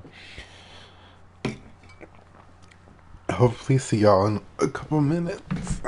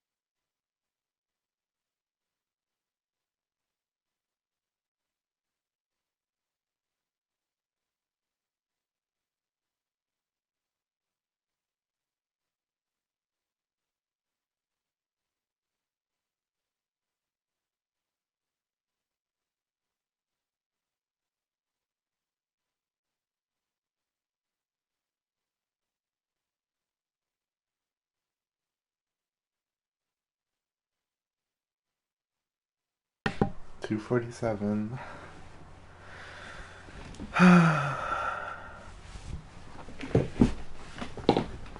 240 fucking 7, bitch.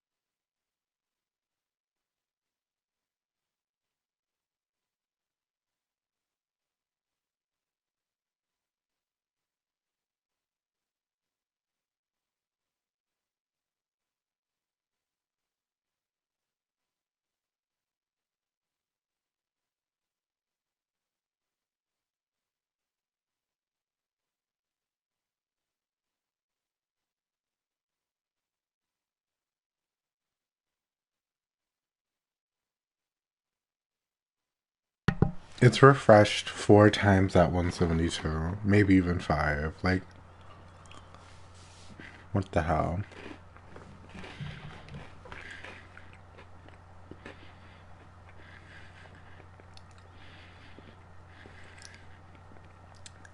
And again.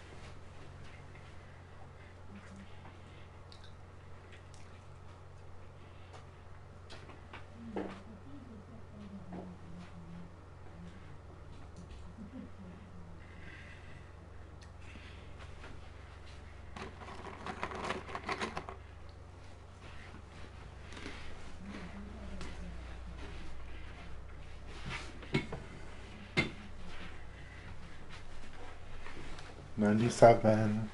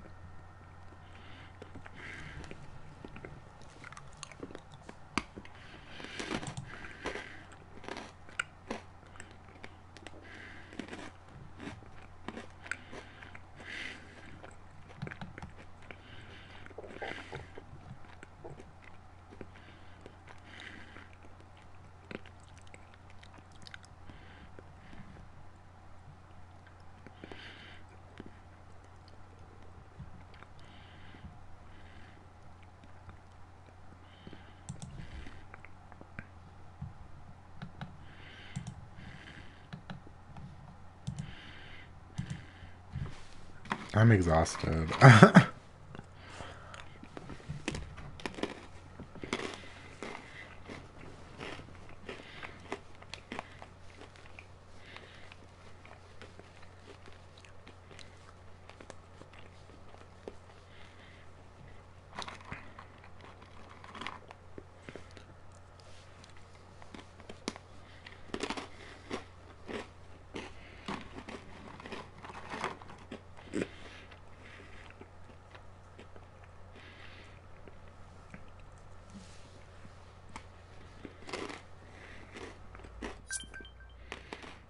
We're back. Finally.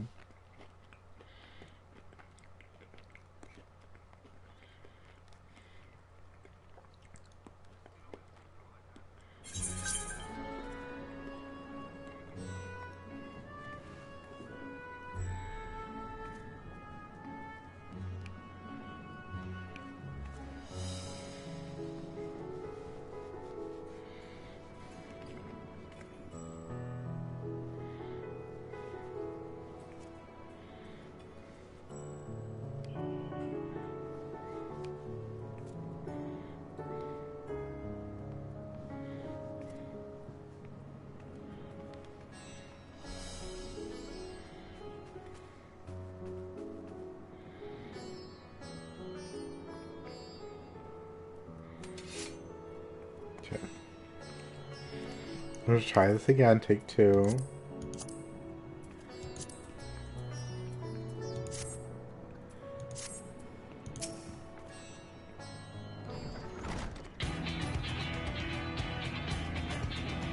Welcome to Sun Drop. Without further ado, allow me to introduce you to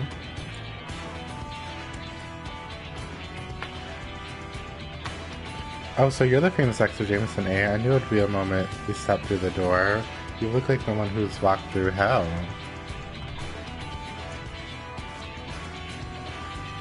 You are speaking to the Satrap's honored guest and the savior of our people. Can you show a modicum of respect? What disrespect is there in paying a fellow warrior a compliment? We're all friends here, or will be soon enough. More formally than... It is a pleasure to have met you, oh great champion of Eorzea, a sign of the Seventh Dawn, warrior of light, and all-round good egg, I'm sure.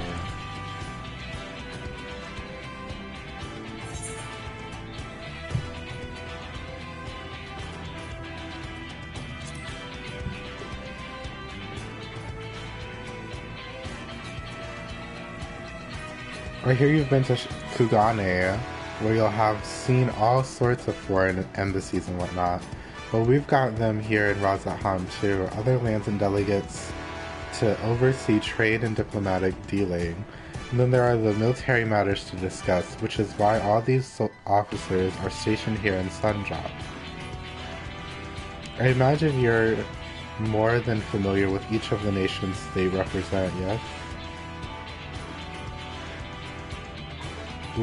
We got representatives from Doma, Oldan Alamigo,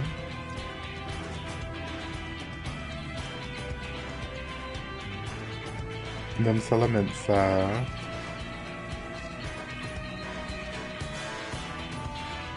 Gridania, and last but never let it said least, Ishgard. There are eyes, ears, and mouths of the bridge, the distance between Razat-Han and their respective homelands.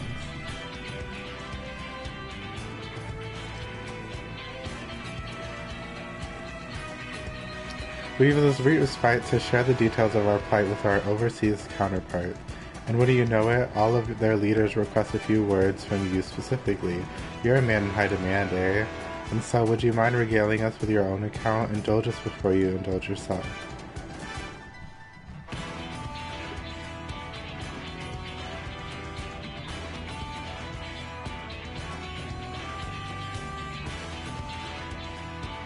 I thank you for the report. The conditions under which men are turned into beasts, the etheric abnormalities you have observed, you have given us much to consider.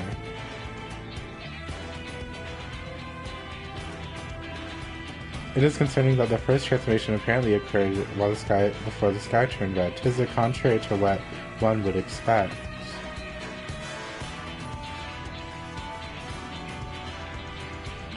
Thankfully, the information you conveyed to Lucia upon your return from the moon has already proved invaluable. As soon as reports of the calamity here in Thavnir reached the Grand Company of Eorzea and our far eastern allies, our leaders knew at once that the final days were indeed upon us. They began taking steps to assess the extent of the phenomenon's spread.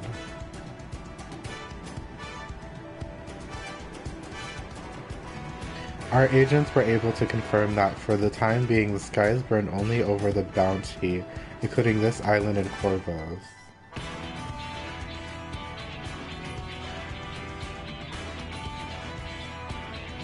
Alas, that is a little comfort. All throughout allied lands there have been reports of people transforming into hideous beasts.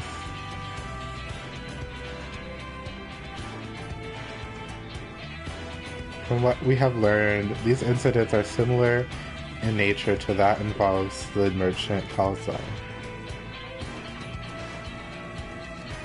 As the case here, the victims underwent change prior to the heavens being set ablaze.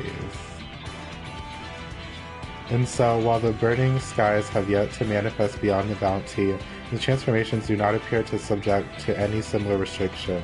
If anyone anywhere overcome by despair can turn, then nowhere is safe.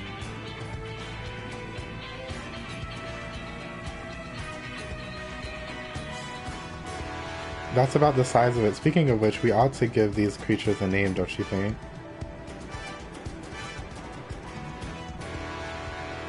Here in Razat-Han, we've been calling them the first to change, which tend to be the biggest blasphemies.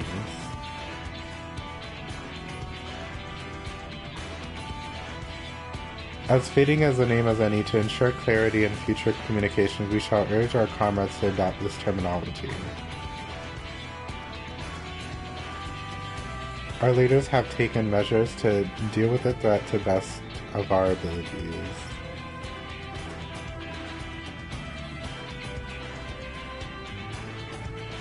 Each nation has assembled their own groups of elite soldiers to put down those so-called blasphemies in their spawn as and when they appear. At the same time, they're doing all in their power to put the people's minds at ease and prevent panic and fear from spreading.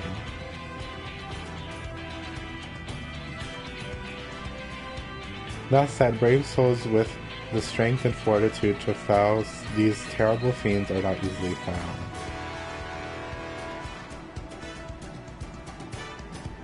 Just so, and it is for that very reason that we turn to you. Pray, lend us your strength and help us slay the blasphemies that plague our homelands.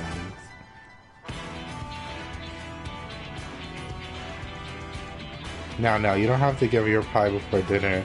I should also mention that each blasphemy seems to possess widely different characteristics. What would well against one may serve you poorly against another.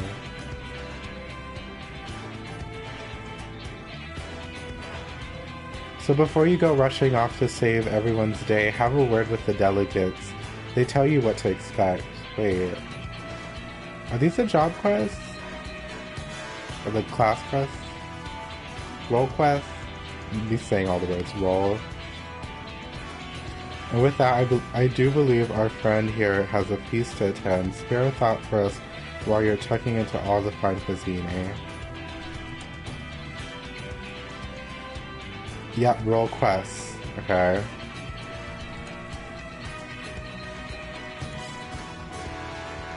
I ignore them for now.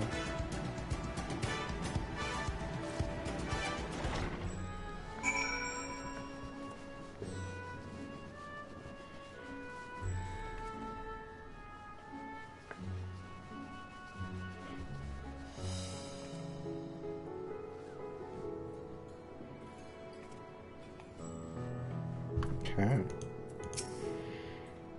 Pray forgive Sherbat her rudeness. She can be a bit boisterous at times, but is simply her nature. Anyway, my apologies for keeping you from your hard-earned rest. You will be rejoining your companions, yes? Do you know the way to the Mayhain?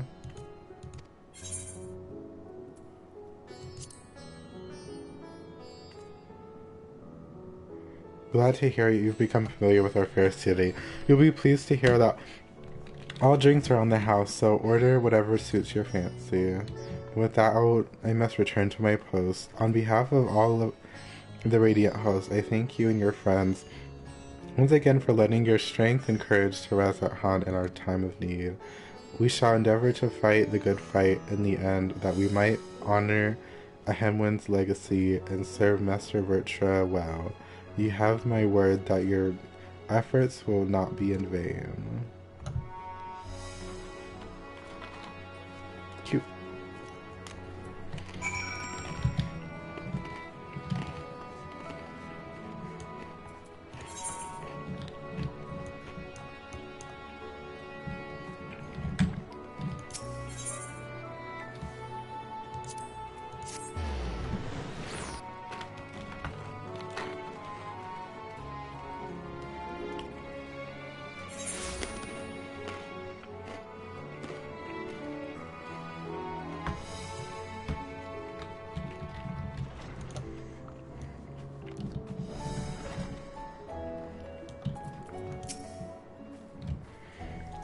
Welcome. When the Satrap asked us to entertain a party of honored guests, I was wondering who it might be.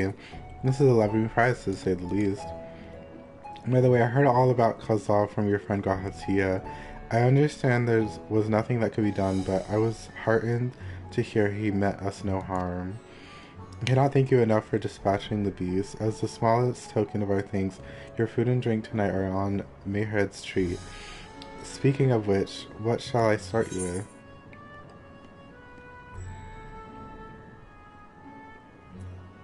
Water. Just water.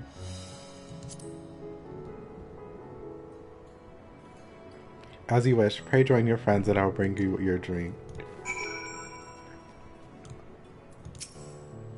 Welcome back. Whatever do the Radiant want with you, pray tell? Our allies have sent military delegates? That's news to me. Mind sharing the details? Please be voice acted. I want to finish my pretzels.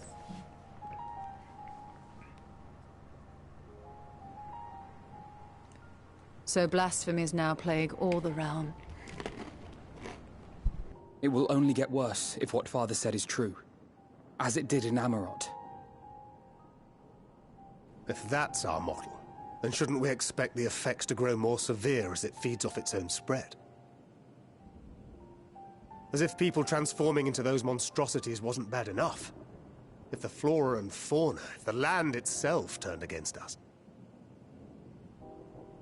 No one would survive.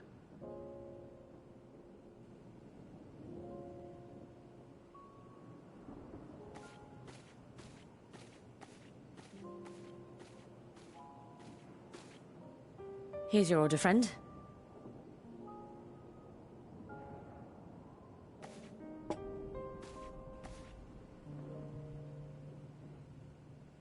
May you find comfort in these dark times.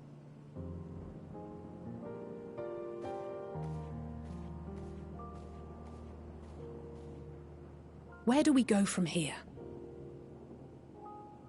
If there's one thing we've learned, fighting blindly and simply reacting to what comes will accomplish nothing. We must find a solution that addresses the fundamental cause. Before our strength is exhausted, before this crisis spirals out of control. Is there something, anything we've overlooked?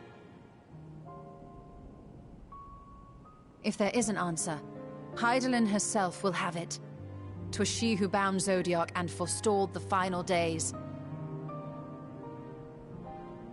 Alas, we have heard naught from her since the Tower of Babel. Whether she cannot or will not speak, I can only speculate. Even the flower she gave us is no more.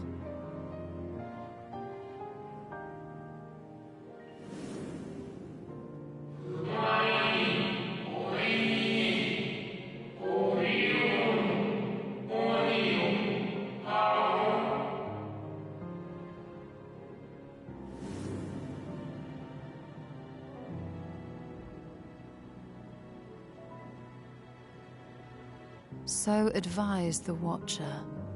But what could be the significance of that name? It is entirely unfamiliar to me. To me as well. It meant something to the ancients, though. In our time. Most surely. Yet I do not recall a single mention of it in the records of Anida. Another dead end. And quite literally. It's not as if there are any ancients living we could go and ask.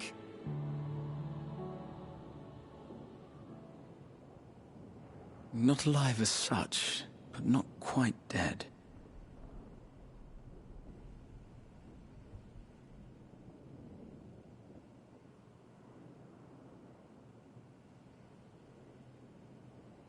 Elidibus. I sealed him in the white aurosite of the Crystal Tower back on the first. Contained within that reservoir of ether that maintains it, ether that is returned little by little to the sea, naught may remain of his soul. However, if part of it lingers, we might be able to speak with him there. We can no longer make that journey, but you, my friend, still can.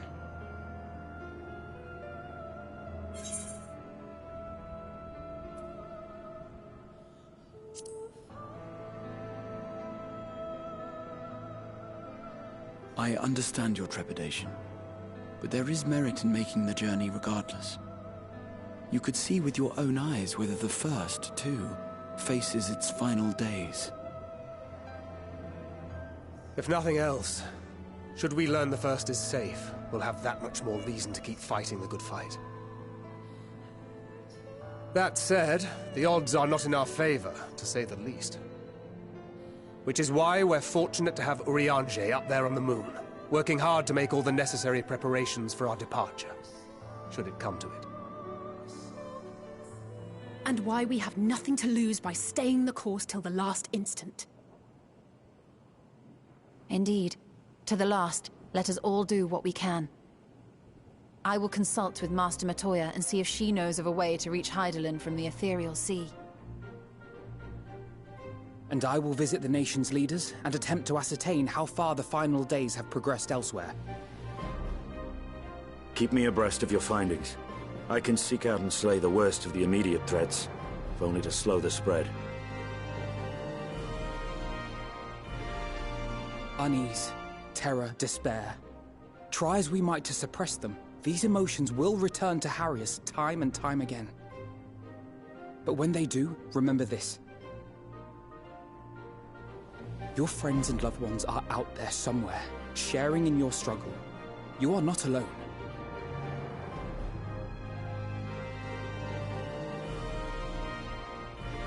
So ends the brief respite before the next revelation. Yes, so much left for you to see.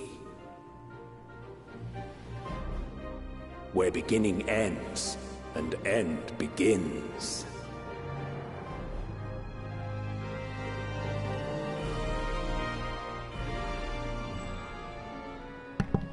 Jeez. So they got me going back? Please.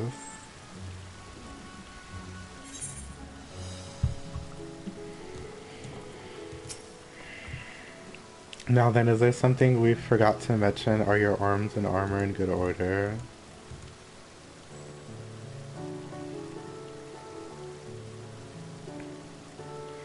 In that case, it's time we each attended to our tasks. When you arrive at the first, give my regards to Ryan. Tell her I missed her. Damn, they got us going back. I'm kind of shook. 86? Yeah.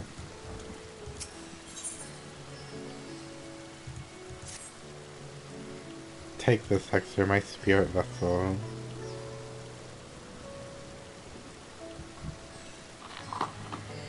Empty now, of course, but it should allow you to operate the tower systems in the umbilicus. Even the smallest fragment of Litivis's essence remains. It should be possible to locate it. As for access to the umbilicus, pray seek out Lena for assistance. Chances are she still stands watch at the Ascensor Gate. Should she or anyone else ask after me, tell them I am living my life to the fullest, that I am happy, hardships and all. We had best be on our separate, respective ways. God's willing, we will see each other again ere long.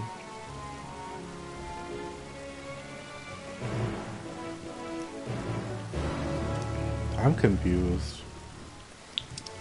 Just when I took the Crystarium off too.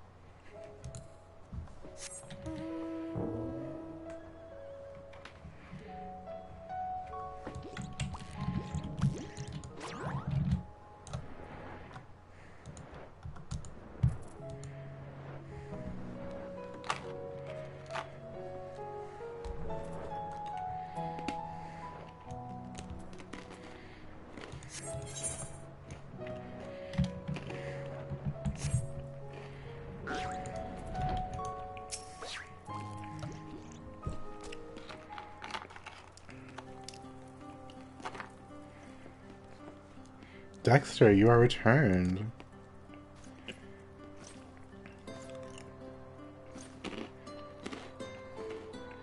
Have you been well? You and the others?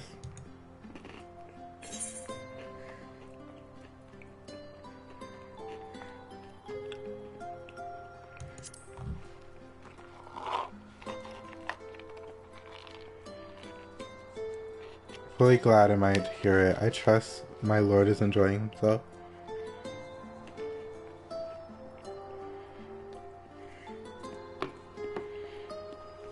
He said this to you? These exact words? It's now that he's happy. It fills my heart with joy. Thank you, Dexter, for taking care of him. When next you see him, please tell him not to overexert himself. Futile a request though it is.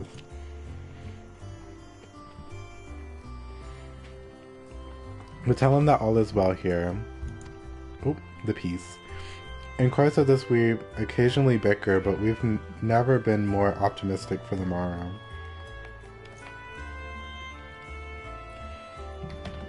If I had to mention one dilemma, it would be to question our governance. Even as we speak, debate rages on over how we should run the city in the Ezarch's absence.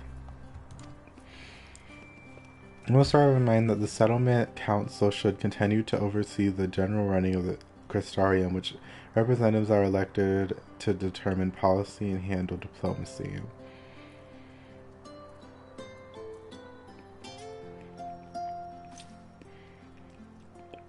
Thus far, nothing is set in stone, but however we choose to proceed, we will not replace our Lord. No one could.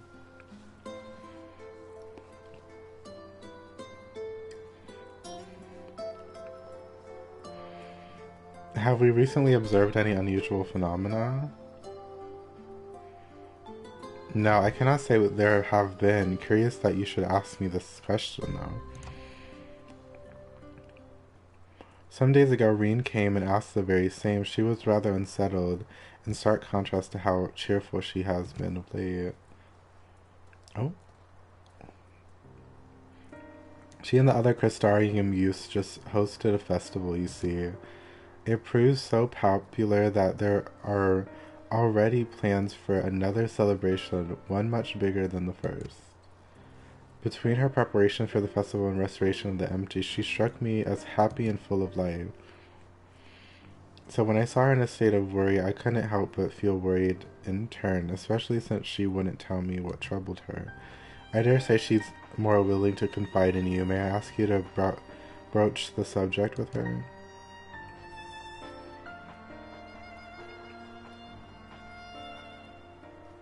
You wish to enter the umbilicus? Very well, I shall fetch the key at once. Take the opportunity to find Reen. Please wait for me in the city, in front of the Cabinet of Curiosity, shall we say. I will be along as soon as I can.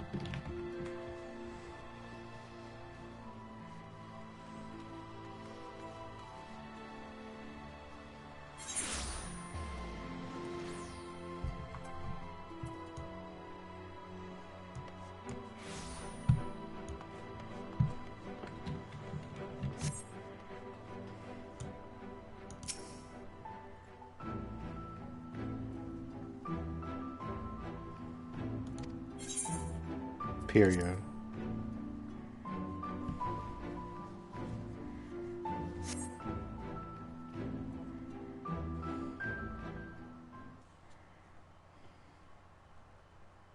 Oh, no, it's one of these. Ugh.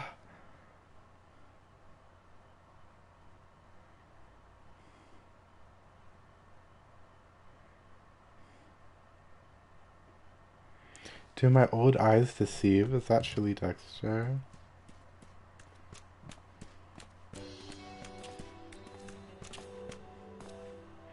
How it is. Full glad I am to see you hale and whole, my friend. What a wonderful surprise it is to have you back with us, and at the most opportune time. In case you haven't heard, we're planning to produce a tome chronicling events from the Flood to the Knight's return. For this subject, we intend to draw upon records kept by the world's peoples. Historical and contemporary first-hand accounts will be the centerpiece of the tome, but yours would be the one to crown them all. I've been asked to contribute a chapter on the soul, a subject that is key to understand much of your endeavors. In course of developing the spirit vessel, I gained valuable insight into traveling beyond the rift, knowledge that will allow me to attest your existence and deeds.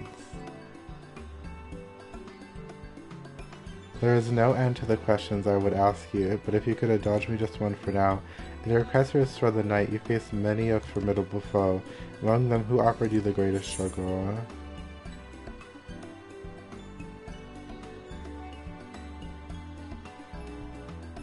I'm gonna be honest, Titania was hard. Ah yes, Titania, the fallen fairy king, against such a fiendishly playful opponent. I can well imagine that even the warrior of darkness must have struggled, but you succeeded in setting them free, and your victory proved a pivotal moment in your quest. Excuse me. We will see it features prominently in the tome. I know you love to talk his ear off, Morin, but we should be on our way. Those documents from Yomor won't collect themselves. Of course, of course. Afterwards, would you care to join me for tea? I was hoping you might clarify a few points in your treatise. Till next time, then, do tell the others to look after themselves. Our overzealous friend in particular, remind him not to overexert himself again and again till his ears fall off, if that's what it takes for him to take it to heart. Okay, I'm glad it's not like you have to give the right answer, it's just like, say something. Oh.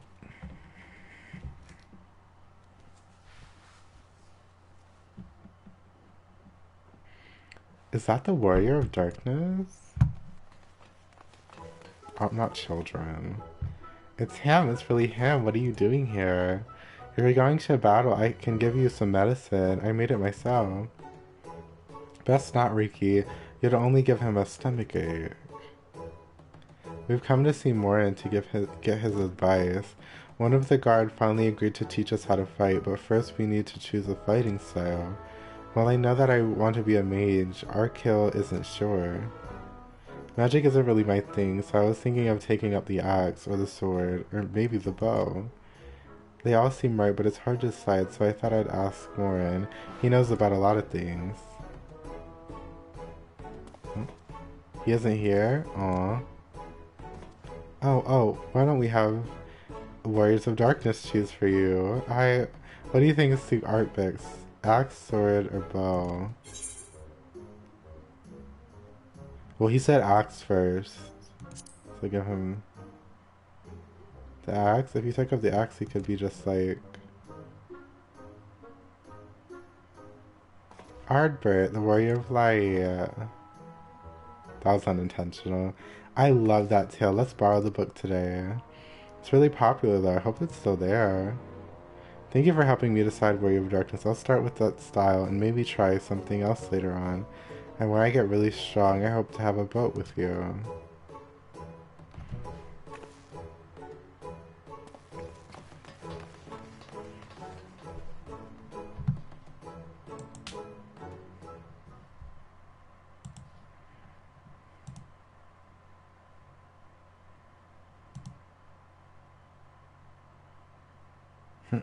Such fun he's been having, basking in the adoration of musty old bookworms and wide-eyed younglings. But does he spare a thought for me? Of course not. Who the fuck is this? I waited, but he won't so much as acknowledge the presence of his beautiful... As if ooh, such a heartless thing our sapling is, cold and cruel and heartless.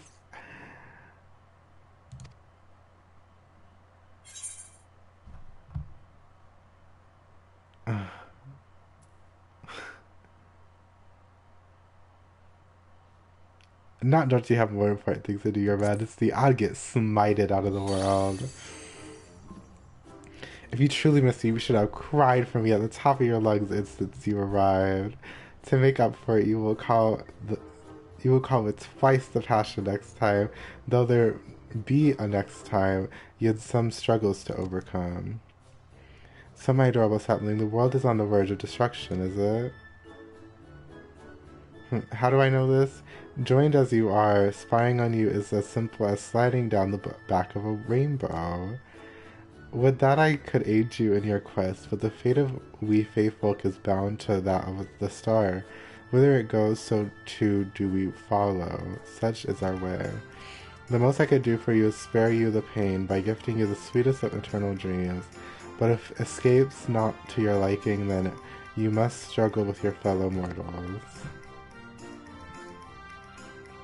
But there's ones you are waiting for, I wonder. What manner of conclusion awaits at tale's end?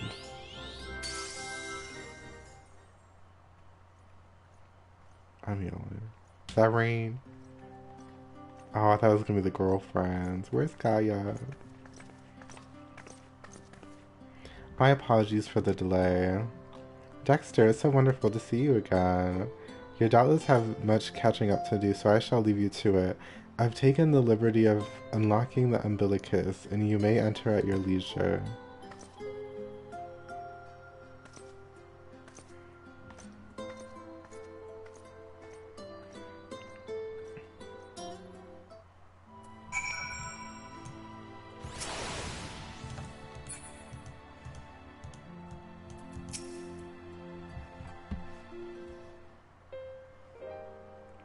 I'm relieved to hear that everyone is well.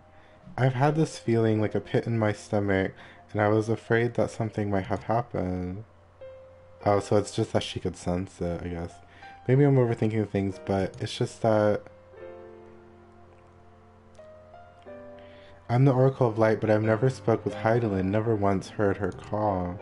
Even so, I've always had this feeling deep inside me, a connection to something immense. These past few days, though, the connection has wavered, as if the immense something was distant, then close, then distant again. And then the other night, I was jolted awake by the feeling it had been completely severed. Wanting some fresh air, I went out to open a window. To my horror, the sky was ablaze, like during the star shower. But then I blinked and everything was normal. The next day, no one said a thing. No one else had seen what I had seen. As far as I could tell, nothing was out of the ordinary. I began to wonder if it was a figment of my half-remembered dream. So she can, like, sense stuff going on. Dexter, what are you not telling me? Or is it everywhere it's gonna happen? I have to know, please. It doesn't matter how terrible it is.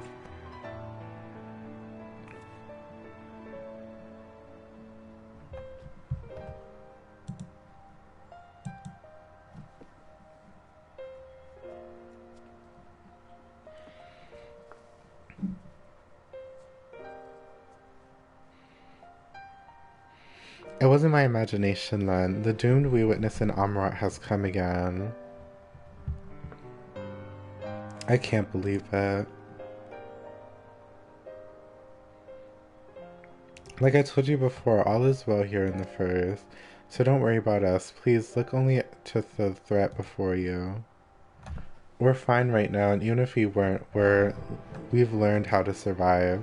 Should the final days reach us here as well, you may be assured we won't go quietly. No, we'll hold on until you can find a way to save all our worlds. So as long as you continue your fight, so too will we, united in purpose beneath a blazing sky.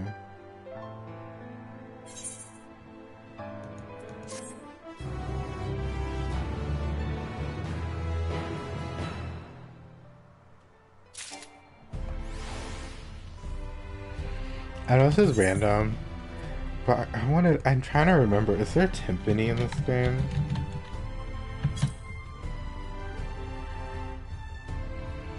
Okay, there is. Manor timpani.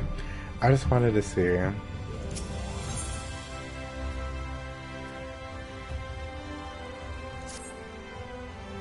You're headed to the Umbilicus to consult with Elidibus, right? Oh, my like finger hurts. Ouch.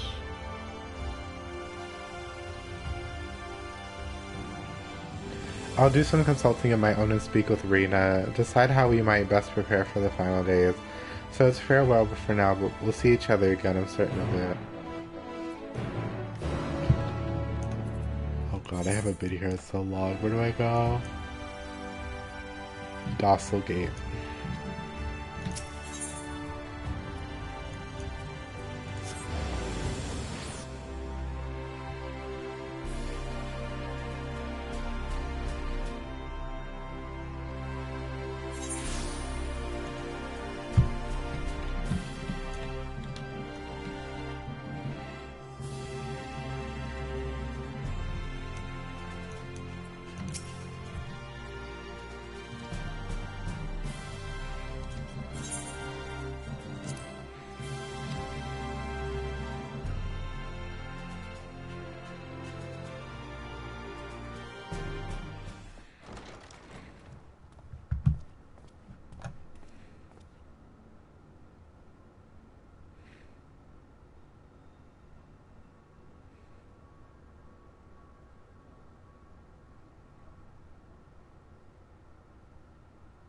Now, what the hell?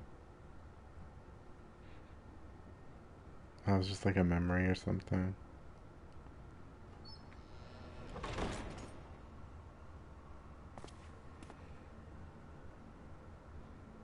I don't know what we're trying to do or get or deal with. Like, is this like gonna like bring back Elidibus or something? Like, are we literally only just going to talk to him?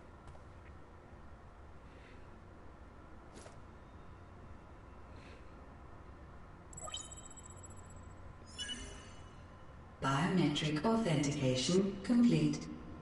Please state your business.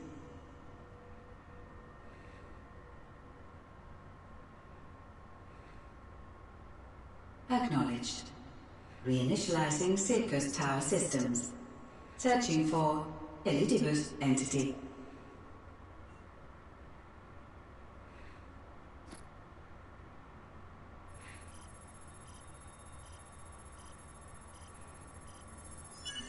Target located in subterranean core power accumulator. Projecting image.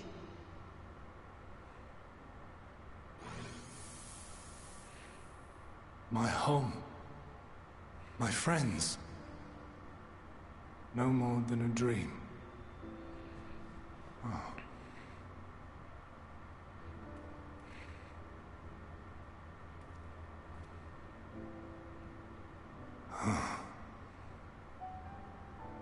You. Why have you awakened me? I no longer sense those places beyond, or Lord Zodiac. You must explain all. Van Daniel did this.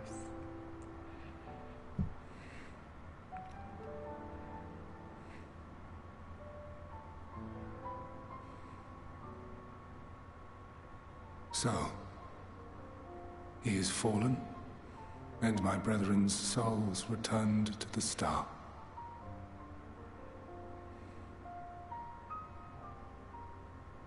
The doom we sacrificed so much to prevent is come again.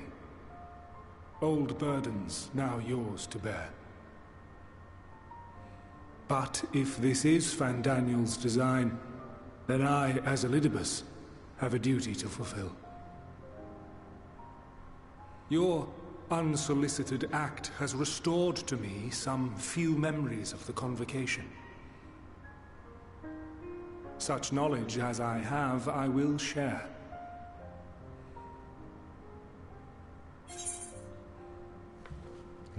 Thank you. Ooh. I do this not for you. I merely perform my duty, as I have ever done. Where to begin? Ah, the end. Your understanding of what caused the final days is consistent with our own. The decay first took root where the currents were weakest. Yes, a conclusion drawn by him, Fandaniel. Not the him of here and now, but as I knew him, long ago. Oh, so wait, was Fandaniel the cause of, Having shed light upon the phenomenon, he dedicated himself to devising a countermeasure. Oh no, he was... Were it not for his knowledge of the Celestial, we would never have made the connection, and thence forestalled the final days. And though he inherited that noble soul, how different this last incarnation. So consumed by self-loathing and hate.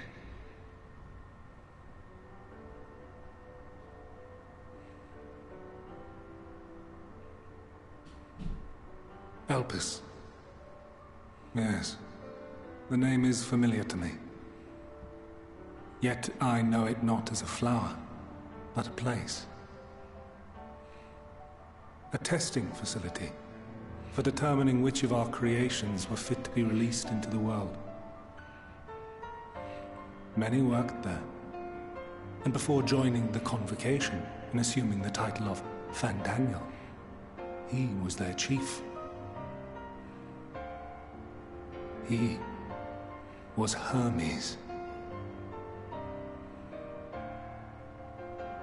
What's that supposed to mean to me?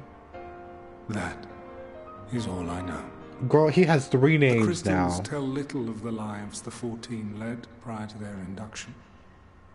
We have Hermes. Elpis itself would tell even less. Nary a ruin has survived. Fandaniel. And... I'm forgetting the third name. Wait. I saw you there. Oh, Naman. No. I did not. But I did. I did. A lingering trace of impossibility. Huh? And a truth that fills my heart.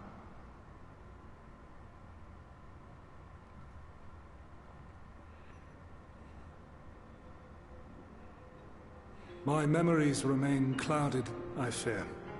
However, they have revealed to me one possible course.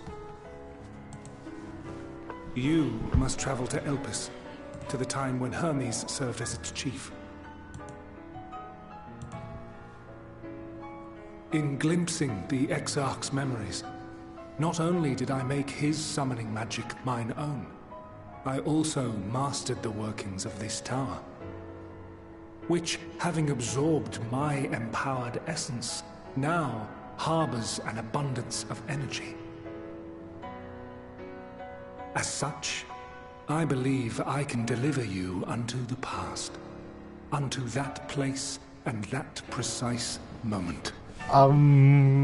What? Given the eons that must be traversed, the gateway will not be fully formed. Your form will be less tangible still than those warriors of light I had summoned. In all likelihood, none will be able to see or hear you. Oh, okay, never mind. Yet even should you manage to interact with others, you will be unable to effect meaningful change. For the reality you wish to save, the reality to which you must return, exists as a result of the final days. You cannot reshape the past to undo the tragedies of the present. Cannot unmake the sorrow and suffering fated to come. In full knowledge of this, will you still entrust your life to your foe and make the journey? I guess.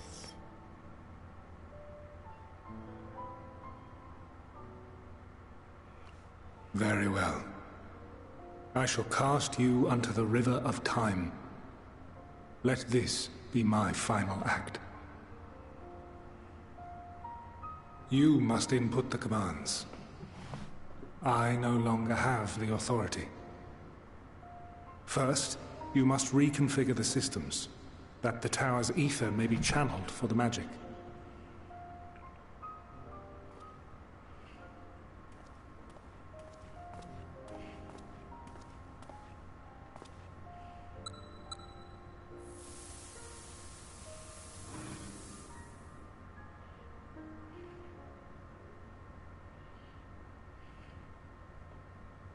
The preparations are complete. The gateway will soon open. Return at once to the ocular.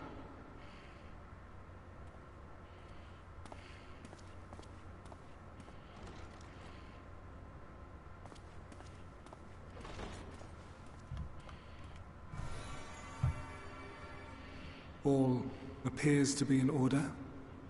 The ether flows unimpeded. The magic should consume every last mote of my essence. Why are you surprised? Did I not say that this will be my final act?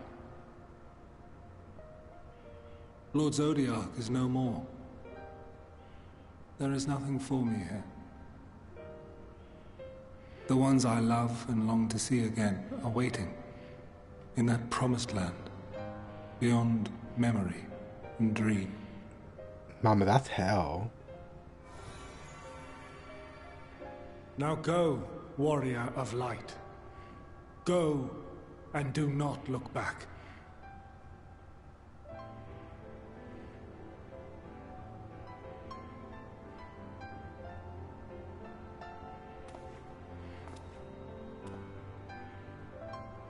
Well, Heidelin, I take my leave of you.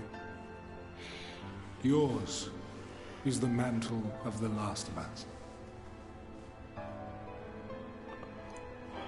May you have the joy of it, the burden, and the solitude. It falls to you now. You and your champion to save our star. Hey, Spin. It's true. These bitches were trying to kill entire worlds, so they're always like, we're gonna meet in the promised land, and I'm like, wow, that's hell.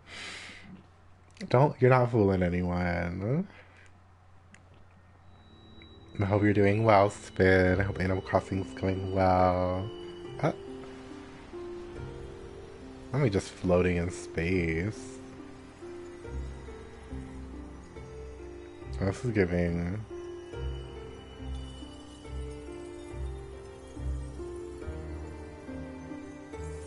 They said dream drop distance, Moma. That's good. Oh, come on, huge castle project.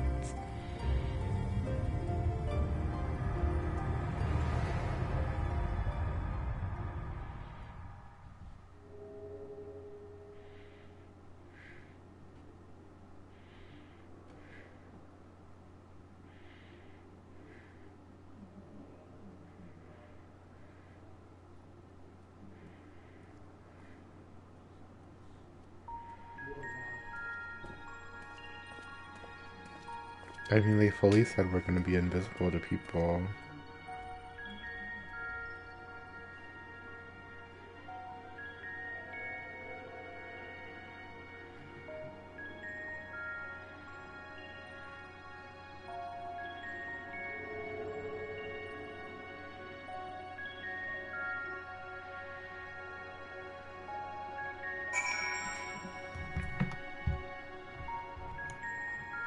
Okay, good.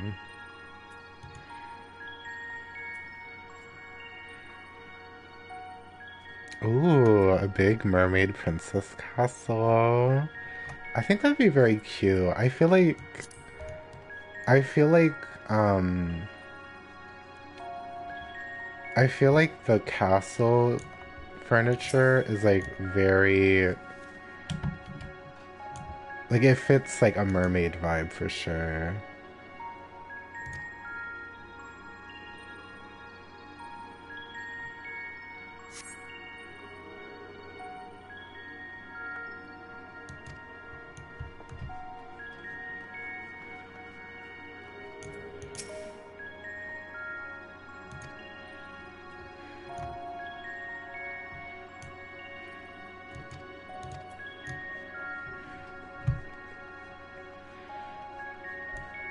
Yes, for sure. Like definitely like the pink and the blue.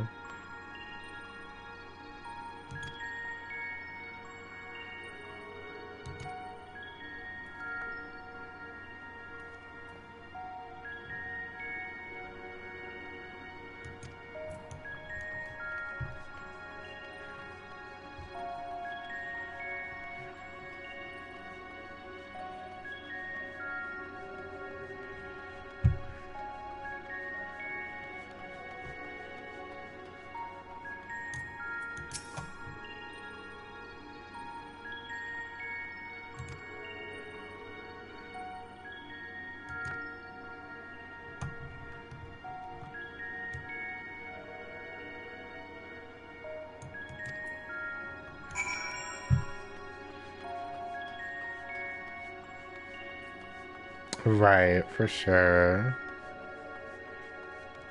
I know it'd be very, very cute.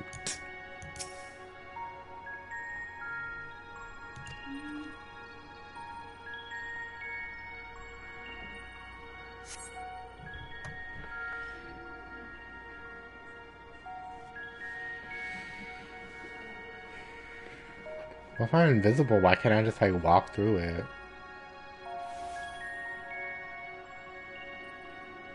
And here we are, Elpis. Oh. Well, well, how rare to receive you in person. To what do we owe the honor? Oh, just a few odd tasks. We'll be here a while. You're welcome to stay as long as you see fit, of course. As a matter of procedure, however, I must ask that you kindly remove your masks.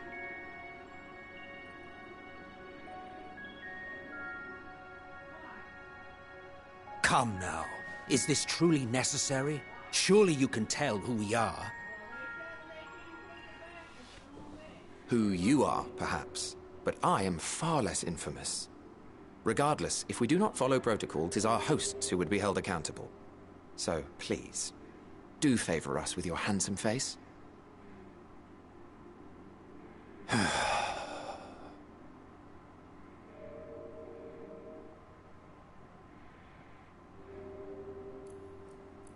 Oh. Yeah, is that him itself? I can recognize the mask. Who's that?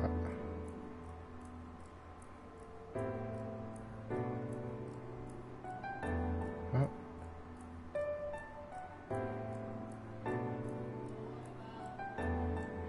Satisfied? Yeah. I thank you for your cooperation. You are free to go about your business.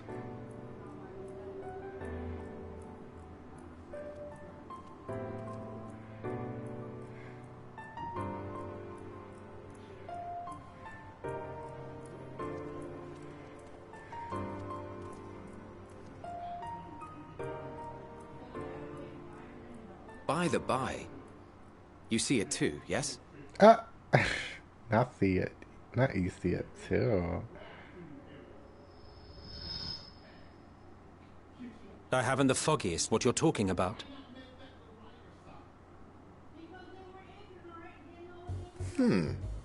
That's odd.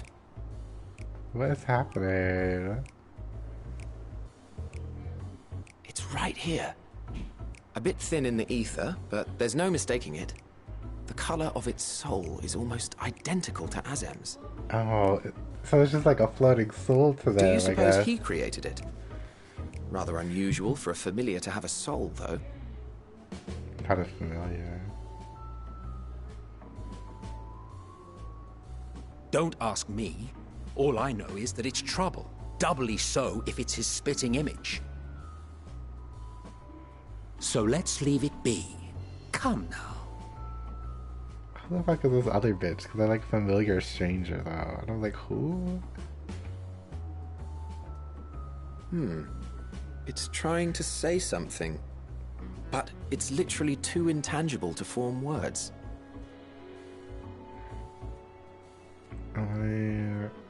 Why don't you give it some ether? Spare a snifter of your bounteous reserves. Oh, is this about to be the new place or something? I'm scared. Who do you take me for? A flop. Why, a dear friend, of course. One who wouldn't let acts of kindness, such as my accompanying him on errands to far-flung outposts, go unrewarded?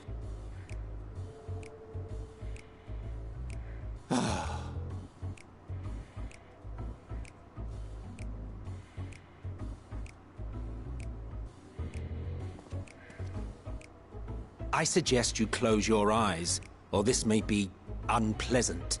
What am I about to see?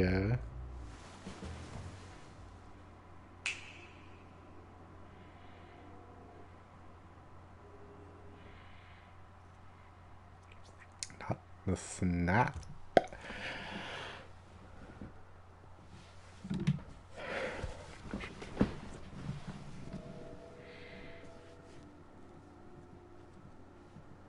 You may open your eyes.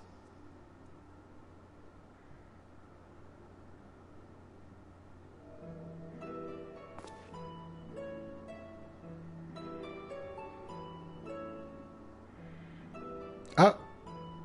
And I'm suddenly their height too. Wig. Oh, you even adjusted its size. The better to indulge your whim. This way, it will be easier to communicate. How very thoughtful of you. And may I applaud your artful reinforcement. Without further ado then. Greetings. I am Hythlodaeus, Chief of the Bureau of the Architect. Okay. Sulking beside me is the most honourable Emmett Selk of the Convocation of 14. I know it's Emmett Selk.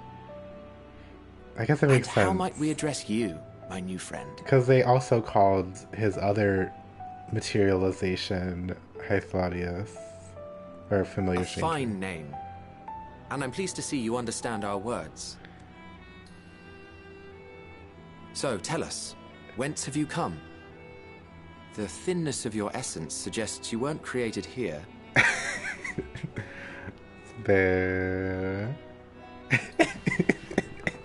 You do not know? Or cannot say?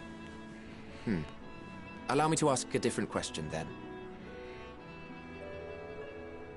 What brings you here?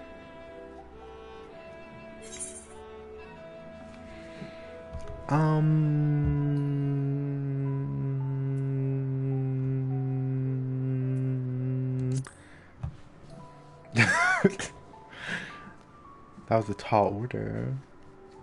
Well now, the same as us.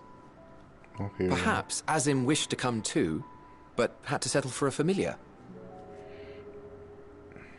If he truly wished to be here, then he would be. Right you are. My apologies if we've given offense. The two of us can discern the color of souls, you see, and yours happens to resemble that of a friend. And with your purpose matching our own besides, we jumped to a hasty conclusion. We are here to speak with Hermes, the chief overseer of this facility, which we also intend to tour in order to gain greater insight into the man's work. We, I say. Though this is Emmett Selk's charge. I am here only to serve as his guide. And I should be happy to serve as yours as well, by way of an apology for the misunderstanding. Wait, Queen. Are you suggesting that we bring it along on official business? This thing we know next to nothing about? Not thing. If you harbor suspicions, better to keep it close than leave it to its own devices. Wouldn't you agree?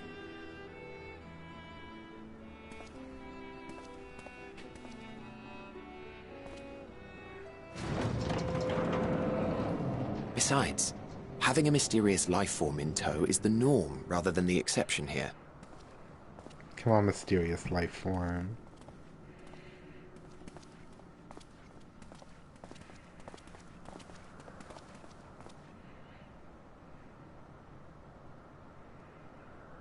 Welcome, my friends, to the testing ground of creation at Heaven's Edge. Elpis.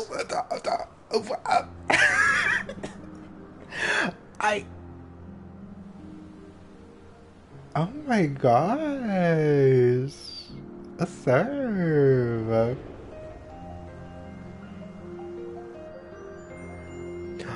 Oh my god, the doggy. This presence. Oh. Is that Heidelin? Oh my god, these little axolotls. Is that Hermes? Hermes! Oh. Visitors!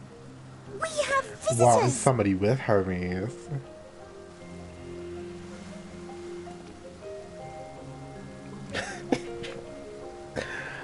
We love that priest, man.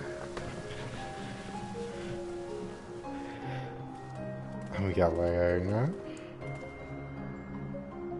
What secrets are you hiding, I wonder? I won't be saying anything.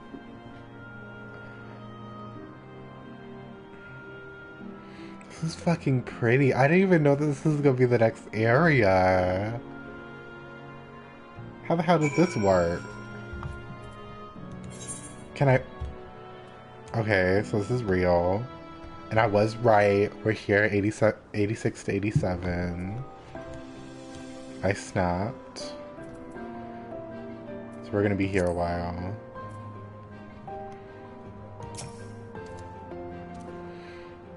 This is hardly my first time here, but the scenery never fails to take my breath away.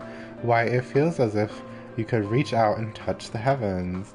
Now then, to begin our guided tour, perhaps you already know these things, but for the sake of thoroughness, I shall start with the basics. Using concepts to give shape to Aether, creation magics allow us to bring forth anything we desire, be it inanimate objects or living beings. Anyone may conceive of concepts, but they must all undergo evaluation at the Bureau of the Architects. As part of that process, living beings and certain arcane entities may be seen here to Elpis for in-depth observation and study. A fascinating facility, isn't it? I dare say you will enjoy touring with us. Okay. Now we're the Aetherites, the Aether Currents. 463 yalms northwest. Oh, a gift. Is looking you up and down. Now then, our friend Hermes, aside from overseeing the facility, he also conducts his own research. Chances are he will be the main observation hub, so let us seek him out there first. Oh god, I wonder how it is going to be to teleport to here. Oh my god, people spending money on hunt train teleportations is going to be hell now, because all the areas are like so far apart. Attired as you are, however, you stand out a little too much. Our dearest Emmett Selk wishes to keep a low profile for his errand, so... Do you know how to make a robe? The basic concept will do. No, in that case, Emmett Selk. No, your whim, your responsibility. You're getting not another thimble of Aether out of me. The way he squints sometimes, you think he wasn't a nigh bottomless font of magic. Very well, I shall make the robe, but perhaps you can assist. Come, let us search for the requisite material. I was like, ooh, I get the robe, but I was like, ooh, I get the robe. Like, it's very basic. The way they've given us 2 articles of clothing for free, but they're always just like average.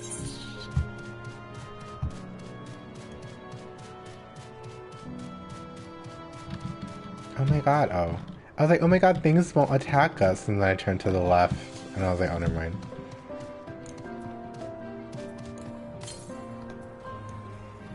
West.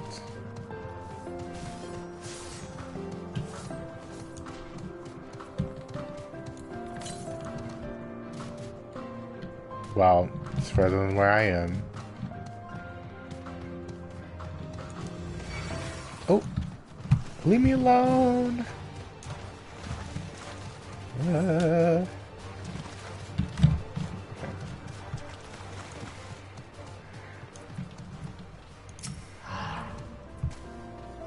Yes, these creatures should suffice.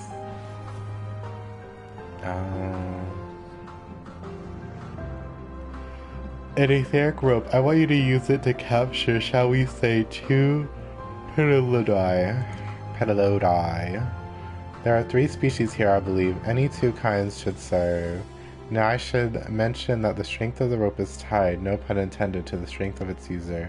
As your aether is still thin compared to ours, you'll need to weaken the Pedalodi first. Good luck. Milkrow. Everybody already killed most of them.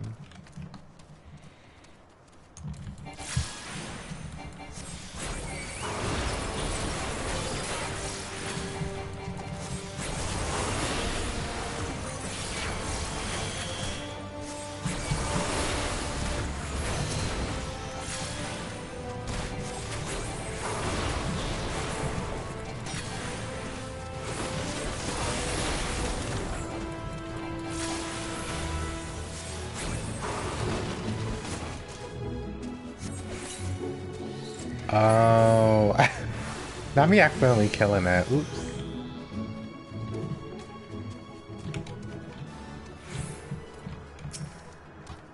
Coeurl.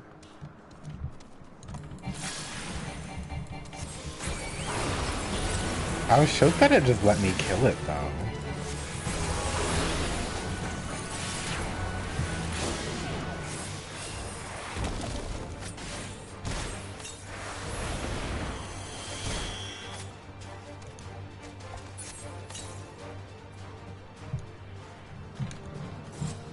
I might have to stop my chocobo. Please.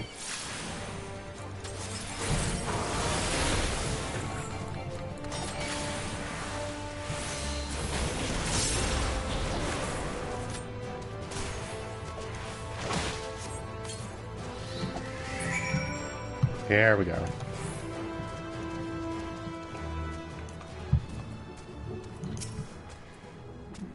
You've caught the Pedalodi. Come, let us see.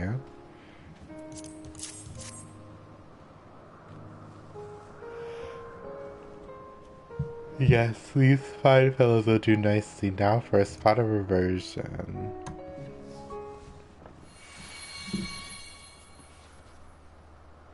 There, it's ready.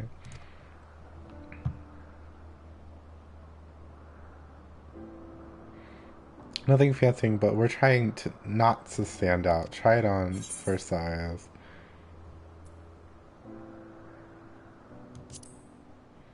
Just like that.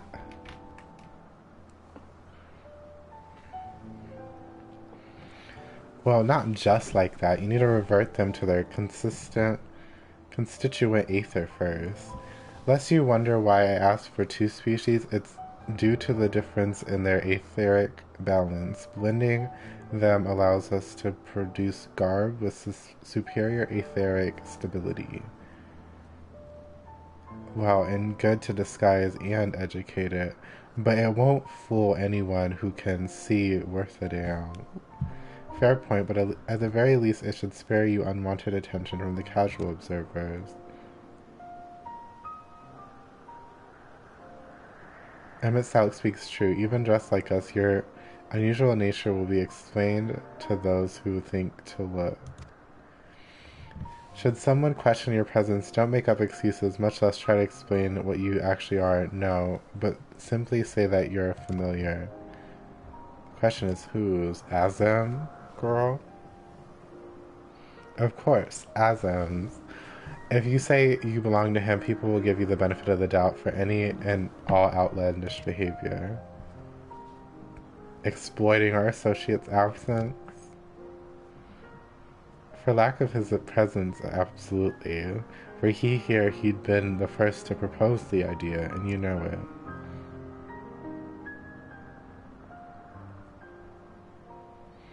With that, your story is settled. Let us continue with our errand. Oh, that means there's a dungeon here. Oh.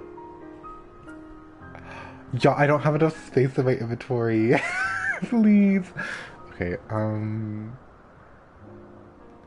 is this cute? I don't really like it. Oh, and it doesn't die well. Ew. It's gross. It's ugly.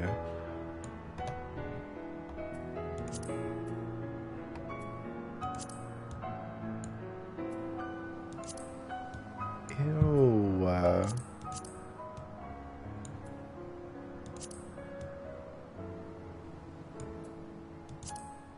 They're rotted for this. They're like, oh, here, have free glamour in this disgusting Zell.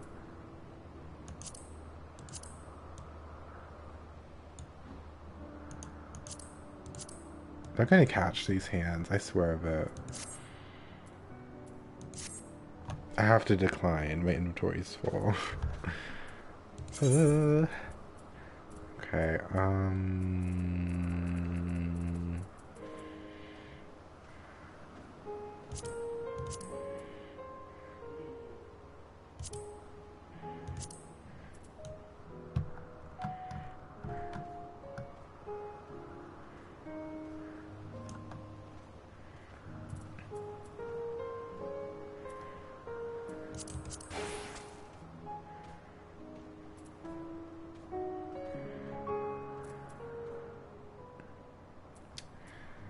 I don't know what to do my inventory. Oh wait, I have a chocobo salad bag? Saddle bag, duh.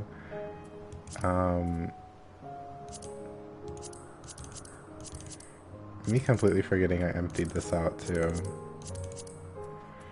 I just put all the coffers in there.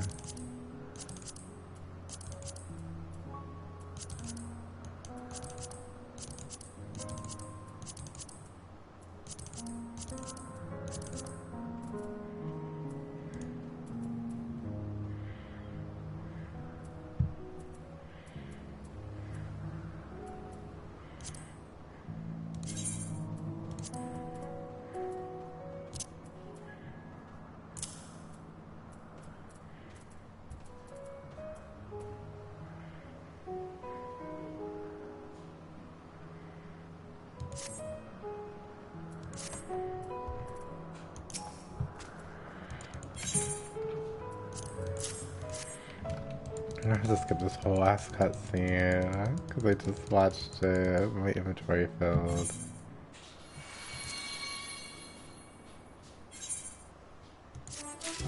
Here we go.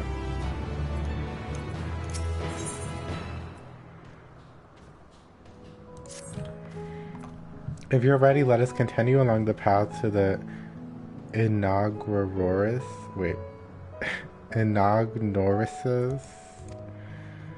The place serves as an observation hub and residence both.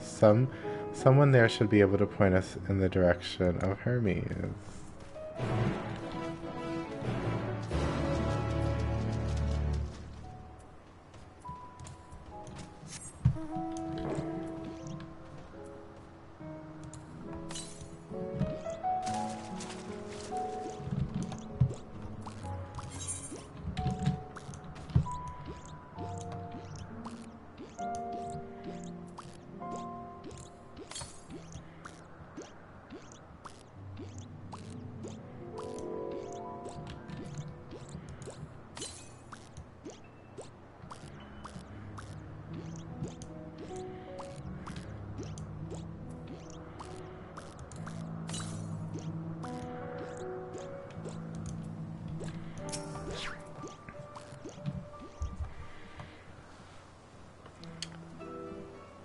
Yes, can I help you?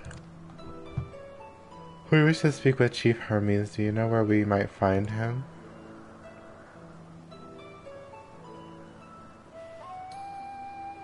Well now, by your mask I assume you are one of the 14. I wasn't aware there was to be a visitation. Between you and us, it's something of a surprise. Your discretion in the matter would be appreciated. I see, my lips are sealed.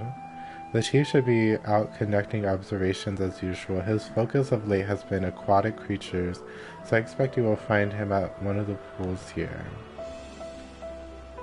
The pools, you say? Many thanks, and apologies for disrupting your work. I say, Hyphodius. While I've never met Hermes, you know him well, do you not?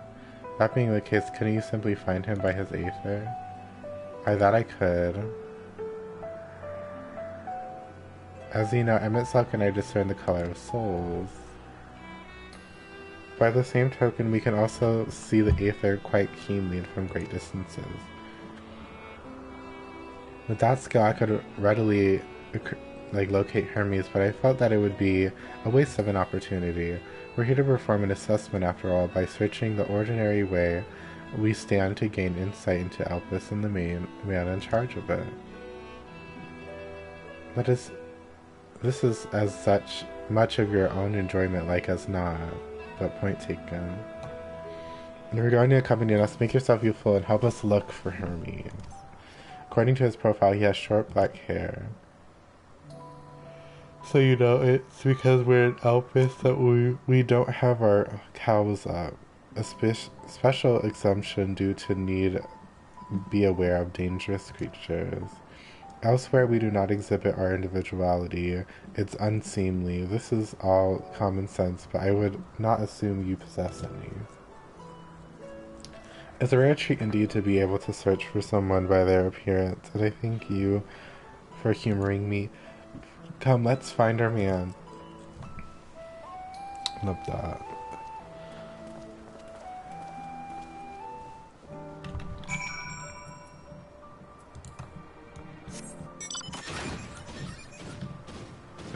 I'll be too late for that fate.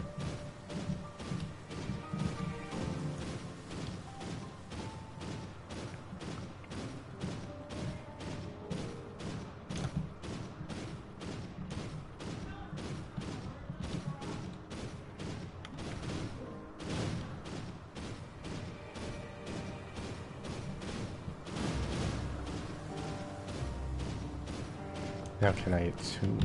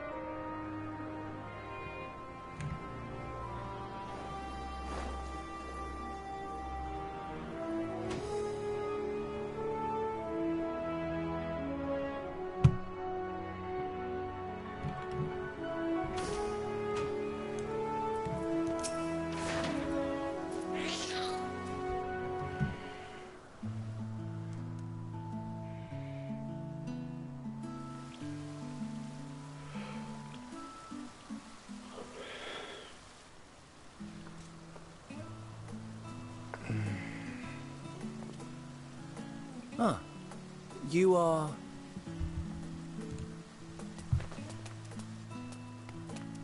Oh! Different. You're different too. Oh. You and me. We're alike. Friends. I want to be... I have a feeling she's gonna die already. Please, wait.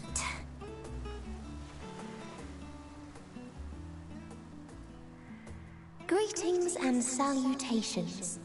Can you hear me? Hello. Do not be alarmed. I mean you no harm. I wish only to hear your words, share your feelings, and know your thoughts. May we please be friends? She's gonna die, y'all. I feel that. May we please be friends?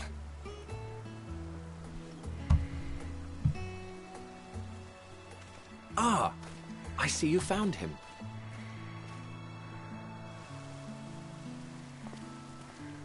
Ithildeus. It's been a while. Too long, I think. Too long indeed for close collaborators. On this blessed occasion, I bring not only myself, but others who long to speak with you.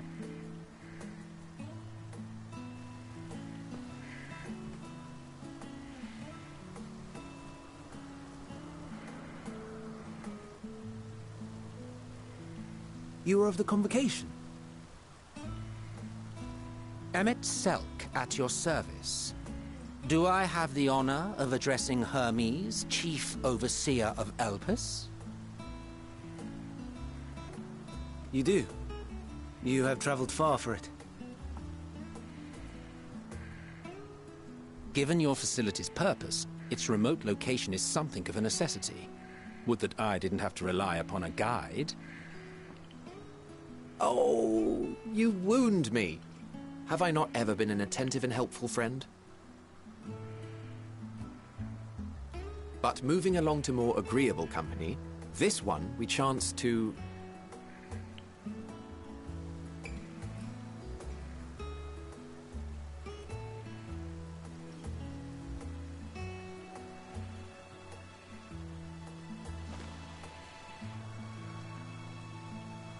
Well, you certainly have her attention. Is she one of yours, Hermes?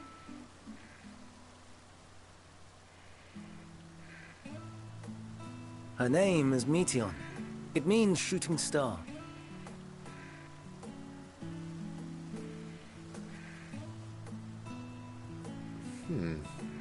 If I may make an observation, her ether is terribly thin.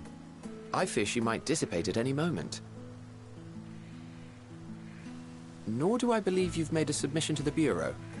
I would remember such a concept if you had.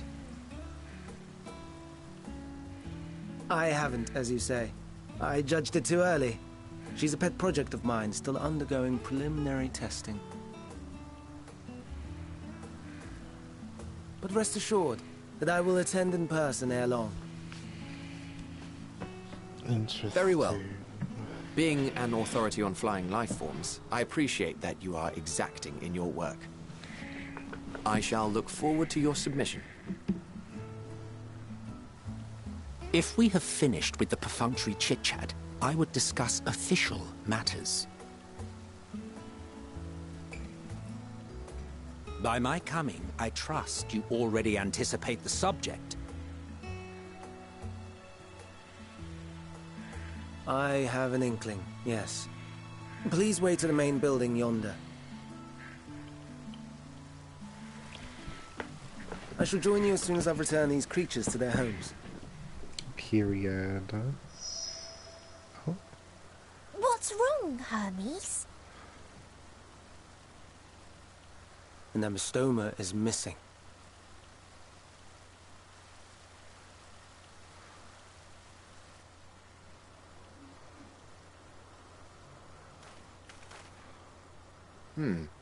I may have found it. A creature with the self-same ether as those there, nestled in the boughs of a tree outside the grounds.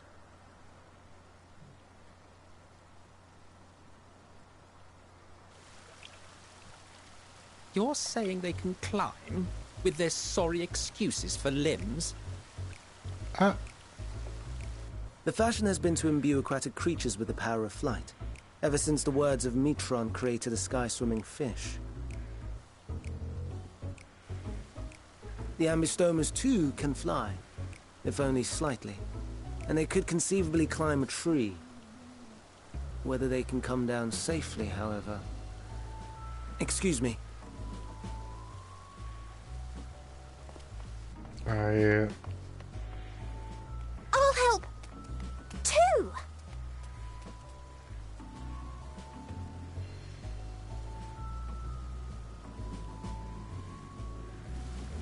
And what are we supposed to do with this lot?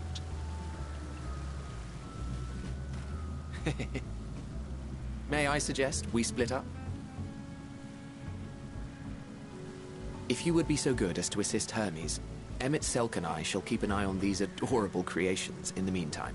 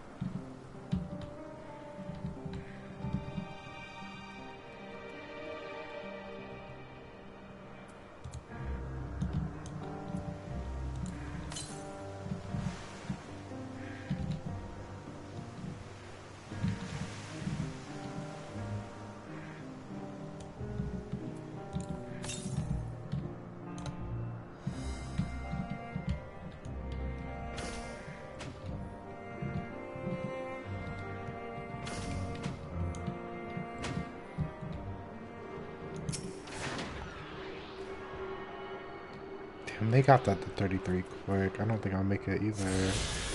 I just didn't want to go that way because I didn't think I'd get it. I didn't think anybody was doing it.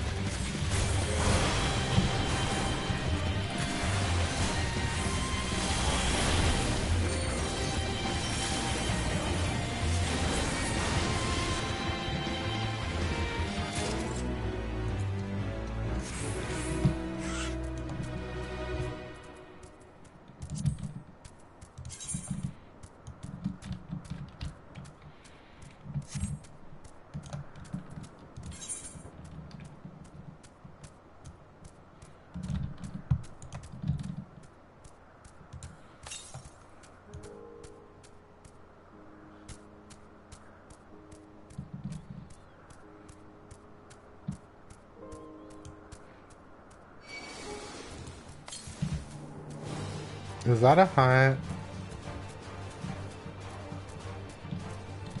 Oh, it's like a B rank hunt.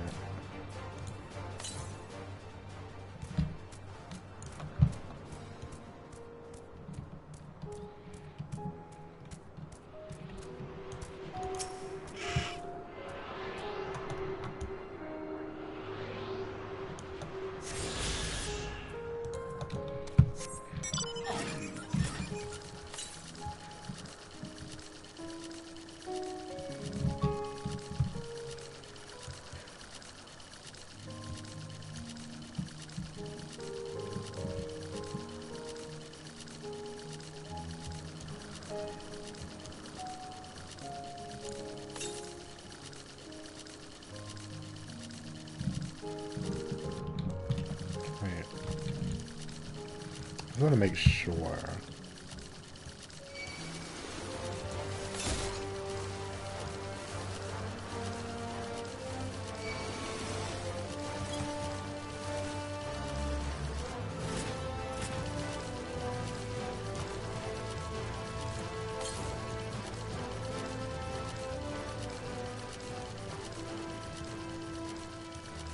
Yeah, it'd be on the other side.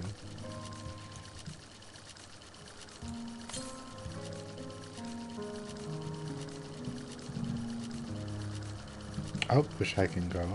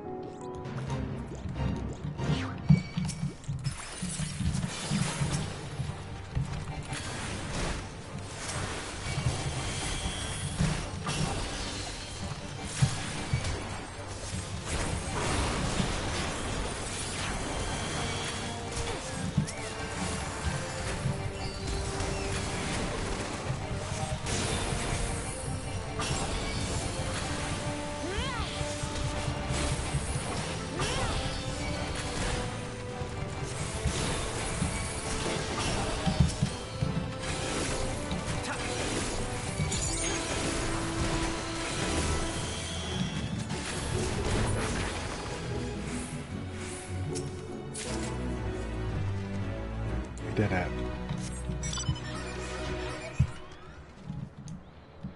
I don't think I can attune to this just yet, but I'm still gonna try, and then I'm gonna teleport over there and do that fate. Let me get stuck.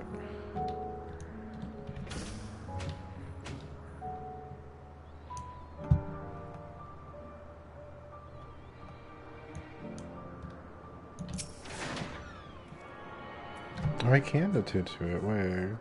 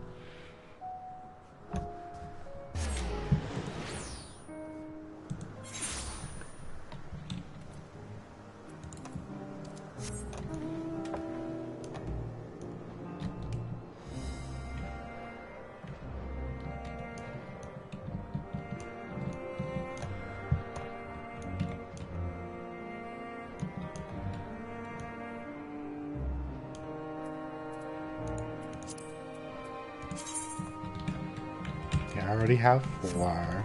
Period.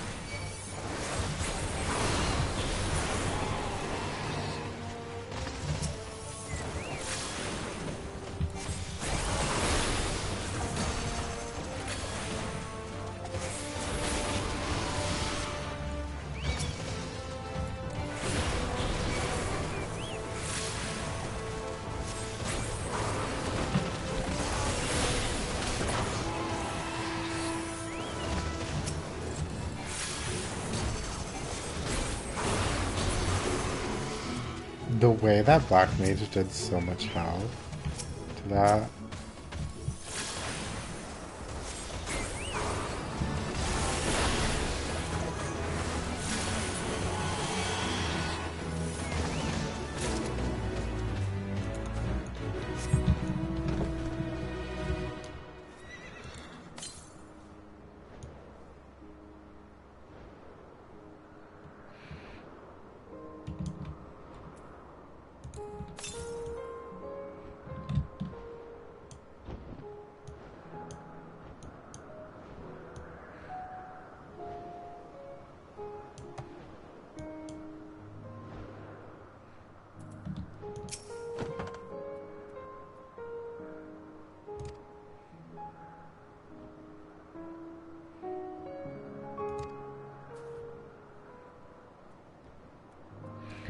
Saw it up on the tree. He climbed up to get it, but it jumped on him and he slipped.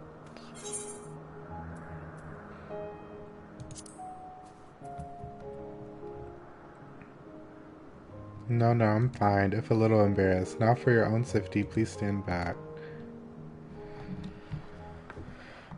What's he about to do? Whoa. Ugh.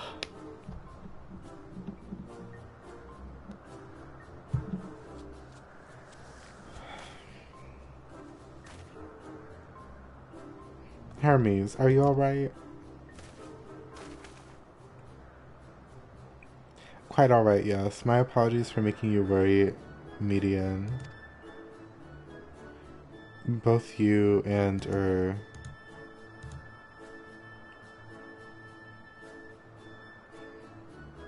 Dr. Jameson, you are called? An intriguing name, somehow reminiscent of a new creation. Thank you for coming after me.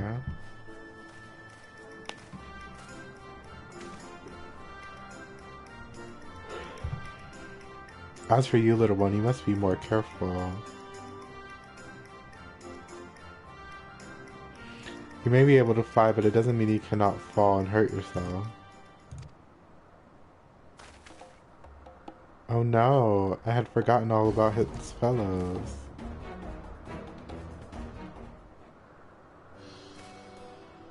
Truly, what a relief. I must thank Emmett, Selk, and Hythlodius when I return to them, but first with the distractions out of the way. As Chief Overseer of Elpis, permit me to welcome you to our facility. I hope you enjoy your time here.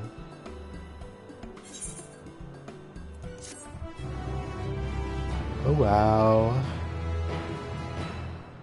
Whew. Oop, I unlocked the gemstone trader. Oop, there's a fate over there. Oop, I'm teleporting away. So I can do it. If I could, like, upgrade mount speed before I even get any of this, like, area, I'd be shook. This would be the quickest I ever get it, but I'd have to make sure I get, like, 2 more fates after this one.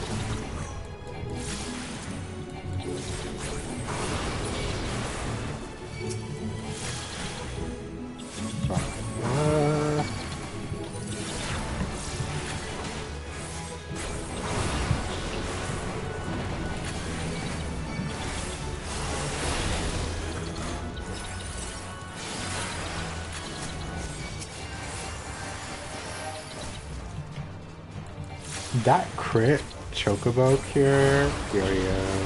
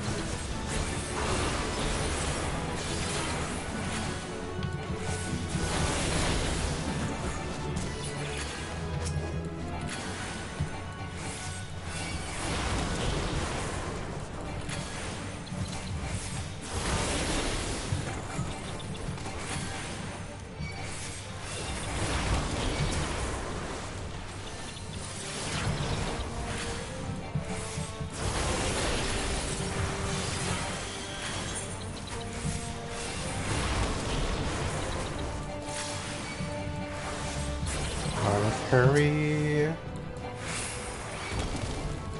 Is the fate over there?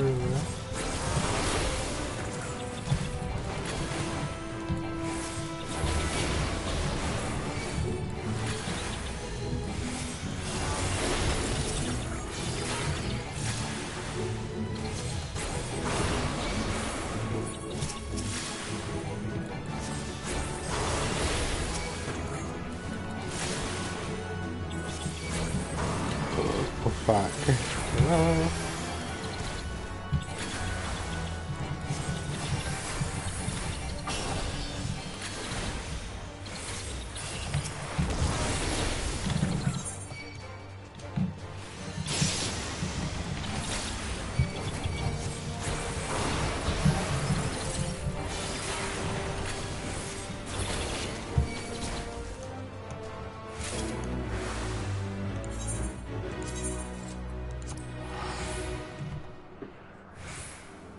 Okay, two more fates.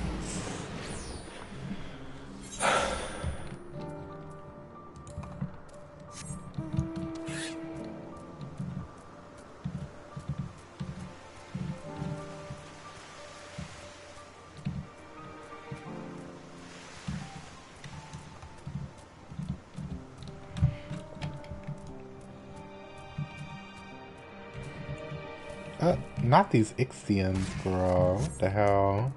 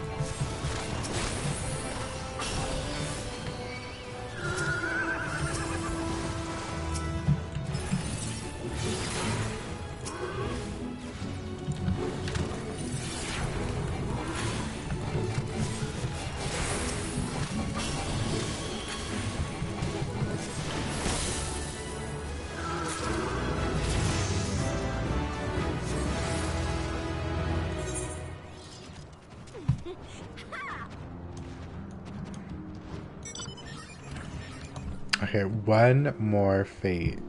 One more, and then I will be able to just upgrade the mount speed here immediately.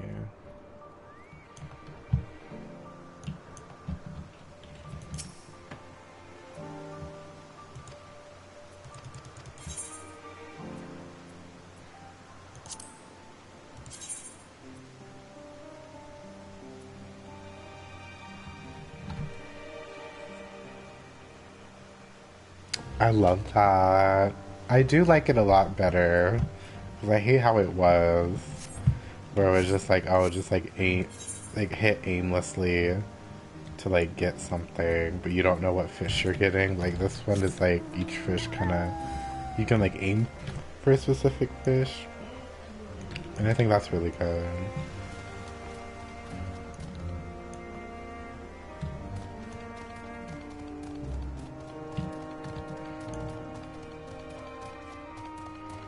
Nobody really wants to do that fate over there, so that's interesting.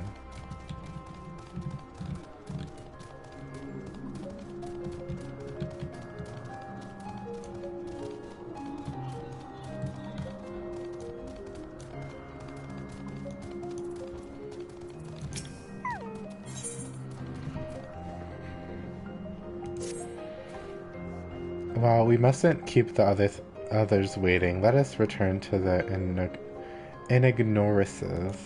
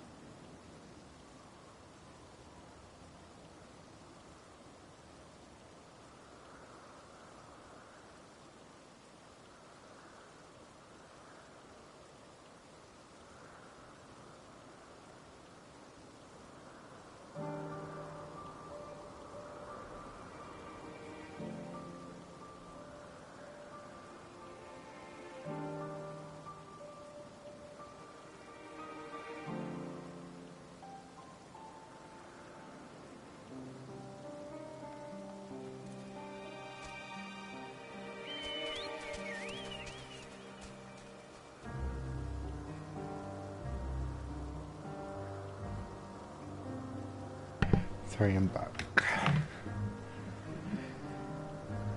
My apologies for the trouble. Owing to your assistance, all the abysstomas are safe and well. I will presently send them back to their space. If you would go on ahead to the main building. Upon entering, you will see tables and chairs, a meeting area. We may speak there. Very well. Take care not to let the creature slip away again.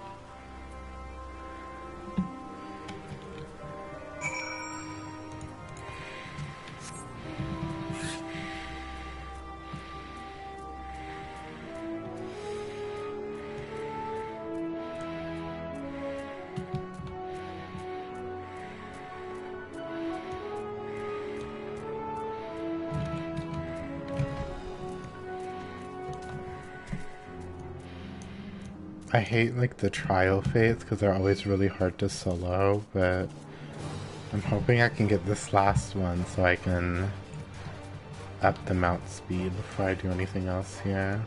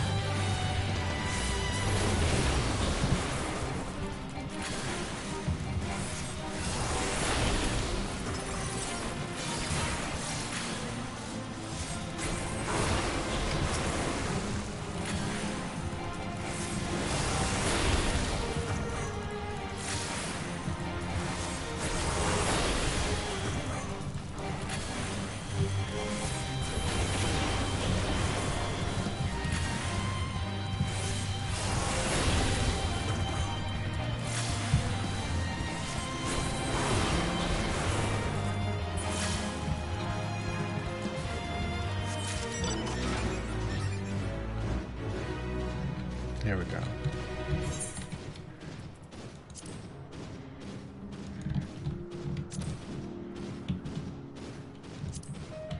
Oh wait, I just realized. I was like, oh yeah, the trials are 73 and 70, like, are blank 3 and blank 7. Me forgetting that, like, last expansion it was literally, like, not like that.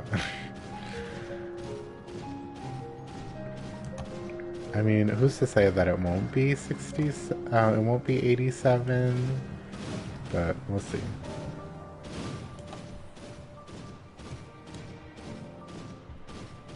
Not me, like, not going to the Gen Trader.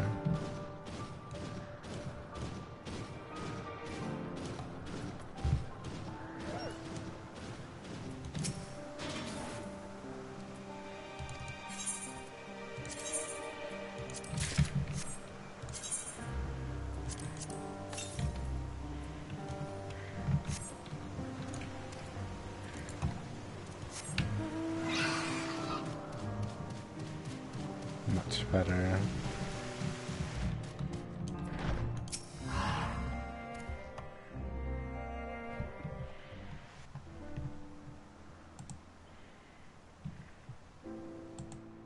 This appears to be the place. And here is where we part ways. We will be discussing highly sensitive affairs. Only a select few may be privy to such knowledge, and that does not include someone who cannot or will not divulge their origins.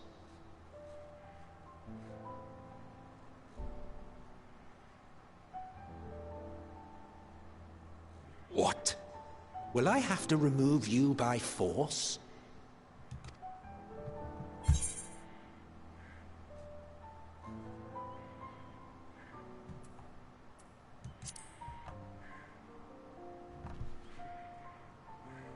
Yes, I'm sure your business with Hermes is quite pressing.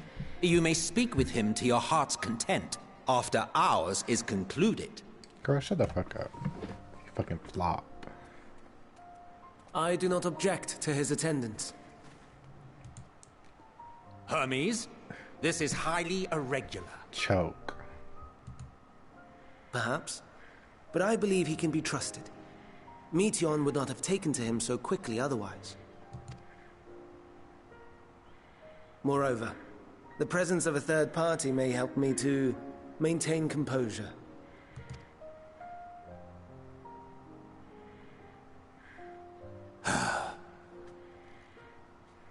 As you wish, then. Behave yourself, do you hear?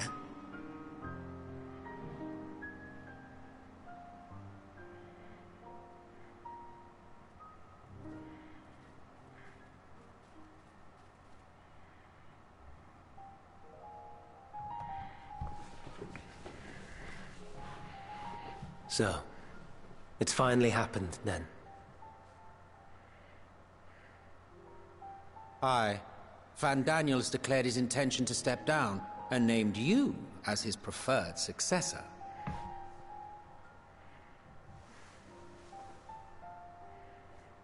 In recognition of your knowledge and your works, the Convocation is giving the recommendation due consideration. As one who does not know you personally, I am to use my impartial eye to take your measure. And above all else, to ascertain your disposition towards the invitation.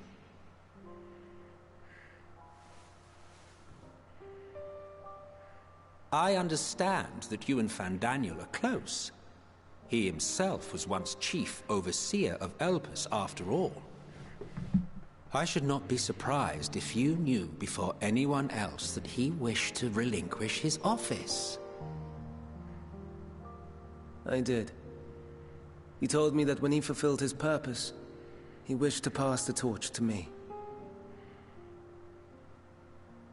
A torch you seem none too pleased to accept. Are you so averse to serving on the Convocation? No, it's not that. For a humble researcher like myself to even be considered is an honor beyond words. No. What troubles me, what I struggle to come to terms with, is the very fact that Fandaniel is stepping down. Does this not mean that he will return to the Star?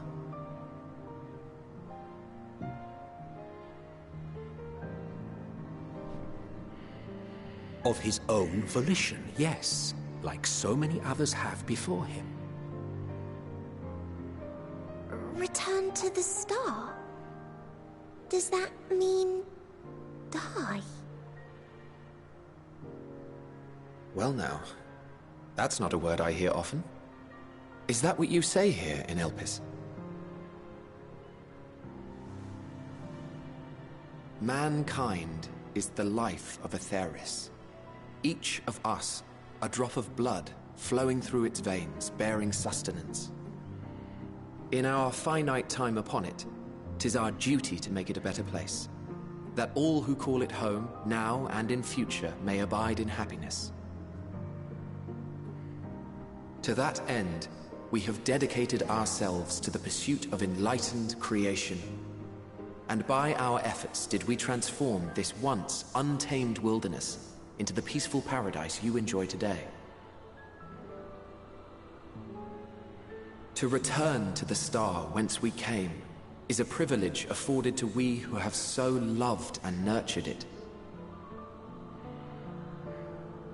A choice embraced by those who have lived their lives to the fullest, in service to our world. And when they depart upon this journey, it is beautiful, always. The 14 are no exception. 'Tis believed no occasion is more felicitous than the fulfillment of one's duty. Our office becomes our lives, and to retire is to return, or so the majority of us hold. Some few have elected to eschew custom.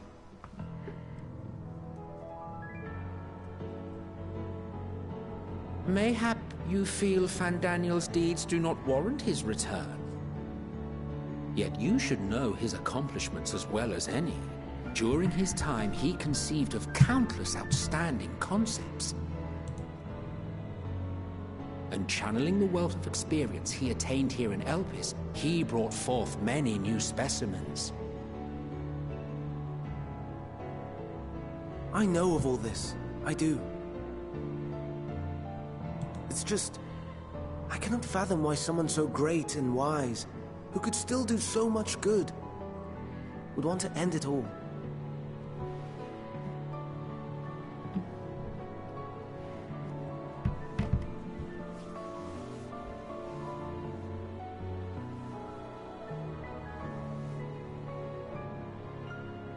Oh no, I've made her upset. Forgive me. I know I requested your presence. Might I trouble you to take Meteon outside? A change of scenery would do her good.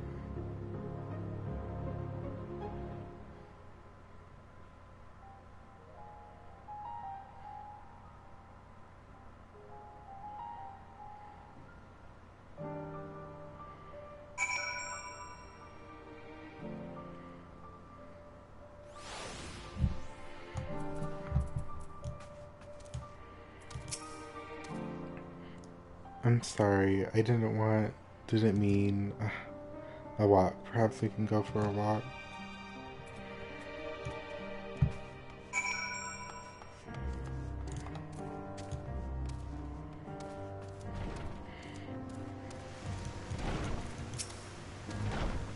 Hermes gets sad when he thinks about death. When others are sad, I'm sad too. That's how I am, how he made me. But don't worry, I'm fine now. So, why did you come here? You want to learn about Elpis and Hermes? Oh, teach you. I can teach you.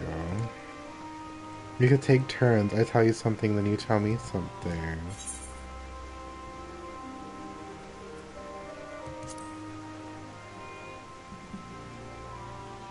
Then it's settled. Where to start? Oh yes, let's talk about Memnon. He should be near the Aetherite. I'm not gonna explain what Memnon is, so I'll have him explain instead.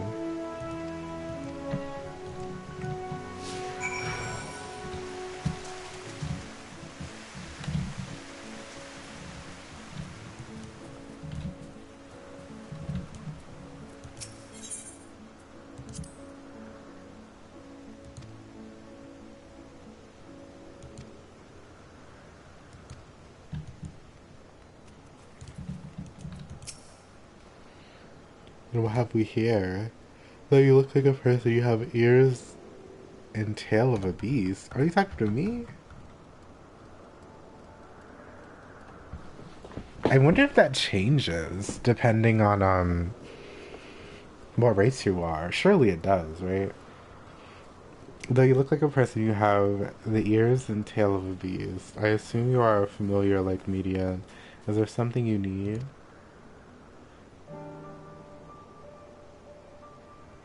Right. I'll have to ask Mana when they get here.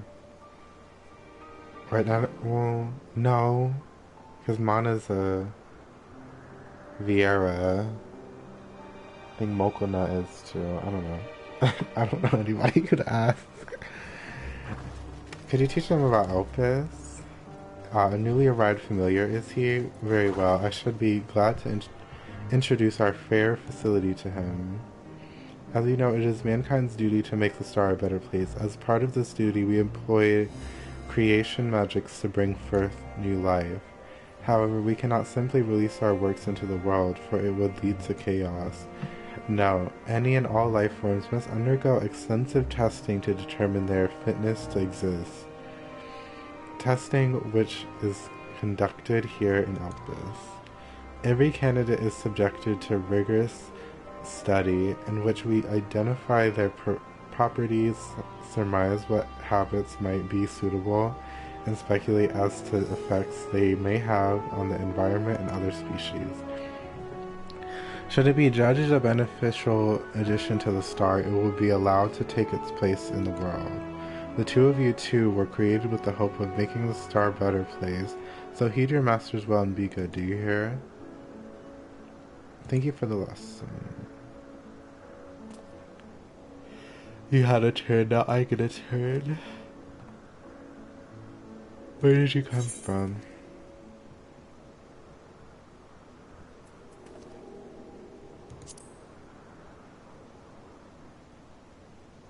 There's such a place? I had no idea. Well, this place is important to you. I can feel it. Oh, my power. I haven't told you about it. A creation. Let's find a creation. One not being watched. Then I'll explain my power.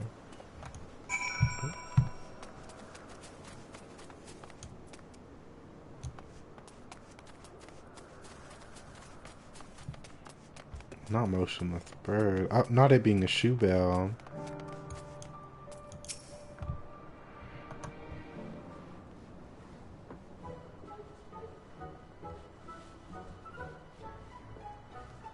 Oh, this creation is perfect. But I don't remember seeing it before. Perhaps it's new. Anyway, I'll try reading its mind. That's my power.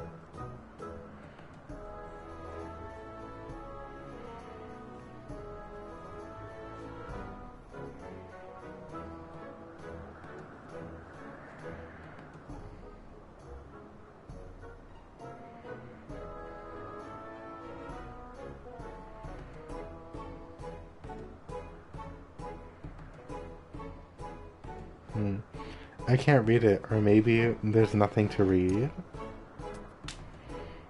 Wait, please wait. I'll try again with you this time.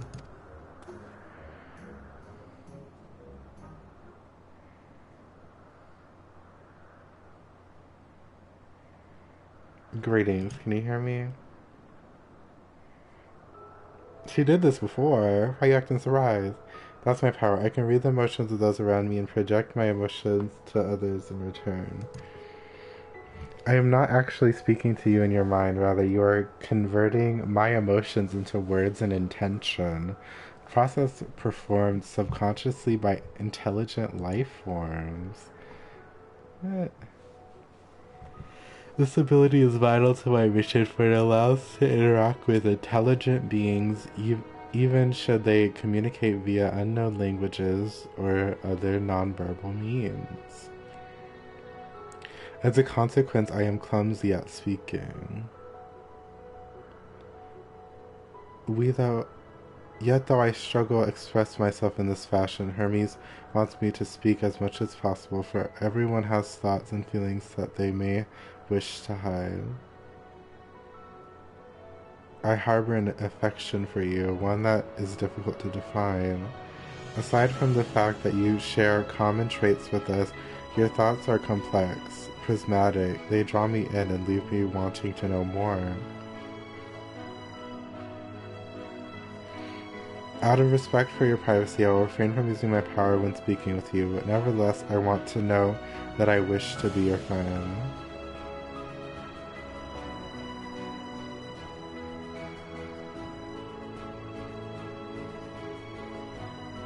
Did you hear me? Good, now it's your turn again. So, what are you good at? Not it's a secret. What am I good at? Playing. I'm good at playing. I guess I'll say fighting.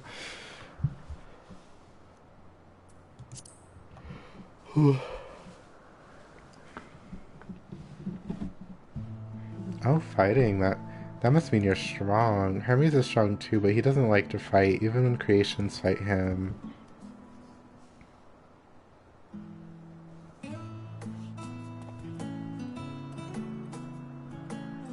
Not at looking at her now. I think we might be bothering it. It's so ugly. Like, let's keep going. We'll go and see Yunte next. She's usually in a small building, one on the west row.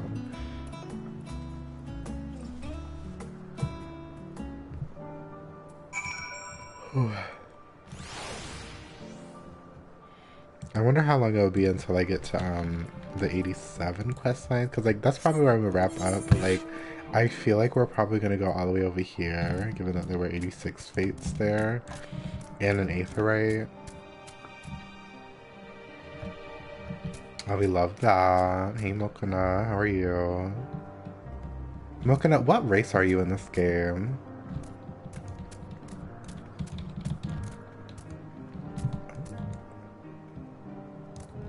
I'm doing alright. Oh, Male Vieira. I guess it'll be a little different. What did that guy say to you? Oop. Damn it. When you talk to Memnon, he's like, you have like a tail and ears of a creature. Yeah, the thing about ears. Did he only say ears to you?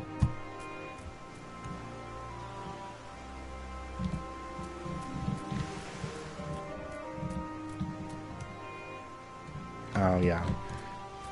They said for me I had ears and tails of a creature.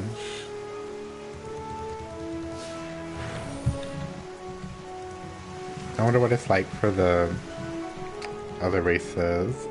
The non-animal races. It's probably like, you look like a person but something's off. Probably. Well, if it isn't Median, I see you've brought a friend today. Greetings, Yuntha. An apple. Could you make me an apple? The kind Hermes likes, covered in syrup. I want to share it with Dexter. Oh, a candied apple. Okay. I was thinking, but I was like, syrup. Hermes is certainly partial to them, but you... Girl... Will I ever know peace?